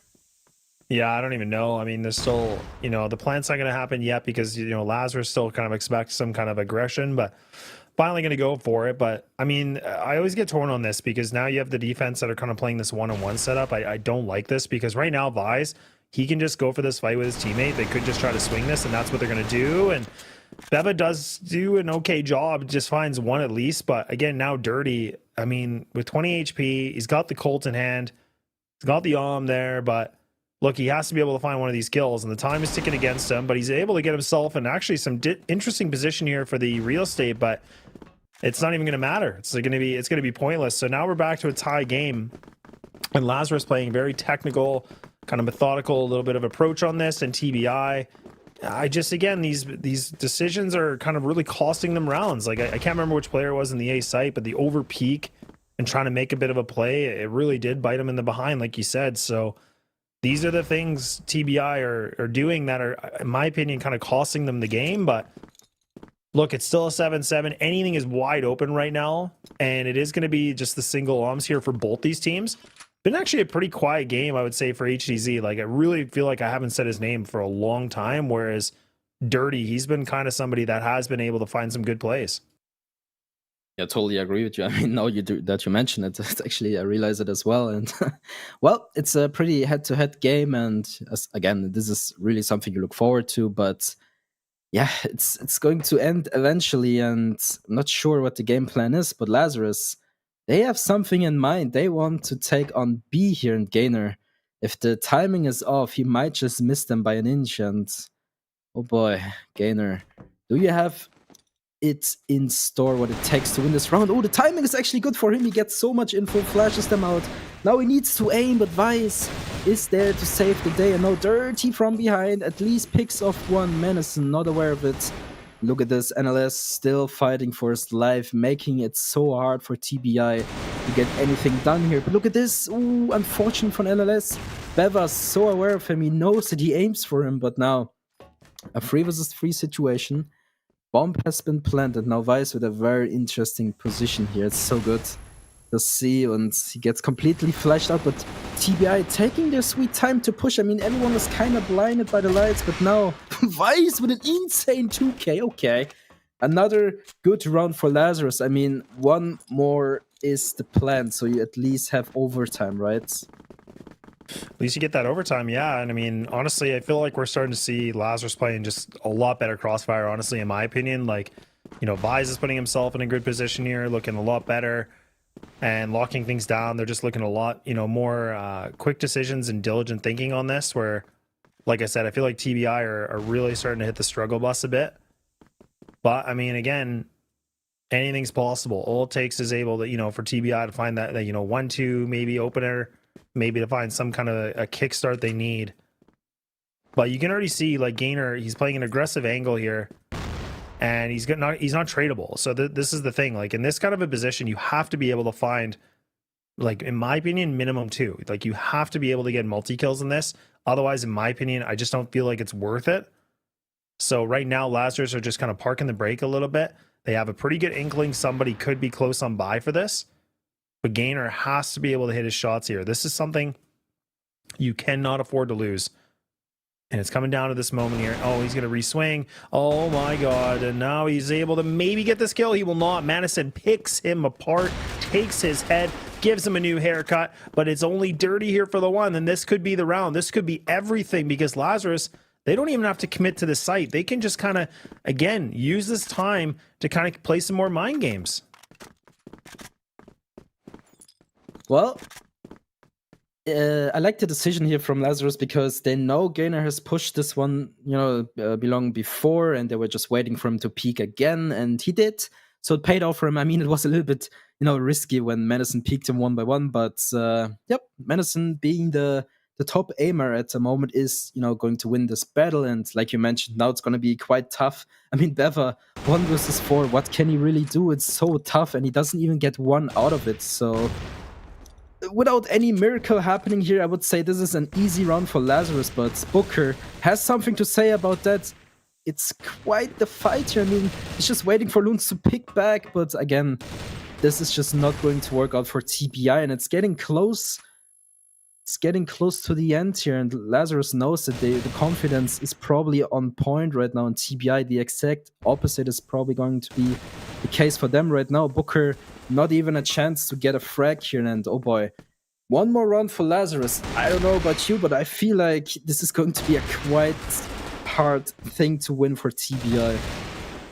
Yeah, I feel like it's just been like they just been struggling to get themselves in, that contention. I mean, the first map was so good, and then it just felt like it's been just dwindling, right? I mean, it just feels like it hasn't been the same effect, and it feels like they kind of slowed down here, and Lazarus are finding a good way to win these engagements, and if they don't, they're able to find at least a double kill to bring it back to their advantage. So TBI now playing a bit more defensive in a very standard approach, a 2-1-2, but still, again, Gainer just playing the high ground in Hotel, just looking for info. But Lazarus, they're sitting pretty, man. They're just going to sit back in mid, just going to hang out, wait things out. Why not? I mean, it's been successful. They could have mid up for grabs if they want, but Dirty is playing a bit more of an off angle on the B ramp, so this is good control. They're going to give up a little bit of real estate, but it's a nice setup for him to activate that arm. Yeah, it's a tie or die situation for TBI, really, and you can kind of tell everyone is just holding their spot. No one really wants to die first. No one wants to take unnecessary risks, and I feel like Lazarus, they know it. They know TBI is scared, and well, it seems like Dirty is going to be the one tested once again. It's going to be quite the ask. He misses the shot, and now Lazarus, they have everything to win here. It's so crazy for them, but they get 2 instantly, get a 3rd as well, and now TBI. Oh no, it's all falling apart. What is this? NLS with the swing on King. That rhymed, by the way, as well, and Booker now left alone. It's just not happening. It was a nice fight from TBI. They really tried their very best. You really gotta give it to them. They really tried, but Lazarus in the end probably more confident, and a win is a win. A win is a win, and yeah, I mean, honestly, TBI, they definitely shocked me a little bit for the way they were able to win that first map, and I was thinking, okay, look, these guys had a really good practice, and their regimens were looking really good, but I don't know, it kind of looked like it was the one-hit wonder, right? I mean, they took the map pick away from Lazarus, but I feel like we got to see, a team like this and a roster that's been together for quite some time, obviously, with a little bit of additions and removals here and there, but really the core has been the same for quite some time. And I think for TBI, that's where I think we still have a lot of the building blocks that have to happen, because it felt like they had some really good moments, but they still struggle in some of those, team aspects that I think someone like Lazarus or a group like Lazarus is such a different level compared to them. Well, the result counts, and Lazarus is going to be the winner for this match at least, and I still, really want to give it to TBI. They fought really hard, especially on the last map, right? It was always head-to-head. Lazarus got 1 round, TBI got 1 round, but yeah, in the end, Lazarus is going to be the winner. I mean, it was really, really close, but the winner is clear. Lazarus will advance, and yeah, I mean, TBI, what can you learn from this? I feel like, they played very well. They played, to the best what they can, and for whoever they're gonna beat or fight next, I feel like they're gonna learn from their mistakes. They're gonna learn to maybe just play a little bit better than they did today. But yeah, I just hope the best for them, because I feel like TBI is one of these teams that are a little bit underappreciated, because they are somewhat new, but they're still very, very good in the end, you know? Yeah, they definitely are. I mean, that's the thing, and I couldn't agree with you more. Like, I think for me, like, I know I'm giving a lot of negative criticism about TBI, but I think it's just that we know there's so much potential for this team, and I think that's the frustrating part, if I can be honest, is that when you can tell the players are good and the players were doing some really good things, but also just some big mistakes, it's hard to watch, right? I mean, as even for us as casters, there's times where you're like, man, oh man, if you made one quick decision, you could have put, changed that round, entirely. But look, I mean, that was the thing we said about these matchups here today. This one was, being the second one of the day, we felt like this one probably had a lot riding on it, because it's, two CFWL teams that are, kind of going head to head against each other. They played against each other many times, so it wasn't too surprising to see the way that this panned out. I was thinking maybe TBI were going to be able to, put themselves in maybe a little bit of an upset with a 2-0, but you got to give it to Lazarus. That's where, again, I feel like they've just gotten better and better as a team, like where they're able to bounce back into games. And you can even see like they made some plays out of their own, and then they were able to, essentially just kind of play back into a slow, methodical approach and tactical, and then they just used that to their advantage. And that was the biggest leg up, in my opinion, against a team like TBI. Oh yeah, I totally agree with you. Yeah, I mean, I think initially it comes down to, TBI not really performing as well as they did on the first map, but again, I just give it to them. I feel like they did well. They didn't really bring it to the end, but still the aiming was on point here and there. In the end, it was a little bit sloppy, but again, you also gotta give it to Lazarus. I mean, obviously they had a little bit of a, tough road, especially coming to this tournament, but still, they learned from their mistakes. It almost feels like they practiced a lot, at least, it feels like it. And NLS coming into this lineup, I mean, he's been in this team forever, but replacing Jin, at least for now, I feel like it's a good change for now, and especially with the AWP, right? I think usually he's in Rifler, but picking the AWP here and there, it really works out for them, so why not? Yeah, I mean, that was the big thing I was wondering too, is like someone like Jin, like, has been like a pretty decent player on this team, but I was kind of wondering if, like, the replacement of him, whether it's permanent or not, I have no idea. But yeah, you always kind of wonder with like roster adjustments like this. But that's the thing about Lazarus, is that we've seen them, countless different times where they kind of rotate different players that they've already played with many different times and many different years and seasons, things like that. But yeah, I was honestly, I was pretty impressed to see them do a reverse sweep the way they did, because it was, I'm just trying to remember, it was a 10-4 that they were able to bring back. And then this one, obviously, being the 10-7. So it looked like they looked pretty comfortable for the most part. And yeah, Loon's having himself a decent day. But honestly, I love seeing this too, because someone like Vise, like, I remember when I first came into CrossFire, I heard so much about this guy and what he was able to do. So it's great to see him putting himself in, really good statistics, just because I think he gets those moments. And when we saw him on 36 Demons, like you talked about earlier, it just wasn't obviously the case, right? He didn't look like he was playing his style. He wasn't playing the way he wanted to. And now that he's back on a team like Lazarus, where he's used to the system and the structure, we're starting to see him just play way, way better. Yeah, sometimes Vice had to, bite the dust, but this time around, I feel like he was a big factor for Lazarus as well as Madison, of course, and I really feel like today it was really an on day for them, and I really hope, I'm looking forward to, many more of these days, because I feel like Lazarus, I feel like they get a lot of, not hate, but a little bit of a, people talk them down because, oh, well, you used to be so good and now you're like in this tournament, right? So I feel like Lazarus, if they, bring back the old days and, the old statistics, I feel like, they probably are one of the, top teams, but right now it's a good start, 2-1, it's not the worst. So definitely a good start for them today.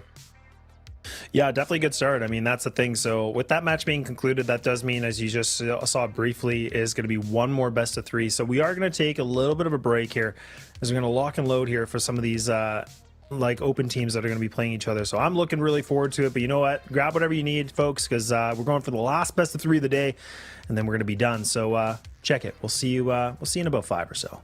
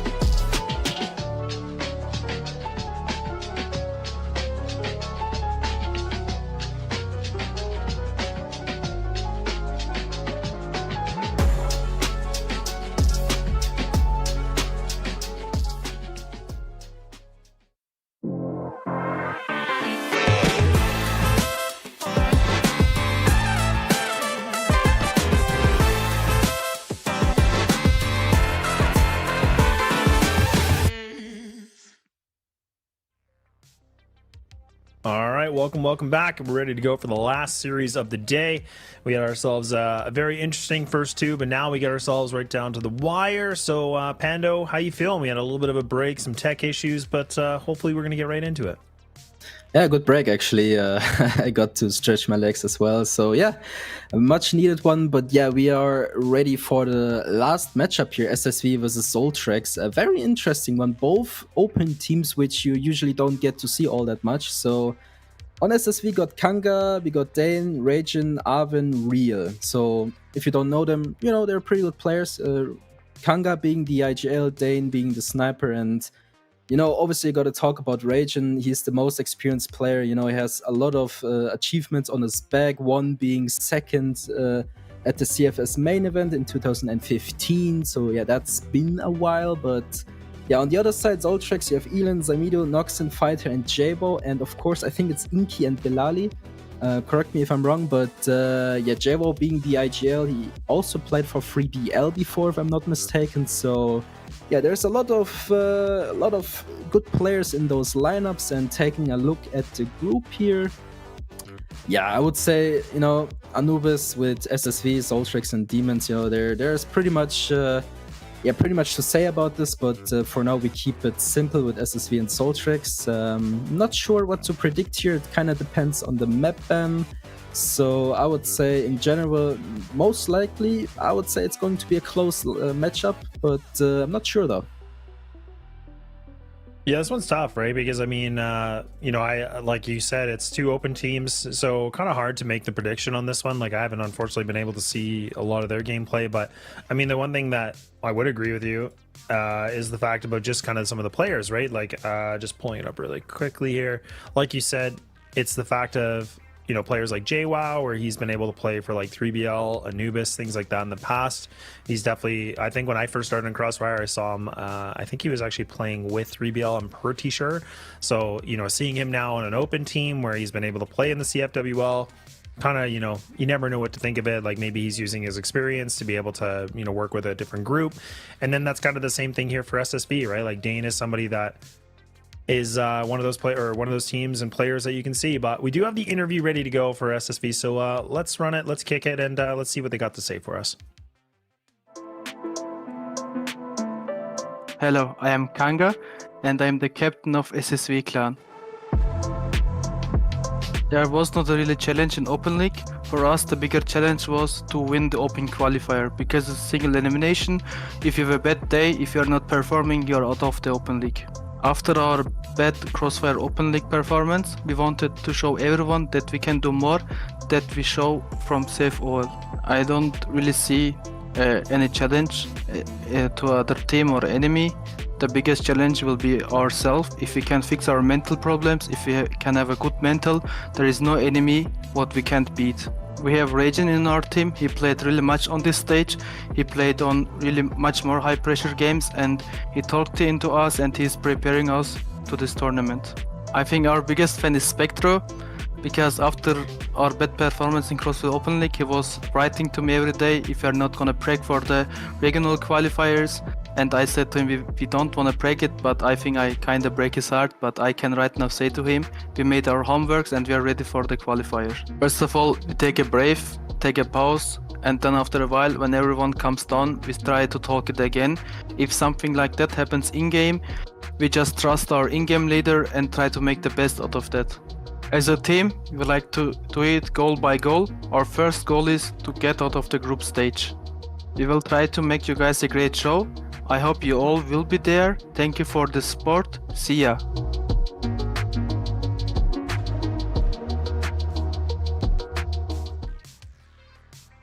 All right, so I'm gonna get your thoughts on this because I know you know this group pretty well. So what are your initial takes from this?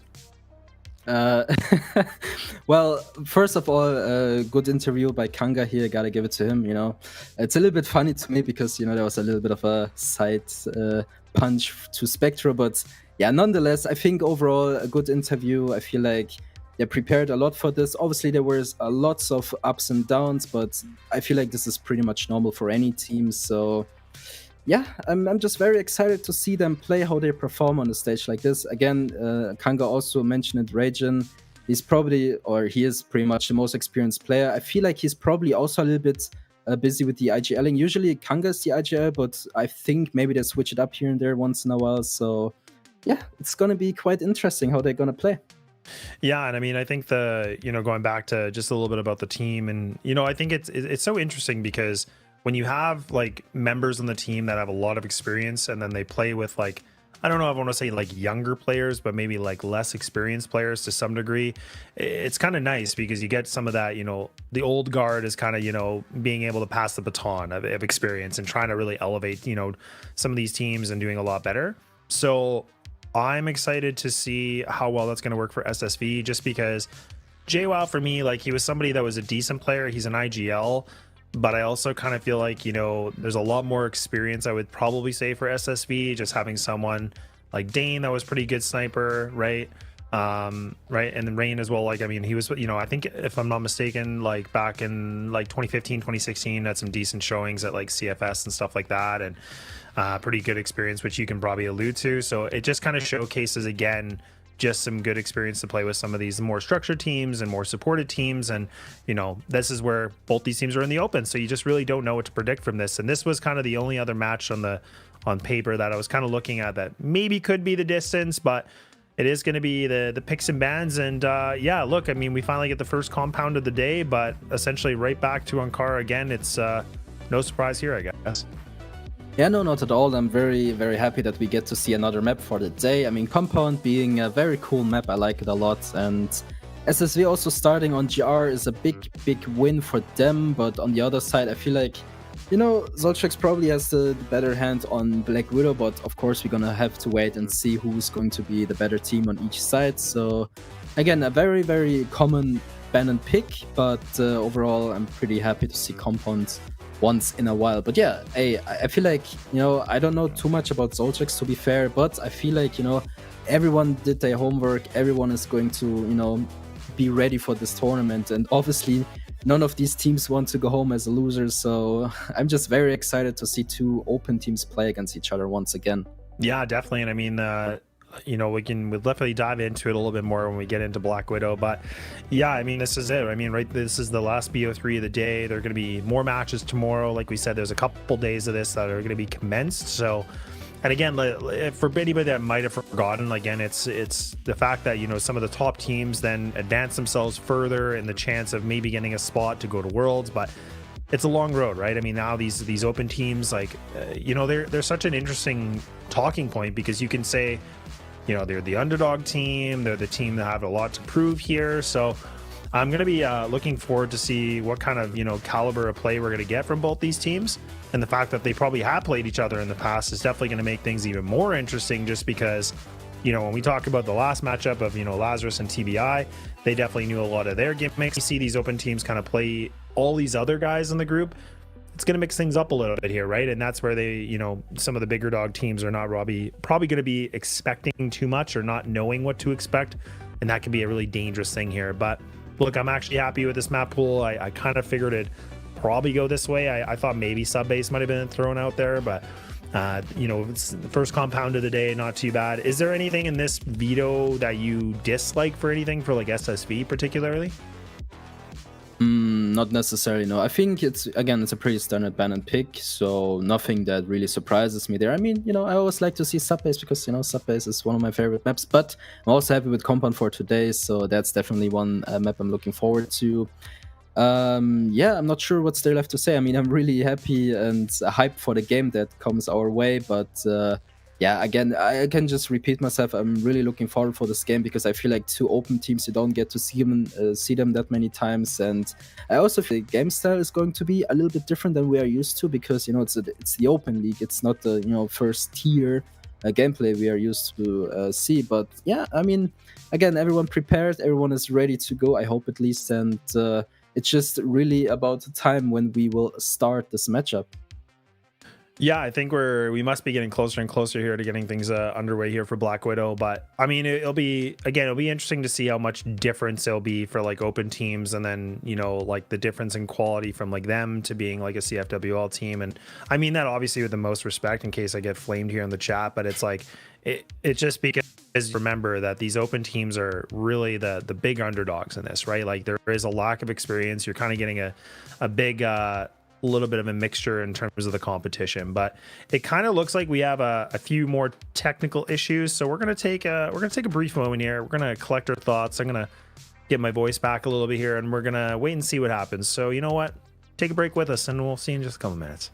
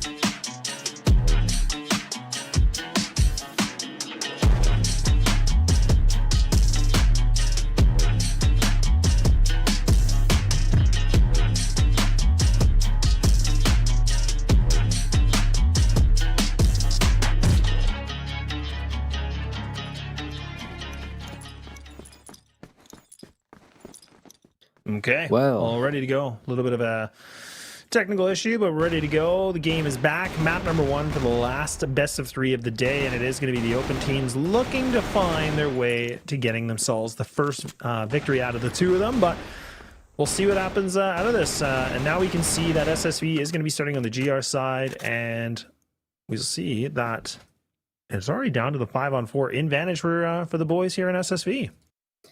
Yes, I mean, hopefully they make it worth the wait, but right now it looks a little bit in favor of SSV for now. I mean, look at this, Kanga already good for 1 more, and well, Ilan getting the revenge kill, but Avan good for 2 right behind that, and well, first round in favor of SSV, starting off good, and you know, so far, I mean, we've seen a lot of gunfights, and this is what I mentioned earlier, right? I mean, this, you know, these 2 open teams probably play an entire different game, right? A lot more of aim duels, I would say, less strategic. So, yeah, and Zamido already starting off with 2, but Arvin is there to trade him out. And I don't know what you think, but I think this is going to be a lot of gunfights happening. Yeah, definitely so. And I mean, still have the almond to play here for Dane, and Fighters trying to be able to find a little bit of an engagement as well. So Dane is going to outclass JWoww, so that's a nice pickup, bringing things back to an equalized 2-2. But look, I mean, still a minute and 45. The C4 still not in contention here for SOLTREX, so they're going to have to be able to find something on this. But instead, they're going to try to pinch onto Dane. But oh man, look at how quick he is, man. Look at how swift he is. And now even for the full reposition, like this is big brain. Even goes across. Like I was thinking that was a bit risky on this, but honestly, nice little bit of a read now from SOLTREX. Now just leaving it to the 1-on-1. Still a minute and 20 to go. So here, a big play for SSV. And now, oh god, there's a big firefight happening in spawn. Are they going to be able to land it? And yes, SSV, once again, they're going to be able to find the next round in their favor right down to the wire. Oh yeah, and what a fashion it was. Yeah, I mean, not to forget, Dane was the main sniper for LCK. I think it was last year at CFS, if I'm not mistaken. So yeah, definitely a lot of, well, maybe not a lot, but good experience on this guy. And he clearly shows it with his speed, with his movement. Maybe not the best positioning there in box room, but it is what it is. It's still a run for SSV because, you know, Rajan was there to save the day. And again, Rajan being the one with the, you know, most experience and probably, yeah, the best gameplay. So yeah, I'm definitely looking forward for this one. Look at this. They're not wasting any time. SOLTREX speeding up the ramp here towards A, trying to find what they can, but there's Real and Rajan already finding 2, and oh boy, this is not looking well for SOLTREX so far. Kanga good for 1. Can he find the second? Doesn't really check the corner, and this might be the downfall. This is really happening here, Arvin. Saving your day, almost happening for SOLTREX here, but surely enough, SOLTREX not really able to find this one. For Kanga, like you could just see like the I think it was kind of like the back, or you know, but it just seemed like he didn't really clear properly. But man, that would have cost him a round. What a way to mound, and it came right down to the 1v1 once again. So these are definitely some brawly fights, and you know, right now SSV they're putting themselves in a great lead right now with the 3-0. So they go down early, so Kanga's going to go and get removed quickly, but that SSV are really just trying to still go for the gunfights, and Samato's actually going to be able to find a double kill here. So this is, again, SSV kind of overextending the welcome a little bit here. I think that they were kind of getting a little bit too fraggy, and now hoping to see if they can out-aim these guys. It's just not looking like it's going to be, but now maybe Dane to save the day here. He's still got like 2 players. 1 player's about to drop. He just taps them away for the double. Does he expect another to drop from Catwalk, though? He's definitely got the inkling. He's got some noise cues, but he's got a player just on his right, but he's going to get taken out. So now we'll see SOLTREX able to find their first round back into this game. Oh yeah, a little bit cheeky, but you know, a round is a round, and already SSV having a little bit of an issue there. I feel like it's, you know, it's a little bit too fraggy, if you ask me. They should just, yeah, maybe take a chill pill, you know, don't over-aggress. I mean, yeah, they might have the better aimers overall, but as we saw earlier, Zamido, right, easy 2k for him, you know, it just taps him out, and you know, mistakes like that, you know, that can happen once or twice, but overall they should be careful. But again, I feel like maybe SSV is the better team here, but definitely not an easy game for SSV because, SOLTREX still has the good players on this lineup, especially Jaguar, right?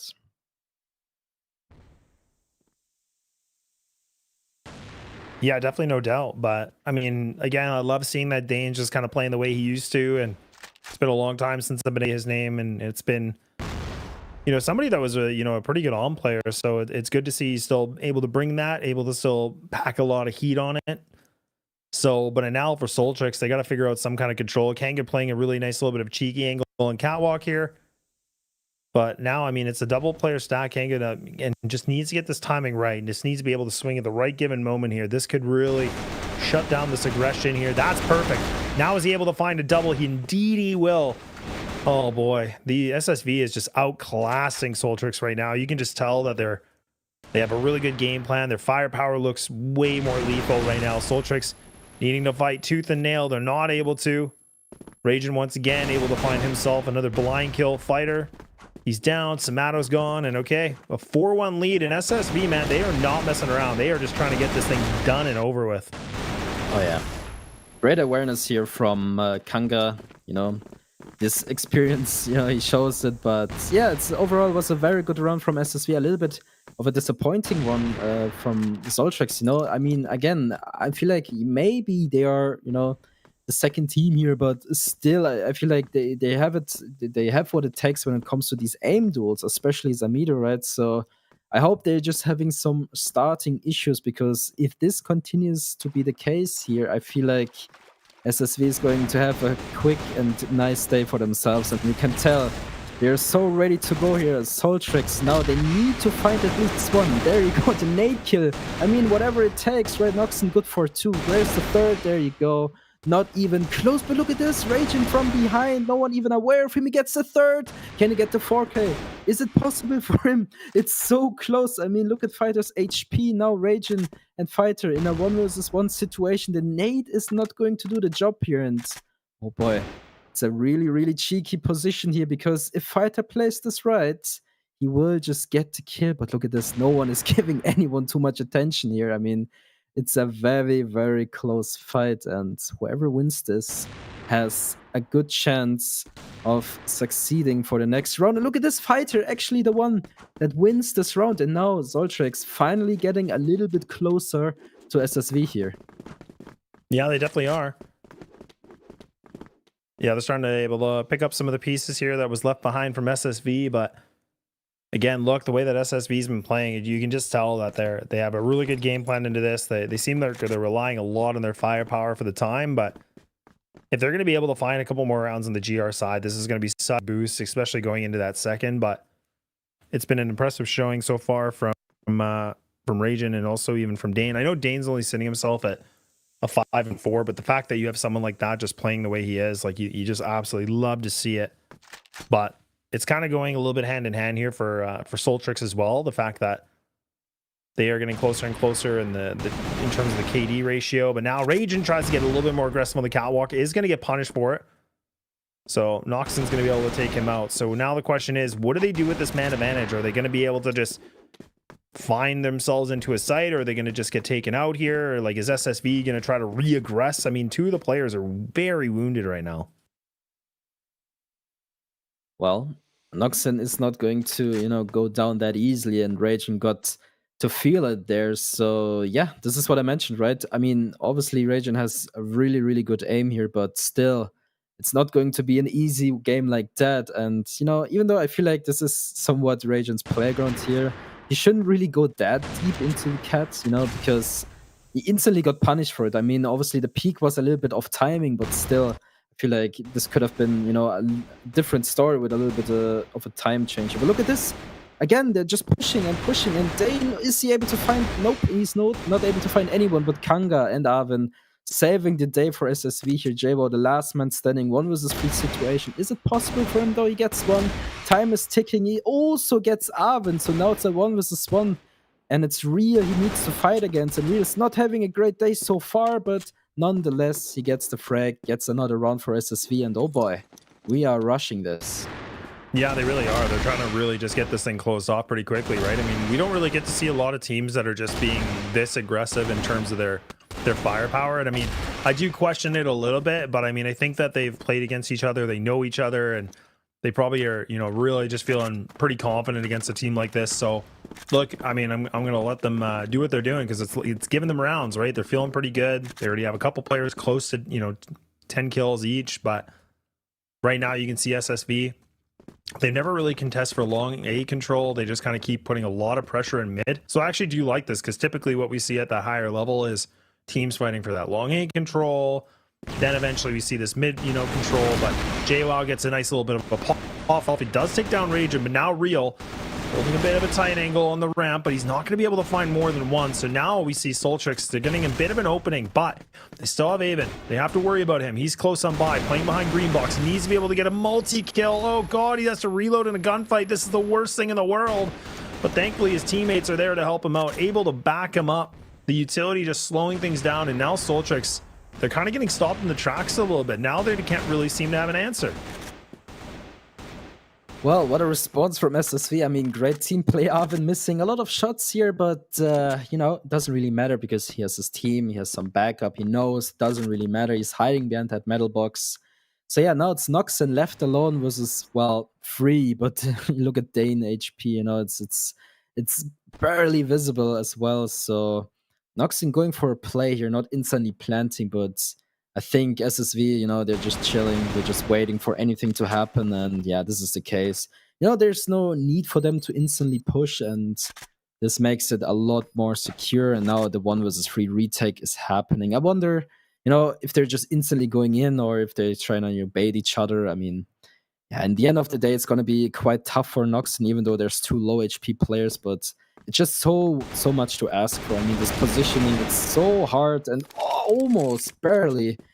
But yeah, in the end of the day, SSV taking another round on the scoreboard for them. And, you know, for now, pretty convincing. Yeah, they definitely do, man. They're looking really, really good, right? I mean, this is now, the scoreline's getting pretty big as we're going into the last round of the first half. But I mean, right now, this is the map pick for SSV too, so let's not forget that. But I mean, there's a reason for it. Oh, Dane actually missing a little bit of a big shot that he really needed to hit there. So nice play from him. So now he's actually got himself close into mid, but look at that. Avon's just close on by as well.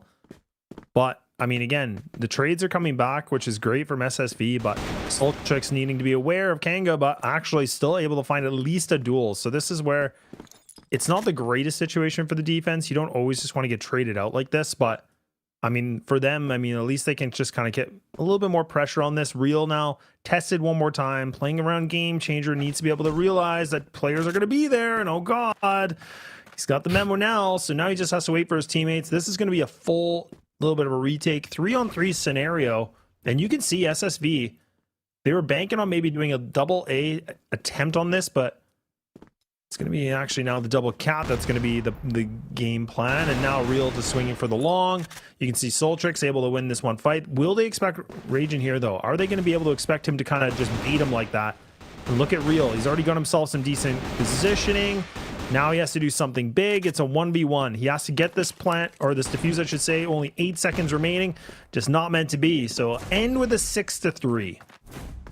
Yeah, great plant positioning from SOLTREX, because, you know, if the bomb was a little bit differently planted there, I feel like this would have been a completely different story. But yeah, again, great, you know, game plan from SOLTREX here. I feel like they were absolutely ready for this one. I mean, it looked a little bit scary for a moment, but initially, you know, they got the third round on the board, which, again, it's a little bit tough for them, but it's definitely a start. And, you know, now on their JR side, I feel like maybe they have a better chance to, you know, get these early frags. But yeah, Dane already finding 2 is definitely not what you're looking forward to. And not sure what's happening here. I feel like they're just peeking one by one into open spots, and they should definitely know where Dane is sniping from, because again, they have practiced against each other multiple times. They have played each other multiple times. So definitely something they should be aware of.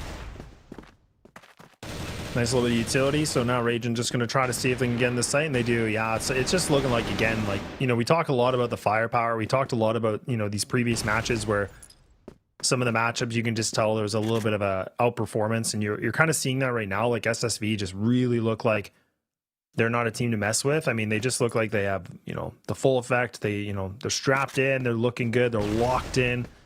And, SOLTREX now on a 1-on-5, I mean, for JWoww, like just not something you want at all. So you got to give it to SSV, man. This aggressive play and just kind of utilizing their abilities for just fragging is really just buying them a lot of rounds right now. You love to see it because it'll make you kind of question if they're going to be able to do that against other teams. But like you said, the fact there's some history, these guys have played each other, they know tendencies of each other too. So that's what I was looking forward to, is just seeing like, what are we going to expect from this matchup? Well, it's going to be a standard cat push, and look at this. I'm just backing up. It's like, nope, hold on. There's way too many men there. So I like this decision to just fall back and aim for the heads. And well, it's a pretty standard push here, and we're gonna see it once again. Who's gonna win this fight? And once again, it's SSV advancing towards Cat here. Good 2 kills here, and I feel like, SOLTREX isn't just ready. I mean, they knew exactly where they are, and they still weren't really able to do anything with it. And oh boy, Elon a little bit sneaky from the mid-ramp position. Gets real though. Jaguar finds Daniel. Oh boy, look at this. This is actually looking very good all of a sudden for SOLTREX here, putting SSV in a tough spot. And now it's only Arvin left alone. 1 versus 3 situation.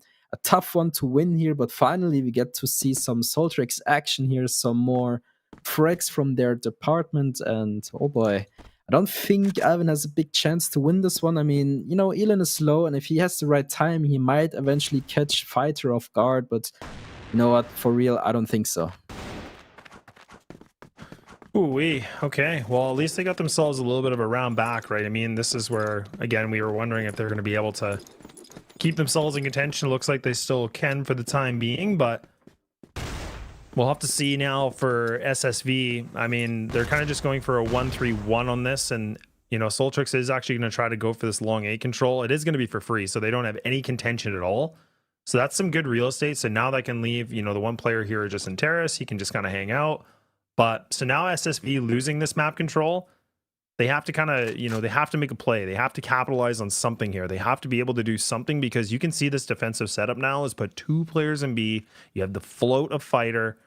So it's not a great position here for SSV. Like, taking this really, really slow like this, they might be running into a bit of a bear trap, right? I mean, this is, unless they can just completely outduel these guys, I mean, maybe, but you can't just rely on that. A missed smoke from Real. But Dane is going to be able to find a shot. So that's going to be the rotator, the Om. Real's taking a ton of damage right now. He's taking so much utility. Now these guys are just going to run out like a clown car into mid. Look at how fast they do it, how swift they do it. Man, this is just an outperformance all over the place. You can just see like their fragging abilities here, Pando. Like it just seems like a whole other level. Yeah, I totally agree with you. And I mean, you know what? Even though SSV makes a ton of mistakes, actually, fail smoke. They failed to smoke in mid earlier on as well. So it's a little bit weird how they still are able to, just win the rounds like that. It doesn't really look hard either. I mean, Elon now with a good positioning, he doesn't really spot Kanga. I feel like, Kanga almost with the choke here. But again, I feel like SSV makes a ton of mistakes and still is able to win those rounds, which, obviously is good for them. But kind of makes me question SOLTREX a bit. Like, how is this happening? How are they allowed to do these mistakes, right? And well, in the end, SOLTREX, they really need to step it up, because we are already getting close to the end here. And look at this. It continues to be the case. Look at the damage Raging does through the smoke. He even gets a double kill out of it. And the aggression is just way too much, in my opinion. I mean, I don't get it. Like, it just seems too easy.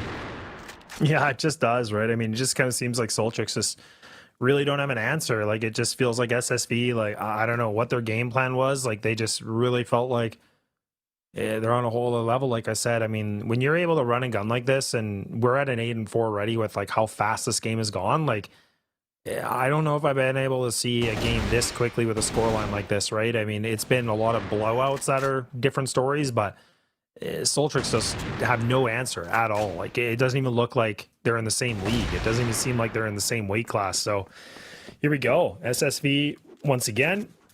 Map point on the docket, and again, like, let's not forget this was their map pick, but what we saw even earlier is like it didn't really matter if it was your map pick, because actually both teams respectively from Lazarus and TBI lost theirs, which went to the decider. But SSV, man, they they're showing they're a pretty unique Black Widow team right now, and I think this will just make it interesting for the groups.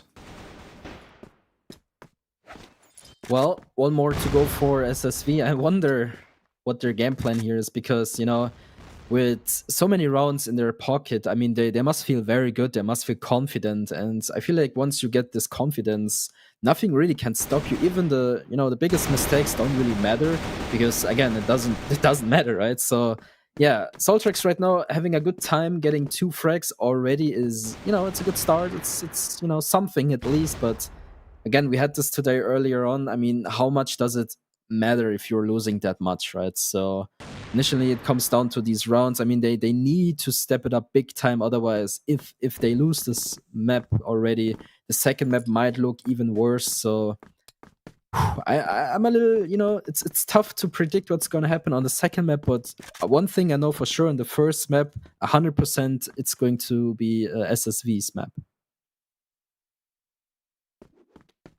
It's a bold prediction.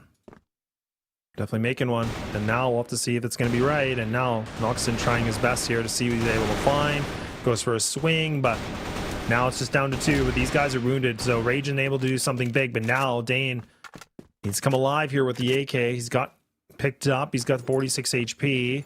So a little bit of utility. Does have that C4. So again, he's just going to try to make it seem like a bit of a fake, right? He's just using this to buy some time. He's making SOLTREX kind of, you know, again, shaking the boots a little bit. He wants to catch them off guard here for a rotate, but they're going to double up on Cat. This is actually a really, really nice play from them. JWoww, ooh, a little bit overextension on it, but now they're going to double swing. He might be able to find the timing, but this is really good teamwork from them. They just got to hit this shot, and unfortunately for Dane, he actually tries to go for the fight. He gets one, but at least that buddy system, it's going to work out nicely for SOLTREX. Yeah, absolutely. I mean, again, a little bit too close for comfort, but, you know, a round is a round. So yeah, definitely a big one for SOLTREX. But again, you know, this thing continues to be, you know, I don't know how they do it, but unfortunately for SOLTREX, they just lose players way too fast and way too early in this round. And well, Kanga already close up ramp here. It's a little bit, you know, a little bit of back and forth as Samido gets 2 all by himself, and Jaguar looking for one of his own. And now again, it's Dane versus Jaguar. It's an interesting gunfight as well here, because I feel like Dane is a very good player. You can see it from his stats, but not to forget, Jaguar is so sharp, and you can tell here, head glitching doesn't even matter. He still clips your head, and well, we're getting the numbers closer together. 3 more for SOLTREX to make things possible.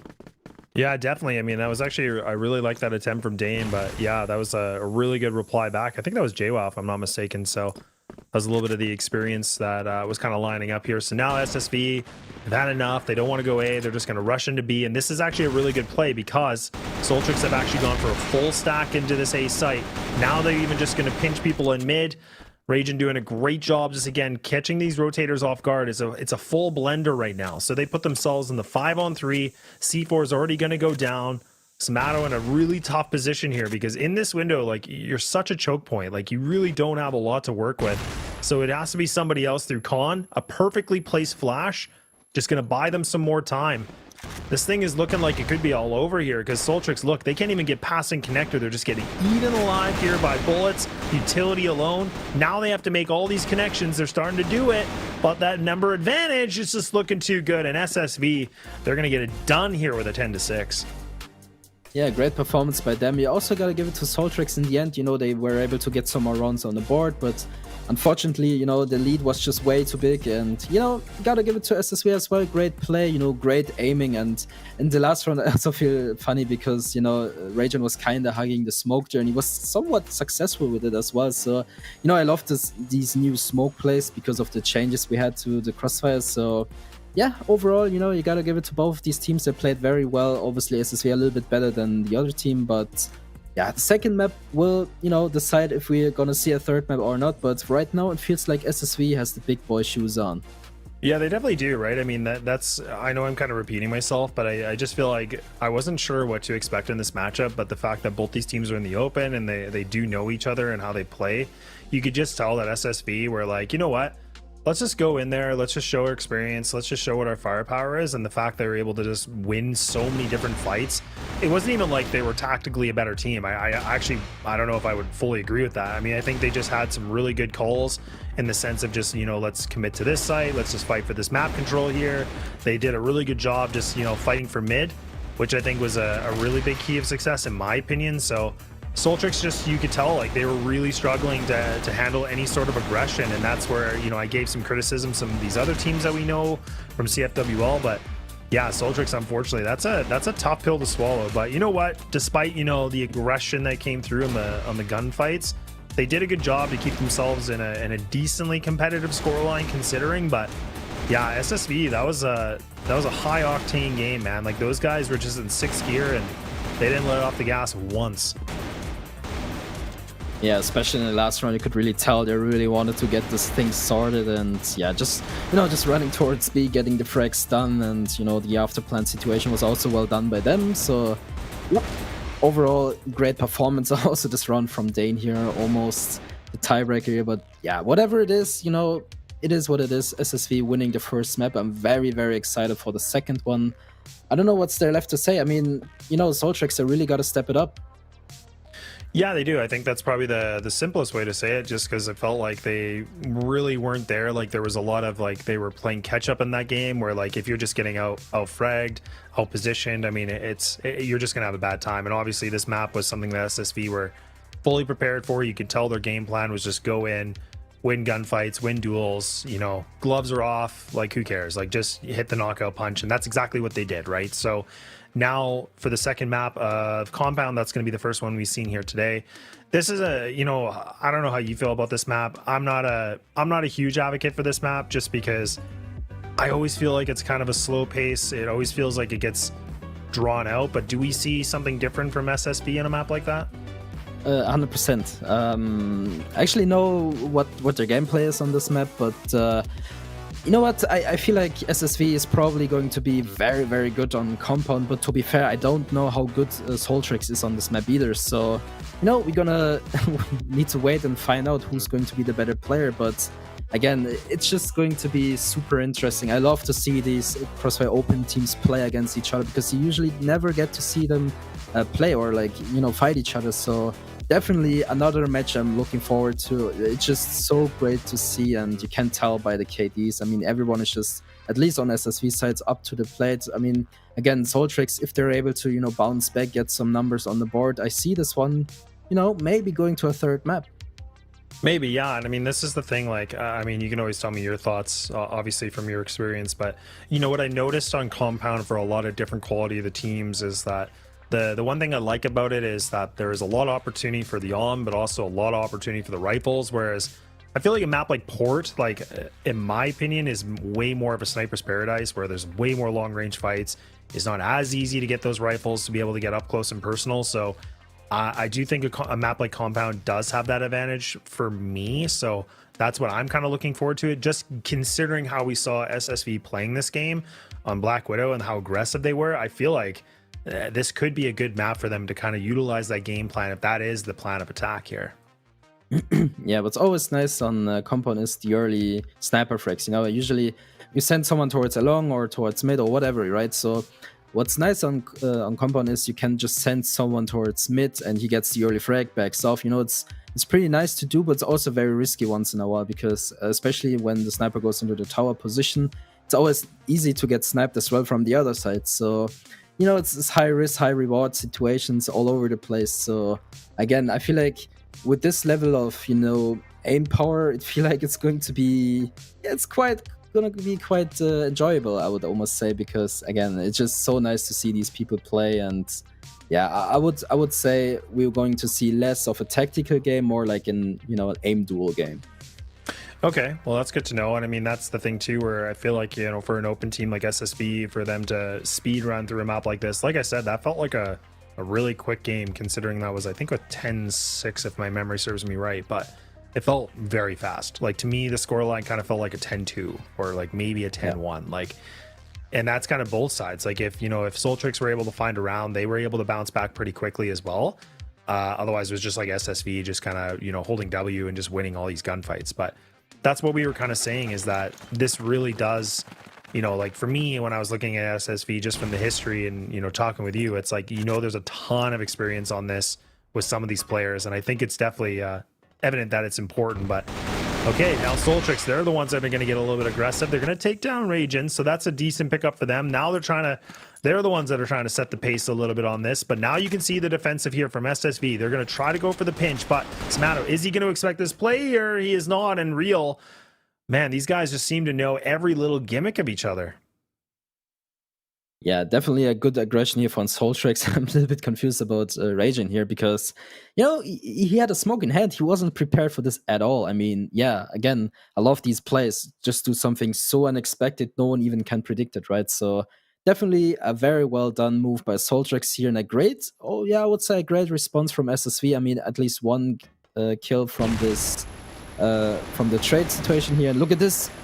It's just back and forth once again. Noxon finding Kanga, but the trade is instantly there. And now it's a 1 versus 2 situation for Real already. Jaguar and Fighter, you know, holding hands together, waiting for Real to come here. And it's a question, is he instantly going in? And it seems to be the case. Real just tapping Jaguar like it's every day's job, right? So a 1 versus 1 situation, Fighter and Real. Real is so low in HP, and Fighter knows that he's not even going to try with the AWP. So 1 versus 1 situation, it's so tricky. Time is ticking, but Fighter actually the one to win this round. And it was a little bit risky there, but the aim was just on point. Real with the one tap, insane, but in the end it didn't work out. Great play from SOLTREX. Yeah, not bad at all, honestly. And what a good amount of work on the clutch here for SOLTREX to be able to get themselves that first opener. But here we go again. SOLTREX, they're going to go back for pillar control. They want to fight for this. And actually, I think it's Aven that's actually pushed himself into this doorway. So it takes down the IGL. So that's a nice pickup here. His life is still going to be intact too. So JWoww, he's gone and removed. And now look at this. Oh man, this is what we were talking about. This is that blender effect. And now the blades are getting a little bit more sharpened here. And they are just mince meeting these guys down to 2 with still 1 minute and 49 remaining, right? Like that's the crazy thing. Like SSV are just finding opening fights by like convincing numbers, and then they can just pull back and they can just wait things out. And that makes it even more annoying and frustrating for SOLTREX. Definitely a bit of a problematic situation here, but I mean, in the end of the day, you have to deal with the cards you dealt with, and Fighter and Zamido trying their very best to, you know, find something here, but SSV is just playing super reserved, and I think Kanga even spotted the barrel here. And I mean, what can Fighter do at this, you know, at this point? I mean, 1 versus 5 situation. He's running low on bullets. I mean, yeah, in the end, Raging getting the kill here. So yeah, it's a bit tough for SOLTREX. Again, I feel like especially the first round they played so well. SSV wasn't even, you know, having a chance, but all of a sudden SSV bounces back and gives them a hard challenge. And oh boy, this is the position I was talking about earlier, right? So just getting into mid as soon as you can and trying to find a spot, but Arven is actually the first one to fall. Okay, well, otherwise it's Dane again putting that arm to work, and he's just playing aggressive here in mid dumpster. So, and look at even the aggression as well from Real. Like, these guys are just fighting for map control. Like, this is just madness. Like, I've just never seen anything like this. Like, just full sending, holding W, just really getting in your face. But I mean, it's backfiring a little bit right now, but maybe not yet. I mean, this is a man advantage we don't get to say very often here for SOLTREX. Now they're looking a bit hesitant. They're trying to clear every single angle with 1 minute and 30 remaining here. So Kanga is going to be, oh god, he was just spotted here in A main. So he has to reposition himself, and I don't even think he saw them. So SOLTREX are going to refight for mid control. But look at these rotates. Look at how fast we see that SSV have reacted to this. If they come A, this could be a problem. Yeah, it's going to be a problem for sure. So I think maybe Kanga actually spotted them. This is also why he re-aggressed out of a main. So yeah, I mean, you're probably right. I mean, 100% just pressing W, you know, fast-paced gameplay. And this is what I mentioned earlier, right? So this is definitely not a tier 1 gameplay from, you know, CrossFire West team. So it's definitely more like an open team play style. But, you know, I like to see it. It's something you don't see every day, and Kanga just re-aggressing towards mid, and yeah, complete shutdown here by SSV. Not even a single person falls in this, shutdown here. And yeah, plays like this, I mean, again, you don't see those in like other games, when, for example, Anubis or Demons play against each other, they just don't do that, right? But here it seems to work out, and again, Rhea just, going super aggressive with his arm here, gets rewarded, backs off. I mean, he dies in the end, but it was still worth it, though. Yeah, definitely. And I mean, it's not bad at all, but I mean, this is some good control, but Kenga, I'm kind of worried for him in this position because honestly, when you play this spot, like it really is like a one and done. And oh, he's going to re-aggress. Oh, dear God. He's going to be able to win that fight. He's looking for more, man. He's bloodthirsty, but again, it cost him his life. So it's a bit of a sacrifice onto this one. So we see that SOLTREX are doing a good job just trying to get these trades back right away. It's a nice little bit of a rebound situation we're seeing, but even Dane playing aggressive here in A main door. Noxon just here on tower, just trying to spot somebody out. Oh, they go over before the smoke dissipates. Oh no, just again, such a silly mistake to make. Too quick on the draw. You just cannot be able to do things like that. Well, 100% a rookie mistake there. I mean, just wait for the smoke to fully fade and, well, it is what it is. I mean, they keep doing these mistakes and they instantly get punished for it. I mean, SSV is super ready for this one. I mean, Zamino maybe saving your day with a quick 2-piece. Well done by him. I mean, maybe the mistakes, after all, don't even matter because, he gets the frags done. And yeah, again, we see it here. It's a little bit weird. Like, just wait one more second and you might be, you might be good. But yeah, again, Zamino saving your day here, so it doesn't really matter. Just reset happened, and definitely a good round for SOLTREX. Oh man, and just like just silly mistakes that we're seeing from SSV, right? Like I don't even understand like why they're swinging that. Like there was just no reason for them to do that. Like they had full control of it. The ball was down in the middle there. It was on a platter, and these guys were just kind of swinging and just being super aggro. Like I get that's been kind of their winning recipe right now, but again, it just felt like a really, really silly circumstance on this. But I mean, I guess they'll learn from the mistakes. It is still a tie game, so it's not like they've given up like a gigantic lead or anything like that. But again, it's just these kind of mistakes, they could kind of bite you a little bit later on in the game. Now SOLTREX getting themselves into this A site, looking to get some gunfights. They haven't been able to find a body yet, so no damage really being inflicted against the defensive side here. Finally, Haven's going to get taken out. Now we're starting to see SOLTREX landing these shots, starting to hit their, a little bit more of a stride on this. So now Ragin trying his best to be able to find something different on this one, but now you're starting to see these gunfights are just not the same effect that it was before. This should be a SOLTREX round unless we see Real with the most insane clutch ever with 20 seconds remaining, but I think this is too much of a tall task. Oh my God, he's going to be able to find the collat maybe. He's just looking for a little bit more, spots the knee of one, but it's just a little too late, and SOLTREX to get back into the lead. Well, Real makes it a bit interesting in the end there, but yeah, obviously SOLTREX a very well done round by them. I mean, the instant push towards A, the good use of utility, and obviously the aiming was also on point. It feels like SSV, especially Ragin there, he had so much time to get a kill done, but unfortunately didn't really work out for him. But again, gotta give it to SOLTREX finally stepping up to the plate here. 1 round ahead of SSV. This is really what you are looking forward to if you are a SOLTREX fan. And again, look at this aggression. They're not wasting any time. No smokes, no utility, nothing whatsoever. It kind of bites them here, but again, maybe it works out, maybe it doesn't. Oh, it's a little bit of a weird gunfight happening here. Jaguar, please, someone hit a shot. Yep, there you go. Finally, Dane drops down to the floor, and yeah, if they play their cards right, this is going to be a retake situation for SSV.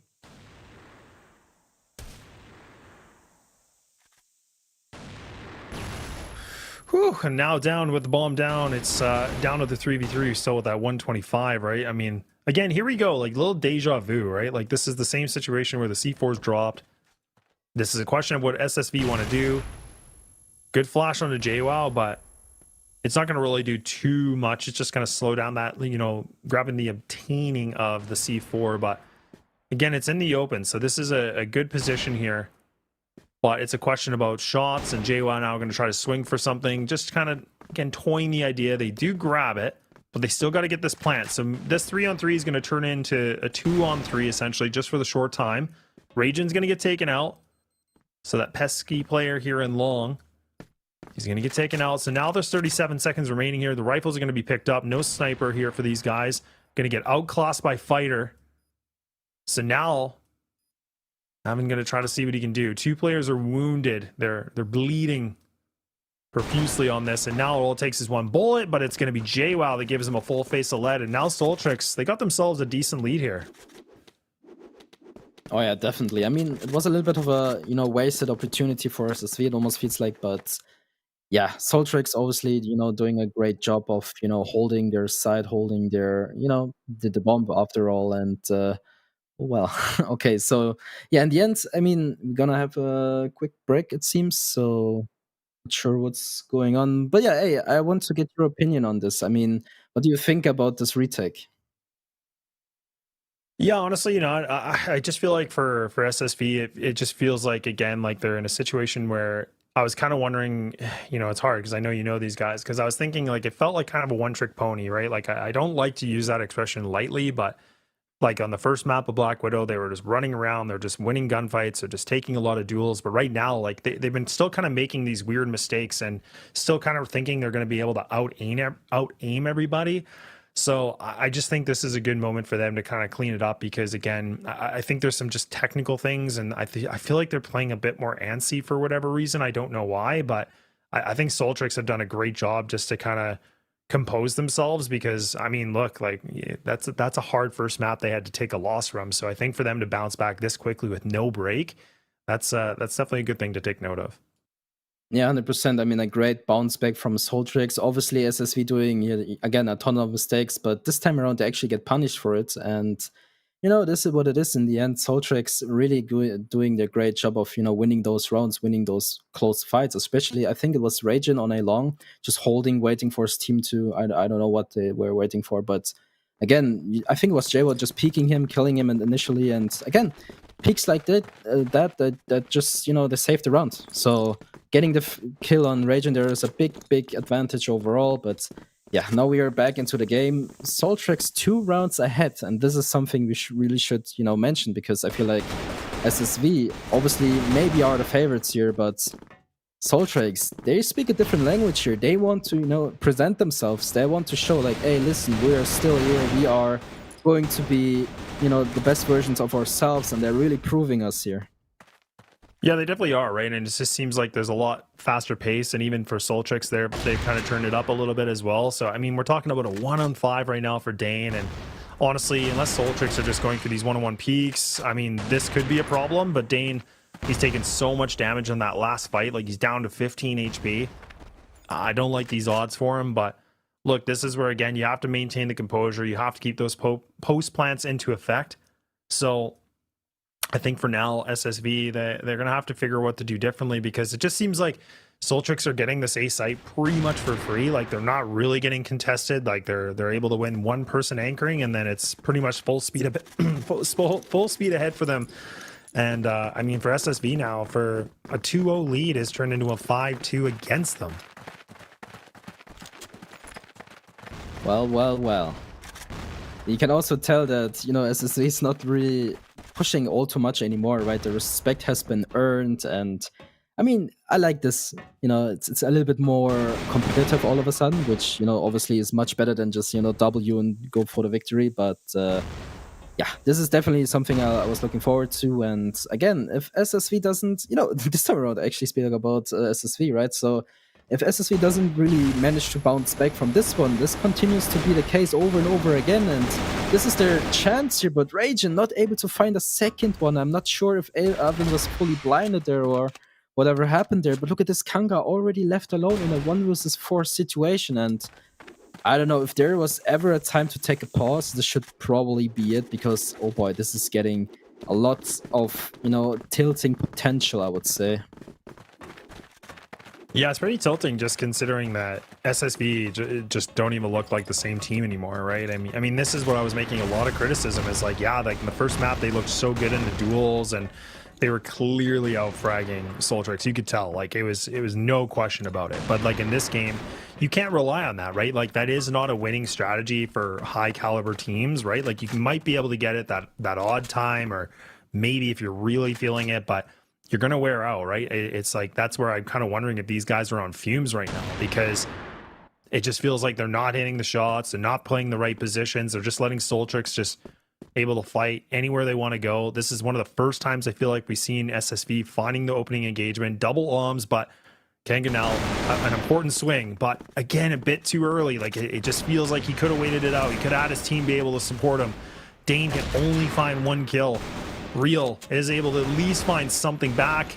Now we're starting to see SSV, you know, cook up something here, and JWoww is on the clutch. He has to be able to do something big. He has the bomb in his back, but look, he's wounded. He's down to 32. He's going to have to do something pretty miraculous here if he wants to be able to find a 7th round. Yeah, no, absolutely. I feel like after they killed Kanga, they should really have been, you know, going back. So they kind of missed out that opportunity, and that really, you know, was the reason why this situation is happening right now. So yeah, very great attempt by SOLTREX so far. I mean, really, I loved the aggression there. It felt like SSV has no chance whatsoever, but Real hitting this insane sniper shot and over again, you know.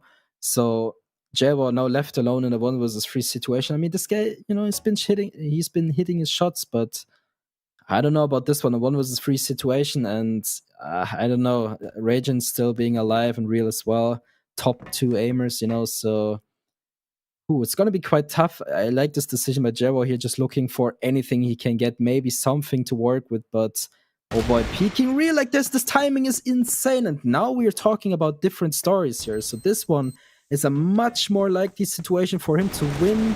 And oh boy, Ragin with a good read here, good positioning, and instantly aggressive towards Jaguar here makes things very easy. But oh boy, this could have been an entire different story. Yeah, definitely could have. I mean, that's the thing. Like, I mean, for SSV to be able to bring back around after, you know, a pretty dominant first map and then really just cooling off, it's a good way for them to at least get that 3rd round. But, you know, SOLTREX, once again, they looked really good in this. I mean, a 6-3 going into the GR side is definitely something you want.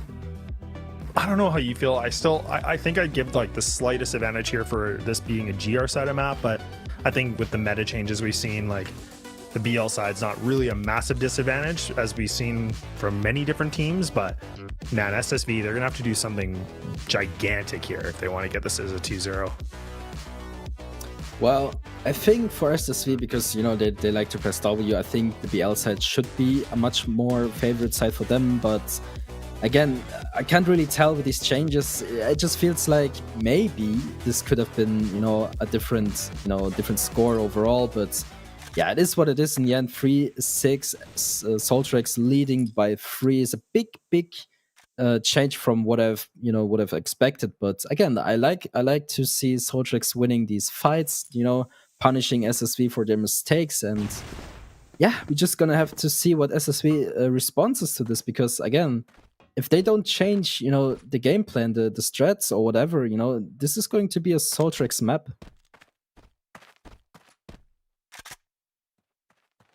Yeah, and that'd be the second series that's going to get pushed for a 3-mapper. So I was thinking that SSV, you know, they were trying really hard to just find themselves in a position to get a 2-0 and a pretty confident one, but that's not bad. Dane's going to be able to find that first fight. A nice little bit of a shake and bake here with his teammates, just kind of manipulating fighter, takes him out. And now Ragin just, again, waiting for any aggression. You can see Noxon's kind of debating for it, but does have that A main, that long A control, I should say, sorry. So it's already pushed up into a good position. Oh, I don't think he spotted him. Oh, this timing could be so bad. Oh, but he's so good, though, for Nox, and he might be able to get the timing of this, but it needs to happen now. And you can see SSV, they're just going to pedal themselves into this A site. There's a big flank already happening. There's so much running for Nox, and he has to be able to find kill. He has to be able to get something done, but Dane, it's just reading chapters ahead of him. And SSV, they pull back around, and honestly, pretty convincing. I think that was even flawless, too. Yeah, definitely what I was expecting from SSV's BL side. And to be fair, I feel like Noxon, it's hard to blame him because obviously he doesn't have all the info that we have, but definitely a weird one for him. And again, it happens, but it shouldn't be happening again. And look at this, SSV is so ready to go. They're so ready to win their BL side, but maybe, just maybe, SOLTREX has an answer to that right now. It feels a little bit weird. Everyone's just pushing once again, but doesn't really work out in their favor. Noxin, good for 2, strong 2k, exactly what they're looking forward to. And oh boy, Kanga, whoopsie. That didn't really work out for him either.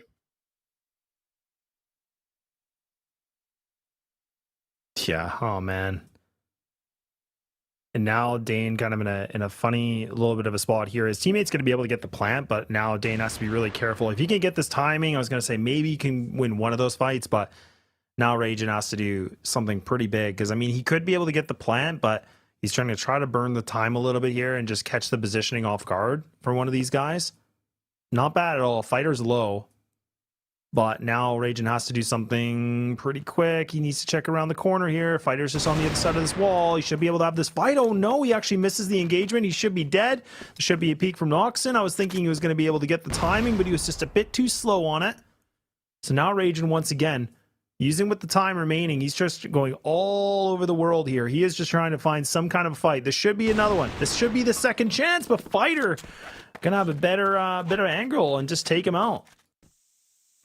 Yeah, those mind games, you know, it's always funny to see, because, you know, from Ragen's POV, it was like, okay, maybe this is good positioning, but as you can see, Fighter and, of course, his teammate, they were so close to each other, they knew exactly where he was, and yeah, this didn't really work out for SSV, so another round for SOLTREX, and you know what, there's 3 more to go, and this is what I was mentioning, right? So SSV surely won the first one, not even close, right? But the second map, I don't even know. Like this could be very well a SOLTREX map. I mean, for the moment, I would say they still have the upper hand. SSV looks a lot better on the BL side for now, but 3 rounds is not a lot to work with. So SSV definitely needs to step it up big time here, and you know, again, maybe with some cheeky plays that, you know, no one would really expect to happen. And can tell Kanga already very deep into the GR spawn here, gets one, but instantly gets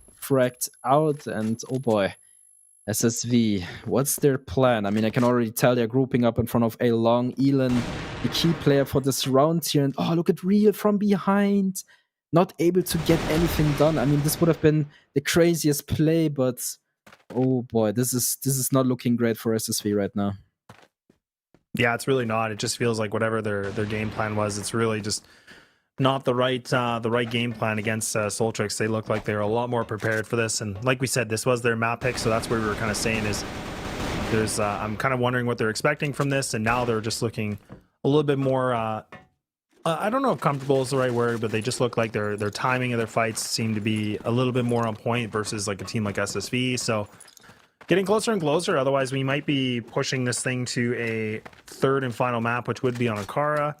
But I mean, now SSV, I mean, we talk about digging deep, you got to do something big, you got to make a play. I mean, this is it. They have to be able to find 4 rounds in a row to push a tie game, which then maybe leads to more. But you can just see, man, like the here, a Fighter, he's put himself at a 7-1 since that break. Like, he is just picking these guys apart like pulled pork. And now, I mean, this is just a blender. I think that's all she wrote. I think this is it and done, because SSV, they don't look like they have nothing in store for this map. Yeah, talking about confidence, I mean, Fighter, what a peak from him. He was kind of flashed there, but didn't even hesitate to just, you know, scope and wait for someone to cross the scope. And yeah, I think I totally agree with you. I mean, SSV looking much weaker on this side, but, you know, gotta give it to SOLTREX. They look much better on the GR side here. So yeah, definitely, I don't want to, you know, write off SSV too soon, but to be fair, this is, yeah, let's say 99% their round already here, and 9-4, the exact opposite from what we had before. So yeah, let's just say SOLTREX again has the big boy boots on.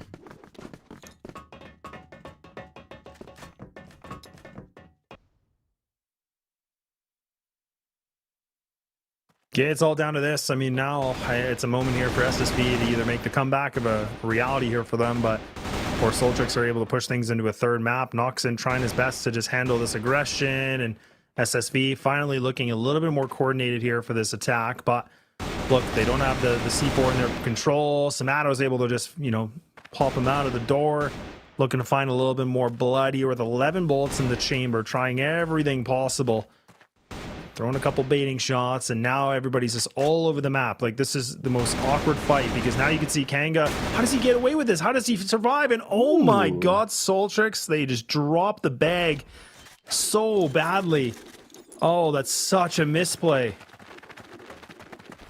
Yep, 100%. But if you're a SOLTREX right now, it probably doesn't really matter too much, because again, you have so much rounds to work with, so much. Yeah, it's a big lead, basically what I'm trying to say. So shouldn't be the end of the world. I mean, yeah, Dane, the first one to fall. It feels like SSV kinda lost, not motivation, but kind of faith in themselves to win this one. And, you know, it's kind of disappointing to see. But again, if SOLTREX continues to play like this, I can totally understand why it's kind of tilting, right? So definitely a very, very good performance from SOLTREX. Turns things around the way you wouldn't even expect it, right? So yeah, it's not even Jaguar performing it well, right? It's Fighter, the sniper, 100% performing out of his mind, and definitely what you're looking forward to if you're a SOLTREX fan. And well, slowly but surely, this might push to an end here if SSV isn't too careful. Look at this, Samiro just dancing around the smoke once again, but Kanga finds him as quick as soon as he sees him. And well, Fighter, did he get a double kill there? Oh my god, okay.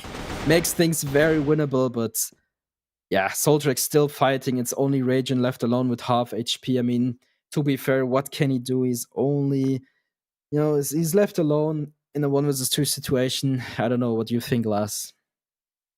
Yeah, it's not looking good. I'm not going to be on, or I'm going to be honest. I mean, it's you know, this is a tough one unless, you know, we see SOLTREX kind of swinging this like they are. Oh god, they're kind of just going for these weird fights, but Ragin does get himself a better post plant, but now he has to be able to hit shots. This is something that's been pretty lackluster for these guys. If he was going to be stuck, and there we go, SOLTREX is going to be able to push this to a map 3. It is going to be a 10-5. So yeah, honestly, pretty disappointing for SSV. I was looking really forward to seeing what they were going to be able to do. I felt like, I don't know. I just feel like we didn't really get to see any sort of game plan from them. It just felt like they were trying to get aggressive again. And SOLTREX, they knew that. They were predicting it, and they made that map look pretty swift, to be honest. Yeah, halfway through, they definitely changed the pace of style. I mean, in the beginning, I was feeling like SSV was, you know, doing the same thing again, but all of a sudden, you know, SOLTREX turned on. You know, they just really knew what to do. They were just aware of everything pretty much. The hits were on point, you know, the strats were on point. Everything was just working out for them perfectly fine. And yeah, I mean, I love it. Hey man, one more round and one more map really. So yeah, I'm just looking forward for this one. I mean, it is going to be a head-to-head after all. I mean, obviously SOLTREX has the momentum for now, but again, a different map is a completely different story. We saw this, right? Like, first map, SSV is just way too strong, and the second map, all of a sudden, SOLTREX is just way too strong. So definitely looking forward for the third one. Yeah, and I kind of wonder, you know, for moving over to the third map of Ankara, like I don't really know what to expect from this, because I feel like, again, a map where you can be aggressive, especially in the blacklist side. If you want to go for those A takes quite a few times, it does. I think it does reward you if you want to be aggro, but again, you need some of that utility to paw flash yourself in. I felt like we didn't see that really at all from SSV in my perspective. It was more like they just were running and gunning. They were just trying to outduel them, which worked in the first. Obviously, they got very much punished on the second for that, and didn't work at all, right? So it's going to be interesting to see what will happen here for the third and final map of the day, just because, again, I feel like SOLTREX, they looked like an entirely different team, which was something I wasn't expecting, but you love to see it, right? I mean, this just now raises a bit more of the eyebrow to figure out who can be able to find their first W here for day one. Definitely. I mean, just looking at the highlights, just look at it. Everyone was kind of on point, I would say. So yeah, after all, you really got to give it to SOLTREX. They were really playing at the top of their level. I mean, maybe not from the start, but eventually they got it done. So yeah, I mean, what's there left to say? I mean, we have seen these, you know, teams twice now, so it's definitely looking, you know, pretty head-to-head. Obviously, you know, SSV was better on the first map, and SOLTREX was better on the second map. It really comes down to the third and final map, so I'm definitely excited to watch this one. And yeah, I'm not sure what you think, but I think, you know, it might be very close in the end. Yeah, I definitely think it's definitely kind of seeming like it might be the kind of, you know, the tea leaves here a little bit about this map being probably quite a close one, unless SOLTREX just kind of play the same way they did on Compound. I don't know if SSV is going to have a response to it, but we'll have to find out. I mean, it does seem like we're getting pretty close, I think, for that. And I'm just waiting to see if we're pulling up any stats on this game as well, or if we're just going to take that short little bit of a break, just because these guys look like they are kind of getting themselves pretty much ready to go. So pretty exciting though. Okay, well, it seems like I think we have the stats ready, if I'm not mistaken. I heard that. I'm not sure, but yeah. Either way, it's probably pretty nice to see. And here we go. Okay, so what do we have? Fighter. Yep, definitely Fighter was the top of the player here, 100% probably the key player as well. And yeah, on the other side, I'm a little bit disappointed at, you know, looking at Rager, because usually he's one of the top fraggers all the time, but maybe not this time around. I mean, it happens to the best of us, so not a big of a deal. I mean, it is what it is. And yeah, Dane and of course Fighter 100% deserved. So yeah, I don't know what you think, but I feel like Dane and Fighter, you know, obviously both snipers, they're going to, you know, perform all the time.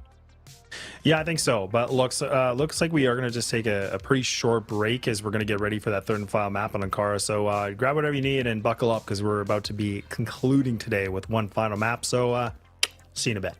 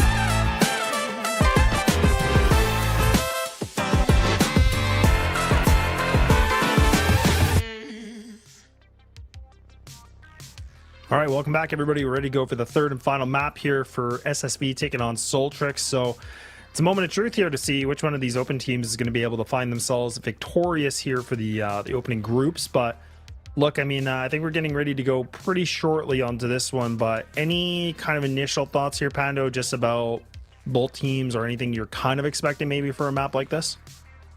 Yeah, to be fair, it's a little bit of, you know, a tough thing to ask for, because you know, SSV was so good on the first map, SOLTREX was so good on the second map, so who is really the better team at this point? I'm not sure though, but yeah, I'm just really looking forward for the third map. I feel like whoever gets the upper hand first might eventually take it to the end, so I don't know. I feel like, you know, maybe I'm wrong, maybe it's actually a head-to-head all over the time, but I'm just not sure at this point. You know, it's a little bit hard to predict, but in the end, I just hope, you know, the better teams win, so I don't know. It is what it is. Yeah, I mean, it's kind of hard to say, right? Because again, for a recap, in case people weren't here, is like SSV just, you know, bulldozed on the first map, and then they tried the same plan, didn't work. I mean, SOLTREX looked like they had a really good, game plan. They looked like the positioning was better, the tactics were better. It just felt like, again, a very different team than what we saw. So now both map picks go in favor of both these teams. So Ankara kind of being the remaining map, I think it's really going to be depending about who likes it more and who plays it more often. I have no idea.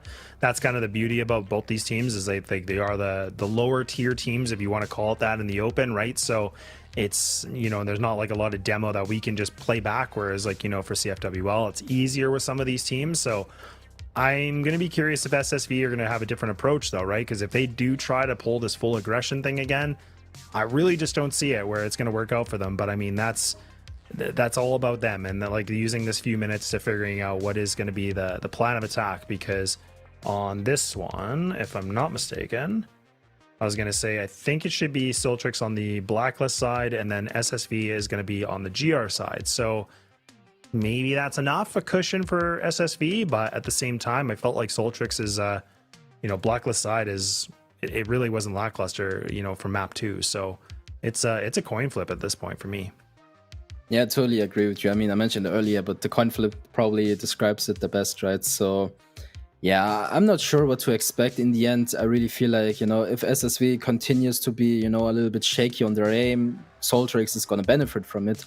But on the other side, if SOLTREX doesn't keep up the performance, maybe SSV takes hand over it. So, yeah, in the end, it really is up to the players. I mean, I hope SSV has a little bit of a, pep talk going through, because if they don't talk about their mistakes and about maybe a change of plans, right, I feel like they're not having a great time on this third map. But on the same time, at SOLTREX team, I feel like maybe if they talk to each other, like, okay, listen, the first map was a little bit maybe a little bit shaky, but hey, you're gonna win this third map, you're gonna bring it home, and this is initially what they're looking forward to. Yeah, I mean, that's the thing, right? Like, it's always hard, because when you're competing in the midst of it, like, you always have to kind of take these maps. Where I was thinking SOLTREX, I didn't know if they're going to bounce back as well as they did on the second map, because that first one really was just getting outclassed. Like, the aim wise just felt like SSV were a way stronger team. So I was thinking, okay, this could be a 2-0, but the way they bounced back, persevered through something, through thick and thin, that does show a lot of promise for a team like this. So that's where they have a little bit of momentum riding for them, right? Like, when you're able to come back after losing a map, it does feel really good, but then it just kind of raises the question about SSV and, what has the IGL been able to say to the guys to, get them a little bit more fired up and for them to hit their proper shots. Because you could definitely tell they didn't look comfortable playing compound. You could definitely tell the positioning was quite off. They were trying to make these individual plays and being really aggro. That I felt like compound is harder to do that, because we have so many different angles you have to clear. So yeah, we'll have to see. And it looks like the lobby is pretty much starting and kind of getting underway, so we're pretty close to getting things done here. But is there anything, for SSV, like on their GR side, that they got a cool gimmick, or anything that we could be expecting for them on this defense? Well, to be fair, I feel like they're going to, start off pretty aggressively, and you can see it already here. Real and Oven already getting 2 frags all by themselves. And again, the game plan maybe doesn't change all too much, but maybe the attempts change. So again, playing super aggressively early on might be a thing, but it won't be a thing all the time, because again, it didn't really work out on compounds in the end. So yeah, I hope SOLTREX has a good response to that, because otherwise, oh boy, we're going to see another compound coming our way. But look at this, Kanga posted up, ready for Jaguar, but it's impossible to clear all the corners all by yourself, but the information already is given, and look at this. Complete shutdown, complete different story for SSV this time around. Yeah, not bad at all. I mean, just them winning some of these gunfights, it's just ridiculous. Like, I mean, it just seems like it can be so easy, right? But again, we'll see if they're going to do that. And even look, this aggression from Agent, he's at enough, right? I mean, he's trying to just see if he's able to make a play on his own. He gets a nice bit of a start on this. He somehow gets out of that. I have no idea how he's able to escape with his life on this. Real has already tried to push down as well, does find another one. So this is kind of right back to what they were doing, right? They're just trying to be, the gimmick seems to be aggression. Let's just try to go for the firefights. Let's just try to see what we can do. Let's hit the headshots this time. And so far, it's looking like it could work. But, I mean, for SOLTREX, we'll see if they're going to bounce back on this. There's still plenty of this map to remain. But they're already down by 2 players with 3 remaining. and now making it just the last 2, and they haven't been able to find a single duel in their favor, and SSV have really just kind of, again, turned to another chapter of their aggression. Well, continues to be the case as we speak, and Zamido fully blinded by the lights, tries to get away with his life, but yeah, not happening this time around. And yeah, SSV putting it up to the plate, really stepping up for all themselves, you know. So 2-0 start, pretty convincing. I mean, there's not a single frag on SOLTREX side in 2 rounds, which is a little bit confusing, I would say. I mean, not sure what's happening here. SOLTREX, they had the momentum, they won the second map, and obviously they want to win the third one as well, but right now, I'm not so sure about, you know, their game plan, because now they play much more reserved and, you know, not as dominant as they used before, and SSV is taking full advantage over that, and I really like to see it because, again, you just use, you know, you just play to your best abilities, and SSV is just taking advantage over over SOLTREX not playing super aggressive. Yeah, SOLTREX are really just taking that slow approach, and I just don't know if that's really going to work against a team like SSV, but... And I mean, now they're trying to go for the 5-man execute into the A site, but again, you still have to worry about Avon. You still have to worry about Ragin as well. So, and look at how fast he just swings for this vent control. Avon's able to find that first initial duel, and I don't know if they're going to get this trade back. That flash is beautiful here from SSV, but now they're able to stop him just enough. You can see Kanga ready to go. He's helping him out. The C4 is planted, not literally planted, but it's dropped in the site. And this is a great position here for SSV because now Fighter has to fight his way to find a 1-on-3 with still a minute remaining. And SSV, all they have to do is they just have to play the numbers. They just have to play the situation for the instant trade. And this round should be done and dusted unless somehow Fighter can be able to have 3 separate duels and gifted to him on a platter. I mean, surely this could be SSV putting themselves in a big lead. And Dane actually gets the better of it. Good off angle. And once again, SSV, they're going to maintain their stride once again from map 1. Yeah, you really got to give it to Arvin here, getting 2 frags all by himself, a very important one as well. So, yeah, he made things possible for SSV to just hold down the side. And look at this, the aggression doesn't stop there. I mean, they don't even have to over-aggress, but they still do, and they still, you know, they win. It doesn't even matter. Look at this Rhea. You never peek window like that. He still does it. He doesn't care. Noxon finally getting the trade done here, but the damage already has been done, and the question is, what's the issue here? What is SOLTREX lacking that SSV has? So, I mean, I see all these players having, you know, bad numbers, but it's not even that. I just feel like they can't punish SSV for being over aggressive, and not sure what the issue is. I mean, it worked out pretty well on Compound, but all of a sudden, Ankara, they just can't hold it. Yeah, I was definitely never expecting this. Like, I didn't know that SSV were still honestly going to just play that same track, right? They were like, you know what? It worked on map 1, do it on map 3. So it just feels like they're, again, they really didn't seem like their firepower was matched on map 2, but look, on Ankara, they seem to be feeling a lot better about it. So, I mean, for them, they're in a great position here for the 4-on-3. Noxon's already low. They're going to group up. They're going to go underpass. And Dane, in this kind of a position, he doesn't have to keep fighting, but he wants to. Oh my God! And he just decimates all 3 and just locks it down. SSV, I don't know what they did, but resurrecting like a phoenix, and these guys are back. Oh yeah. I mean, I would never ever expect him to even get 1 there. I mean, maybe 1 because of the AWP, right? But 3?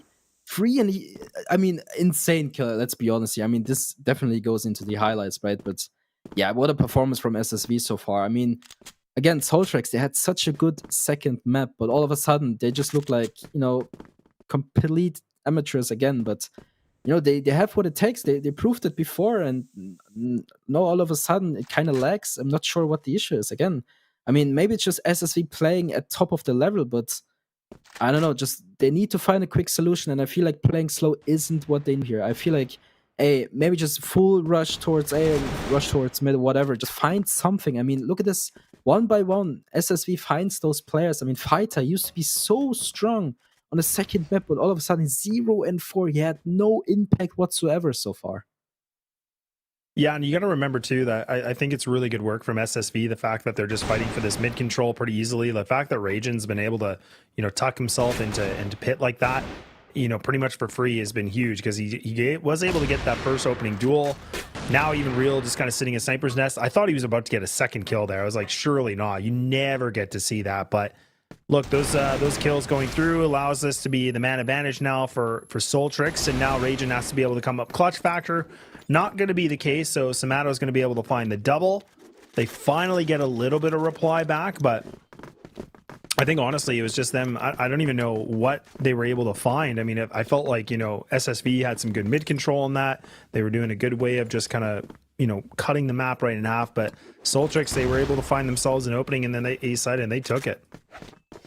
Oh yeah, absolutely. I mean, finally you get some response from SOLTREX, but yeah, already, you know, in this round, Jaguar was the first one to fall. Noxon almost as well. So yeah, I'm not sure they get, you know, they get around and all of a sudden they feel, you know, too confident or whatever. I'm not sure what the issue is, but yeah, already one man down, the second to come, and well, Raging with a lot of history here gets one, but not able to find a second, which, you know, should have been the case for Raging really, but now SOLTREX finally, they have the bomb site A secured. I mean, it's a little bit of a tough ask, and well, Kanga already finding Nox in here.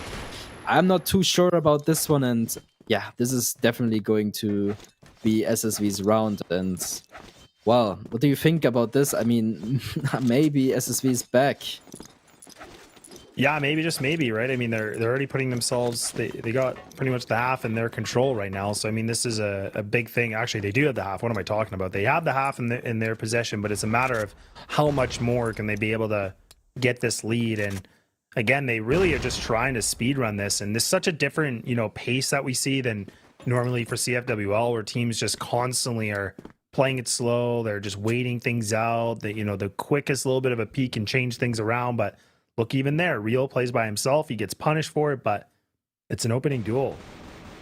Yeah, no, this should really happen all the time. But Noxon now asking for Kanga.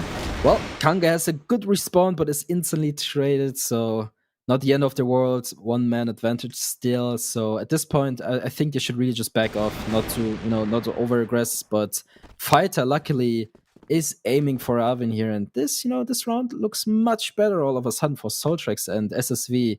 They need to respond. I mean, look at Dane's score, 5-1. He's really playing at the best of his, you know, of his abilities here, and let's see if they're able to hold this one. But look at this, Raging and Dane already playing this to perfection, making the numbers back to even. And man, I don't even know what to say here. I mean, again, one by one, SOLTREX is falling, and I don't know. I feel like they could have won this round much easier, but now they really have to fight for it. Now, Raging left in a 1 versus 2 here.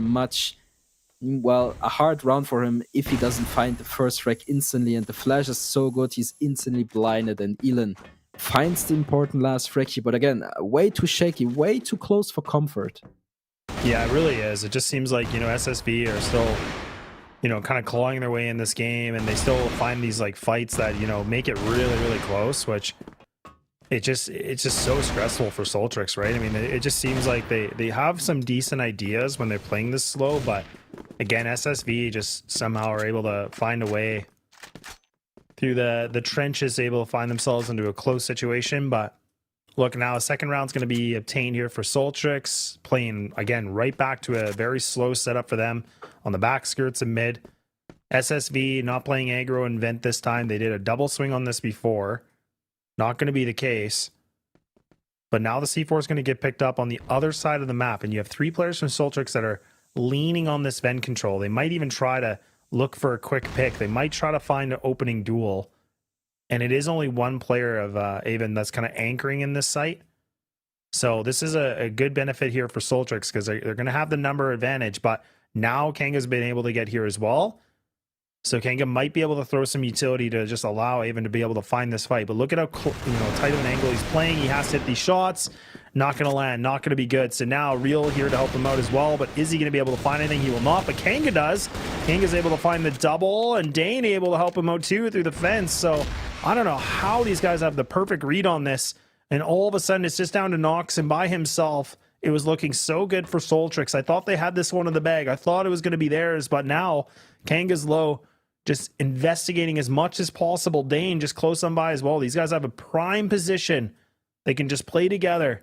They expect Noxon to be somewhere else, and Noxon might be able to get the timing of this if he finds it, but he's making a lot of noise. So now I think the jig is up. He's still trying to just scout things out. Kanga's playing aggressive above him. Oh man, it's close. And okay, a free duel. It's a one-on-one engagement. Still 25 remaining, but Dane, he hasn't moved a muscle. He hasn't done anything at all. And now Noxon just on the hunt. He didn't even spot him. He didn't spot his legs. Oh my god! And they just give up a clutch again. Wow. I mean, this should have been SSV's rounds all day, but okay. I mean, this was insane. I mean, well played by them. Obviously, I felt like SOLTREX, you know, they had a great entry, then all of a sudden, you know, they kind of gave up the, you know, the control there, but in the end, if they clutch it and if they get the round, it's exactly what they're looking forward to. And SSV, I mean, this one has to be a big tilter, right? There's no way that they're not mad about this one. So yeah, definitely a good one for SOLTREX, even though it was a little bit shaky, but yeah, the round counts. So yeah, one more round to go for the half, and to be fair, you know, SSV had a very, very strong start, but SOLTREX, slowly but surely, you know, they start to come back.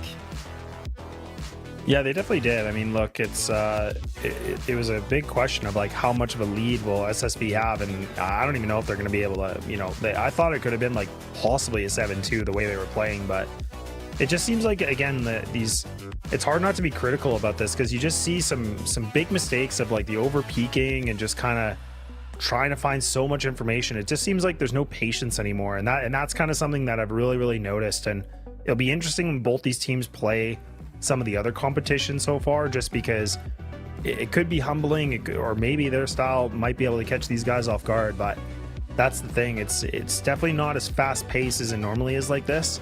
So it kind of makes me wonder a little bit for both these teams. But again, we know there's a lot of history with these two teams playing each other, but it's sad to see SSV losing a lead like that from like a 5-1 down to a 5-3, and possibly for SOLTREX to bring it back to a 5-4. But at the same token is that SOLTREX, you got to give it to them. Like, I was thinking they had no reply. I thought they were maybe just done, and they proved me wrong again. Like, these guys really just seem to bounce back in the most weird, inopportune times. But that's the beauty of it, I guess.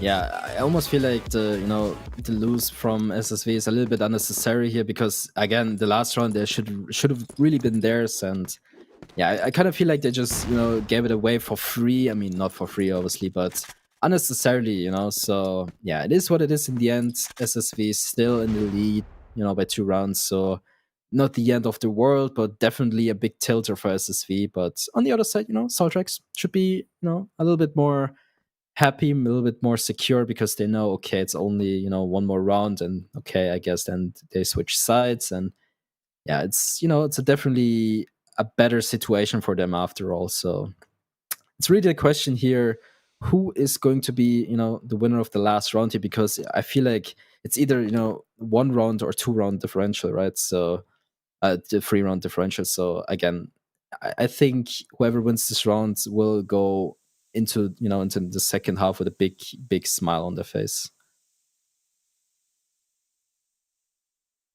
Yeah, no doubt at all. And if it's SOLTREX, I think they're going to be even feeling a lot better about this too, just because, again, they had such a big deficit they had to work with. But Haven's going to be able to find this first duel, just blind, not able to spot anything, but tries to reaggress and almost gets a secondary kill. So it's some really good damage. Now Ragin behind the green box, a little bit of a peekaboo. And now Whack-A-Mole finds himself that triple. Like you said, somebody that's been able to load the kill feed is typically somebody that can top frag. Looking like he wants to get it done, because he's going to be able to finish that round with a 4K, and that's going to be the 6-3 solidified here for SSV. So not too bad. No, not too bad at all. A much needed 4K by Ragin here. I mean, he really just, he was like, listen guys, this is a little bit too close for comfort, and he just decided to, frag out. And again, a much needed frag from him, also for the confidence for his team, so they're probably hyping each other up. Like, hey, listen, it's not optimal, but it's still very good. So, let's continue. Let's go for the victory here. And on the other side, SOLTREX, I mean, Tiltary, right? So 4K only by 1 guy is a little bit like, how can this happen? This shouldn't be able to, it shouldn't be possible in the end. So yeah, I mean, this is the tough break here for them. I hope they, use this little bit of a timeout here to just talk through, okay, what just happened? Why did we not win this round? And yeah, it is what it is in the end. I mean, a good, half for SSV could have been way better, but this is just how the story ends, right? Yeah, maybe. And I mean, there's still a whole other half here that we have to wait and see. But I mean, 6-3 is a decent. It is always a nice buffer when you go into the second half, but like I said, I feel like this is a bit of a teeter-totter just because, I mean, it was the individual skill of, Ragin to be able to find him, that round to getting the 4K, but SOLTREX now, they're going to be on the BL side. So I'll be curious what they're going to be able to do a little bit differently on this, but then I question for SSV, like, they like to be aggro, they like to get in your face, they like to be able to run around the map, so I don't know. I'm going to be curious because if we see, those alms connecting on the defense side, I think SSV are going to get a world of hurting here. But look, it's a matter of time before we find out. It's the one thing I'll take away from SOLTREX as well, is I've been really impressed with how they can be down in numbers and down in rounds, and they still climb themselves back into games. They keep themselves competitive because I think there's a lot of teams that, even in CFWL, you can see, like I said, TBI, when you lose that first man, it feels like they have all their confidence just hits the tank. They have nothing to work with. And I feel like for SOLTREX, it's been kind of the opposite, actually. Yeah, you know what? I'm actually glad that you bring it up. I mean, considering, this is an open team, it's so hard to not lose your spirit once you start losing, and if you don't find a solution for it instantly, it's even more stressful, right? But with SOLTREX, I feel like, might not be the best, situation they're in right now, but still they don't give up, they don't stop fighting, and this is what it takes to be, one of the better teams. And again, I 100% guarantee you there's a lot of teams that we will, get to see that 100% don't have this, spirit, but when it comes to SOLTREX, I'm just happy to see that they're not giving up. They still deliver us a good competition here. And on the other side, from SSV, I mean, it's kind of the same, right? I feel like, okay, they had a very bad second map, right? I mean, not completely bad, but still, it wasn't really what we would expect from them. But they still bounce back. They start, what was it, like 5-1 or something? So definitely a good spirit in this team, I would say. Yeah, definitely. I mean, when you're able to make a 5-1 deficit and bringing it back to a 5 or a 6-3, sorry, is to me that just again shows that like the vibes must be still pretty good here for SOLTREX, because like you said, at the open level, and again, you don't try to BM about it, but like it is a lower tier, it is different level, it's it is easy to shut down and kind of not really feeling the best. So I mean, for them to be able to still make it a decent half, that's not the most unreasonable. I think that's a good thing to take note of. But we're, I think, just about there. I'm just kind of waiting to see if we're getting back into this game, because it seems like it's a little bit longer than it normally is. So I don't know if there's a technical issue that's kind of been embedded with this as well. But I think for what we're gonna have to see on this SOLTREX side is them just really playing their system a little bit better than what we saw in Compound. Yeah, I totally agree with you once again. So yeah, we're just, trying to waste the time a little bit here so we get back into the action here. And I'm really asking myself, like, yo, SSV, do they really, have what it takes to win this one initially? Because again, I feel like on the second map, they were much better on the BL side all of a sudden, but still it wasn't good enough, right? But again, now they start off strong and they have BL side now. So, they might eventually just, turn things around even stronger. And yeah, we are back into the game now finally, and yeah, SSV, they have to prove to us that they have what it takes. And look at this shutdown here by SOLTREX. Oh boy, definitely not what you were expecting, but hey, why not? I mean, this is just exactly what they're looking forward to. I mean, oh, look at Rage in here still fighting on the top of his lungs, and he gets the 4K as well. What? 4K for Ragin. What did I just witness here? I'm speechless. What the hell was that? How does this go from a round where SOLTREX just, they mop the floor, and Ragin just in that kind of a position pulls up a 4K to save them? Like, oh my God, what a fumble. Oh yeah. Talk about fumble in football, man. That is it right there. But look, I'm not going to take anything away from Ragin. Those were crisp shots, man. But look, that is just madness. That should never happen. That is a round that SOLTREX, regardless of the outcome of this game, they're going to be kicking themselves for that for weeks. But yeah, definitely. I mean, what just happened there. I mean, correct me if I'm wrong, but I think it was a 4K back-to-back from Ragin, right? Yeah. So Yeah, it was. 8 frags in 2 rounds. This guy is on fire. He's so ready to win this one. And SOLTREX, I mean, I was hyping them up. I was like, hey, finally, great response on the first round, show who's boss. But all of a sudden, Ragin is like, hold on, I have something to say about this one. And look at this. It continues to be the case here. Good trades from either side. But again, this was just amazing to me. This is definitely going into the highlights as well. And yeah. SSV now super hyped up because of this one round, and well, SOLTREX, it's going to be a tough one from them from now on. Yeah, I mean, especially if they lose this round too. I mean, this is really going to bite them hard. It's going to be quite poisonous, but some good utility that just, again, allows Fighter to be able to get this collat again, man. This guy has been able to find so many different collats all over the place, and now looking maybe for a triple, but good aggression from Rage, and he's just trying to put matters into his own hands. And I don't even know if Fader is aware, and he is. But now it's down to Dane. I don't know what is going on here. This is just chaotic, and now Dane trying everything in his power to make this happen. Spots JWoww, but it might be a little too late here unless Fighter gives up his body, and he does. And even Dane, he's still got the bomb too, so he can now just go anywhere he wants. He has to be a bit mindful of the time. And he looks like he's actually going to go all the way around potentially. Unless he thinks that JWoww is actually going to swing this, but he's got 16 seconds. He has to go. He has to go. Oh my God. He thinks it's, Yeah. Oh no. You hate to see it. You overthink it and you just cost yourself around due to timing. Oh yeah. I mean, to be fair, it was a little bit of a gamble here. I get it, but definitely not a round you want to lose like that. I mean, super unnecessary. Just play it safe. Go underground or go towards A. Just do the exact opposite to what he just did. So yeah, again, a little bit unnecessary over round loss, but yeah, it doesn't hurt SSV all too much. I mean, they're still in the lead, but again, it's just super unnecessary to play like, make a play like this. But SOLTREX probably is super confused, like what just happened? What? But anyway, so starting off with a great kill from Elon here, and oh boy, I don't know about this one, but moods in CrossFire can change super fast. Like you go from a 2-round insane win to okay, you lose a round because you don't plant the bomb, right? So I don't know what to think about this.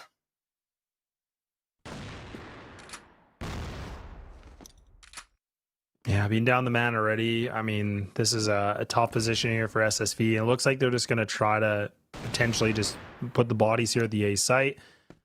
Losing them now, they're not able to find a trade. So now just putting SOLTREX in a good position here to be able to have this lead and the man advantage. And this gap of the scoreline has just dwindled. It really has, unless Rage is going to be able to find this timing. But I think the gun barrel is spotted. Yap Noxon just reads them like a book. And I think SOLTREX are going to be able to have this next round in their favor, unless we see some kind of crazy individual, again, performance from somebody. But again, the system here from SOLTREX is it's panning out nicely. And you can just see Avon's trying everything in his power to get through this window. He just can't, and now it's all down to Dane. Yeah, this is too much of a tall task. Even getting this plant, it wouldn't even matter because the retake is just the number advantage is not going to be good. He's got the Om. He's only got 3 shots. So he has to be able to find a fight. He has to be able to get this plant, and then he has to be able to win some more fights. But now he finds himself one. He's already burned a shot through. A player comes through A main, and Fighter's just going to be on the other side, and Tower takes him out. So SOLTREX do respond back nicely. And it is Fighter, once again, that has been kind of the MVP so far for this team that is really saving them a lot of rounds. So, Fighter back at it. It's nice to see from him that he finally steps it up to the plate. But Dane is ready to respond. I mean, it was Jaguar after all, but still a very good first frag to find. And look at this, the aggression. And the aggression, I mean, Kanga fearlessly. I mean, this guy hadn't had a kill since the swap, but still is so decisive to find that kill. And again, for a second there, it felt like, okay, SSV had the upper hand, and all of a sudden it's a head-to-head, and then, SOLTREX wins 2 rounds in a row, and now we're kind of back to break even, so I don't know what to expect from this one, but it's getting very close to the end here, and I really just love it. And look at SSV here, so decisive, pushing towards A now. They have full A control, but are they aware of Samido? But is Samido gonna check the corner? It doesn't even matter, because Raging peeks him, and oh boy. Another man down, but there's still so many to go. 4 versus 2 situation. SOLTREX in a disadvantaged position here, but Elon trying his very best to make things even. And now look at this, the flash will pop. And this peak will come through. Now it's up to the plate. Who can be the winner of this fight? But Real is just too strong. And there's no chance for SOLTREX whatsoever. All right, well, 8th is going to be grabbed here for SSV, so 2 more needed, and they got themselves the first victory out of these open teams. But again, from what we've seen, they have to be able to find, you know, some of these engagements early on. That's what it's kind of been the bread and butter for these guys. It seems like when they can win that 1 or 2 fights, they feel a lot better, obviously, just being up by 2 players. And they're just going to try to see what they can work with. Rajin's already pushed himself into mid-stairs again. He wants to be able to go for this fight. It's been a big power play for him. And you can see Fighter just kind of playing a very passive setup in mid right now, expecting that SSV might just try to lurk somebody in this position, but instead they're just going to barrel into this A site. SOLTREX are going to be able to win this, and wow, they have just locked it down, man. The key is just essentially just slam the door. They've, you know, put the deadlock on this, and honestly, Dane and Kanga now, they have to be able to find something big on a 2-on-4, very low HP. The C4 not in the best position. JWoww going to get his reposition done nicely. So this round's over. There's no way, unless Dane is just fed one-on-one fights, this is going to be SOLTREX once again to be able to find a 6th. Yeah, I mean, surely not, right? But, I mean, we have seen it before, Rajin, with the 1 versus 4 clutch. I mean, what a fashion it was, right? But, yeah, I don't believe, to be fair, I don't really believe that, you know, there's a chance for Dane to win this one. But, you know, never say never. I mean, yeah, the confidence is pretty high. 5-2, he hits his shots, but yeah, again, you have to consider all the options here, and there's not too many of them. Dane just looking for anything he can find, but not sure what to think about this one here. Dane, he's just really checking all the corners he can find, but now he reveals his position. It's going to be even tougher now, and Samido ready for the trade here, but Noxin finds the frag, and yeah, this is just what it came down to, and it seems like we have a little bit of a disconnection happening.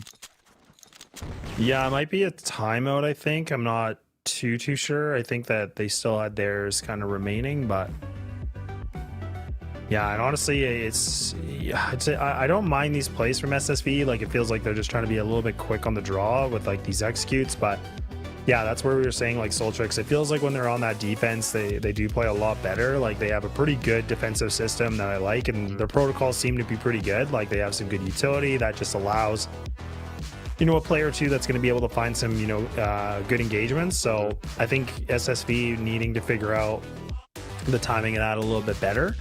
But, you know, SOLTREX are still in a territory that they could make a comeback into this situation. But yeah, this timeout from them is pretty important, just because, again, we said that it was a, you know, a 6-3 half and they needed to bring something back, and we're going right into it. So not messing around, but let's see what kind of pep talk they had. Well. Look at SV. Determined to push towards mid here. They're not wasting any time, but Arvin is the first one to fall here. Great shot by Fighter. And knocks in at Fighter and all over the pace. Okay, nice one tap. I mean, yeah, SSV not looking too good right now. I mean, Fighter looking for the 4K here. Not able to find it, but doesn't really matter. The round is more important. And now 2 rounds apart. And you know what? I feel like SSV kind of literally rushed this, because, you know, they probably want to, you know, surprise them. But again, SOLTREX, they've proven they can pretty much hold any push from SSV if it's really necessary. But yeah, I feel like SSV, you know, it was a good attempt, but SOLTREX is just too ready, and they're too close to make the break-even point happening here. So I don't know about you, lads, but I feel like this is going to be a very close end game. Yeah, it definitely kind of seems like it, right? I mean, it definitely is panning out to be that, because, I mean, this was a 6-3 first half, and then we saw that I would think it was essentially a 7-5 at one point. Yeah, so it's just really making a good comeback story here for SOLTREX, but SSV now kind of pumping the brake a little bit, and see that, like, they're not able to find it. Real even gets timinged a little bit against Noxin. So being up the man, they're still going to try to fight for this vent control. Fighter's got the arm ready to go. He's just kind of planted on this. Kind of a scary angle to play because I just feel like that swing that a player can have with a rifle can be so scary. But even SOLTREX are prepared for an A exec. You have 3 players here. You have the anchor of Nox in here in this B site. SSV, they're actually going to be the ones that are going to try to split a couple players underpass, one that's deep in hotel, the lurk of Ragin. So a bit of a different composition from them in this round, but they're trying to, get away from the but they're going to be able to get the site. But it's, again, this post plan is going to be everything. And if they don't clear Nox, and this could be all over. And actually, that's a beautiful shot. Just reads them, takes them out. Now look at how fast the rotates are being done. Now you can see they're starting to put the pedal to the metal. And this is important. And Ragin doesn't able to find that kill. He needs to be able to get this. And now SOLTREX, that might just be enough for them to be able to find this round back in their favor. That C4 is going to be planted, but again, who's going to be able to find something on this? The nade's going to get thrown, a flashbang ready to pop on for this, for them to just swing. But now, they got to get moving. They got to be able to do something because now the time is ticking. And SSV, they're kind of posted up on these fights. They want to see what they can do with it. And now SRX, they're trying their best. And these fights just looking like it's a little bit of a parkour from Avon. And he just saves the day for them with a triple kill to locking it down, just manipulating the box, jiggling around, and now we're on map point. Yeah, wow. I mean, what an emotional roller coaster this was. I mean, Ragin with the insane, positioning here. I mean, if they wouldn't have checked him, this round is over like easily, right? But then all of a sudden, SOLTREX was kind of ready to go, and then again, these flashes, I mean, they it looked like they were pretty, well set up, but I don't think the flashes really did anything there. And this was, in the end, this was the reason why they weren't really able to, get back the bomb here. But yeah, again, I mean, now I think it's already match points. So yeah, I mean, what's there left to say? SOLTREX, they're putting up a very, very good fight, but SSV, because they have a little bit of a lead, they're allowed to do some mistakes, and this initially gives them, the chance to win this one in the end. Yeah, it's a tough one because I just think with the current scoreline, it's still anybody's game, right? I mean, I'm not even really convinced that SSV can be able to close this out because it feels like they rely on somebody to get that entry, they rely on somebody to be able to win that fight, and then that kind of gives them something. But like I said, I really do think the setups from SOLTREX are definitely another level in the sense of their defense. Like the protocols are pretty good, and I like the positioning they're putting Fighter in because he typically is in a good spot where he can get a duel, he can fall back, and then he can just kind of play the numbers as much as they can, which I think that's kind of the opposite for SSV right now. So that round was a bit different in terms of their pacing, but we'll have to see because things are getting right down to the nitty gritty, and this is where a lot of teams, again, you talk about pressure, it's how well can they handle this pressure to get a W. Yeah, exactly. I mean, it's so close. Again, it's pretty much head-to-head in the end here, and it's a little bit of our expectations, but I guess we kind of, the first map went for SSV, the second for SOLTREX, and the third, I mean, I loved how close it is because it makes it more interesting, but oh boy, this is, again, an emotional roller coaster for me. So it's a little bit weird, but again, the better team wins in the end. Right now it's SSV, but there's still so much to do, right? I mean, I think it's 2 rounds that SOLTREX needs to win, and 2 rounds are basically nothing, right? So it seems like this is a technical issue here. I don't know, Les, what do you think about this? I mean, is there a world where SOLTREX can bring this one back? Yeah, I think it's definitely a possibility. I mean, I would, like I said, I wouldn't count them out in this one, but I think we're just gonna have to wait and see because I mean, this extra little bit of time. Again, you can always make the debate about it's a good moment for SOLTREX to be able to chat about what they need to do differently, but also it can kind of cool things off because SSV were able to get a pretty big round, and that was from Avon that was able to again, an individual performance that allowed them to find themselves in a great round, and honestly, really good play from him. So but anyways, it seems like the technical is going to be pretty quick and brief here, which is a really good note because it seems like technicals have been kind of the problem factor here for these 2 open teams. So glad that it's not going to be too long. Yeah, I totally agree. I mean, who wants to wait for the final round, right? I mean, potentially the final round. So It's like you watch a movie and at the hype peak point of the movie, whatever you want to call it, they just take a break, right? You don't want that to happen. You want to go on, you want to see the final results, right? So this is 100% what we are waiting for. So I hope the break isn't too long, but again, I just feel like these final rounds are probably most intense ones because there's everything to win or everything to lose for both teams, right? So I would say, SSV feels a little bit more comfortable, but still they know SOLTREX is putting a hard fight, so I feel like, even though they feel a little bit more secure, they still feel like, okay, we need to win this one. This is super important. It is, right? I mean, this is about a little bit about bragging rights out of the open teams who's going to be able to have the first W, which is really important. But, I think I wonder about these other teams that are probably watching as well here for the qualifier to just kind of see the gimmicks of both these teams and what they could maybe expect. And that's where I was kind of making the comment before. Like, I know I seem really negative about it, but like I said, it's going to be interesting about these teams when they play one of the higher tier teams, just because it is going to be a different game plan. It's going to be a very different pace they're probably not used to. There's a lot of structure on these teams, so that's where I'm going to be curious after this, a little bit of a brawly, best of 3 for these two teams, that what adjustments are they going to make within a very short amount of time for playing tomorrow and then the rest of the following days to kind of get themselves in that top 2 conversation if they can do it, right? But we definitely can see that there's a lot of players that can frag. Like, there's no doubt about it. I think it's more about the execution of the game plan is going to be the most important on this one. So it's a tough one, man, because this one, even still, like, I'm not a betting guy, but like I never would be able to bet on this game. I don't even know what I would be able to make a prediction on. It's just been way too up and down. Yeah, I totally agree with you. I mean, again, it's like a coin flip, really, right? And it seems to be, first of all, it's SSV's map, then it's kind of head to head, then all of a sudden it's SOLTREX map, and now we are back to head to head. So again, a very tough one to watch, a very interesting one either. So yeah, I don't know. In the end, again, it's going to be not a golden round, but it's going to be a very close round. When they play, because I feel like everyone is super stressed. Everyone wants to bring it home, and even though again SSV has the lead here, I don't think like they're gonna take it the easy way. I don't think they're gonna push mid like they did before, right? So pretty sure they want to bring this home safely. And again. We were told it's going to be a short break. It takes a little bit longer than we expected, but it's no issue. It's what it is. So yeah, we are about to hop back into the game. So I don't know what's left to say. I mean, again, it's only like 2, maybe 3 rounds if they don't go to overtime, right? So yeah, I don't know what you think, but I think it's going to be super interesting to see.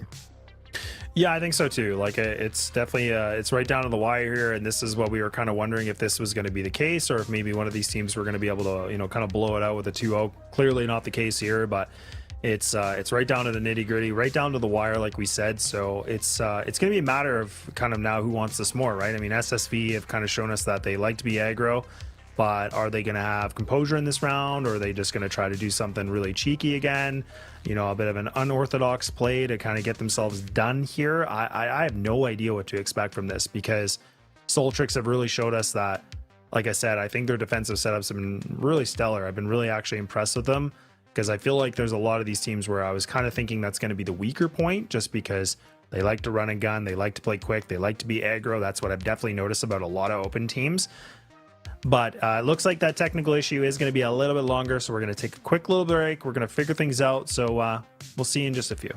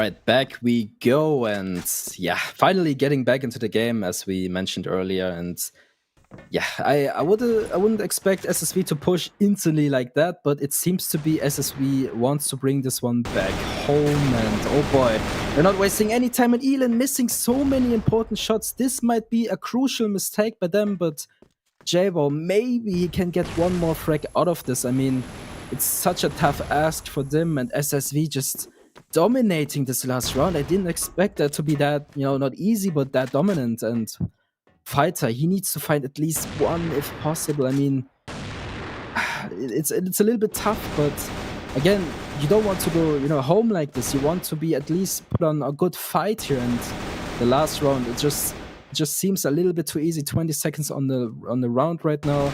Real just holding a very tough angle here with Noxon. Good for one. Can he find a second? Nope, not this time around. And now it's only Fighter against 3. Is it possible? I don't think so. It's going to be a tough one to ask. And Kanga, good for 2, securing the round here. And initially, it's going to be SSV. So good to see them winning here. I mean, again, you gotta give it to SOLTREX. They really put on a great fight. They really tried their very best, but in the end, the better team wins. And obviously, you gotta give it to SSV. They had a very good first map.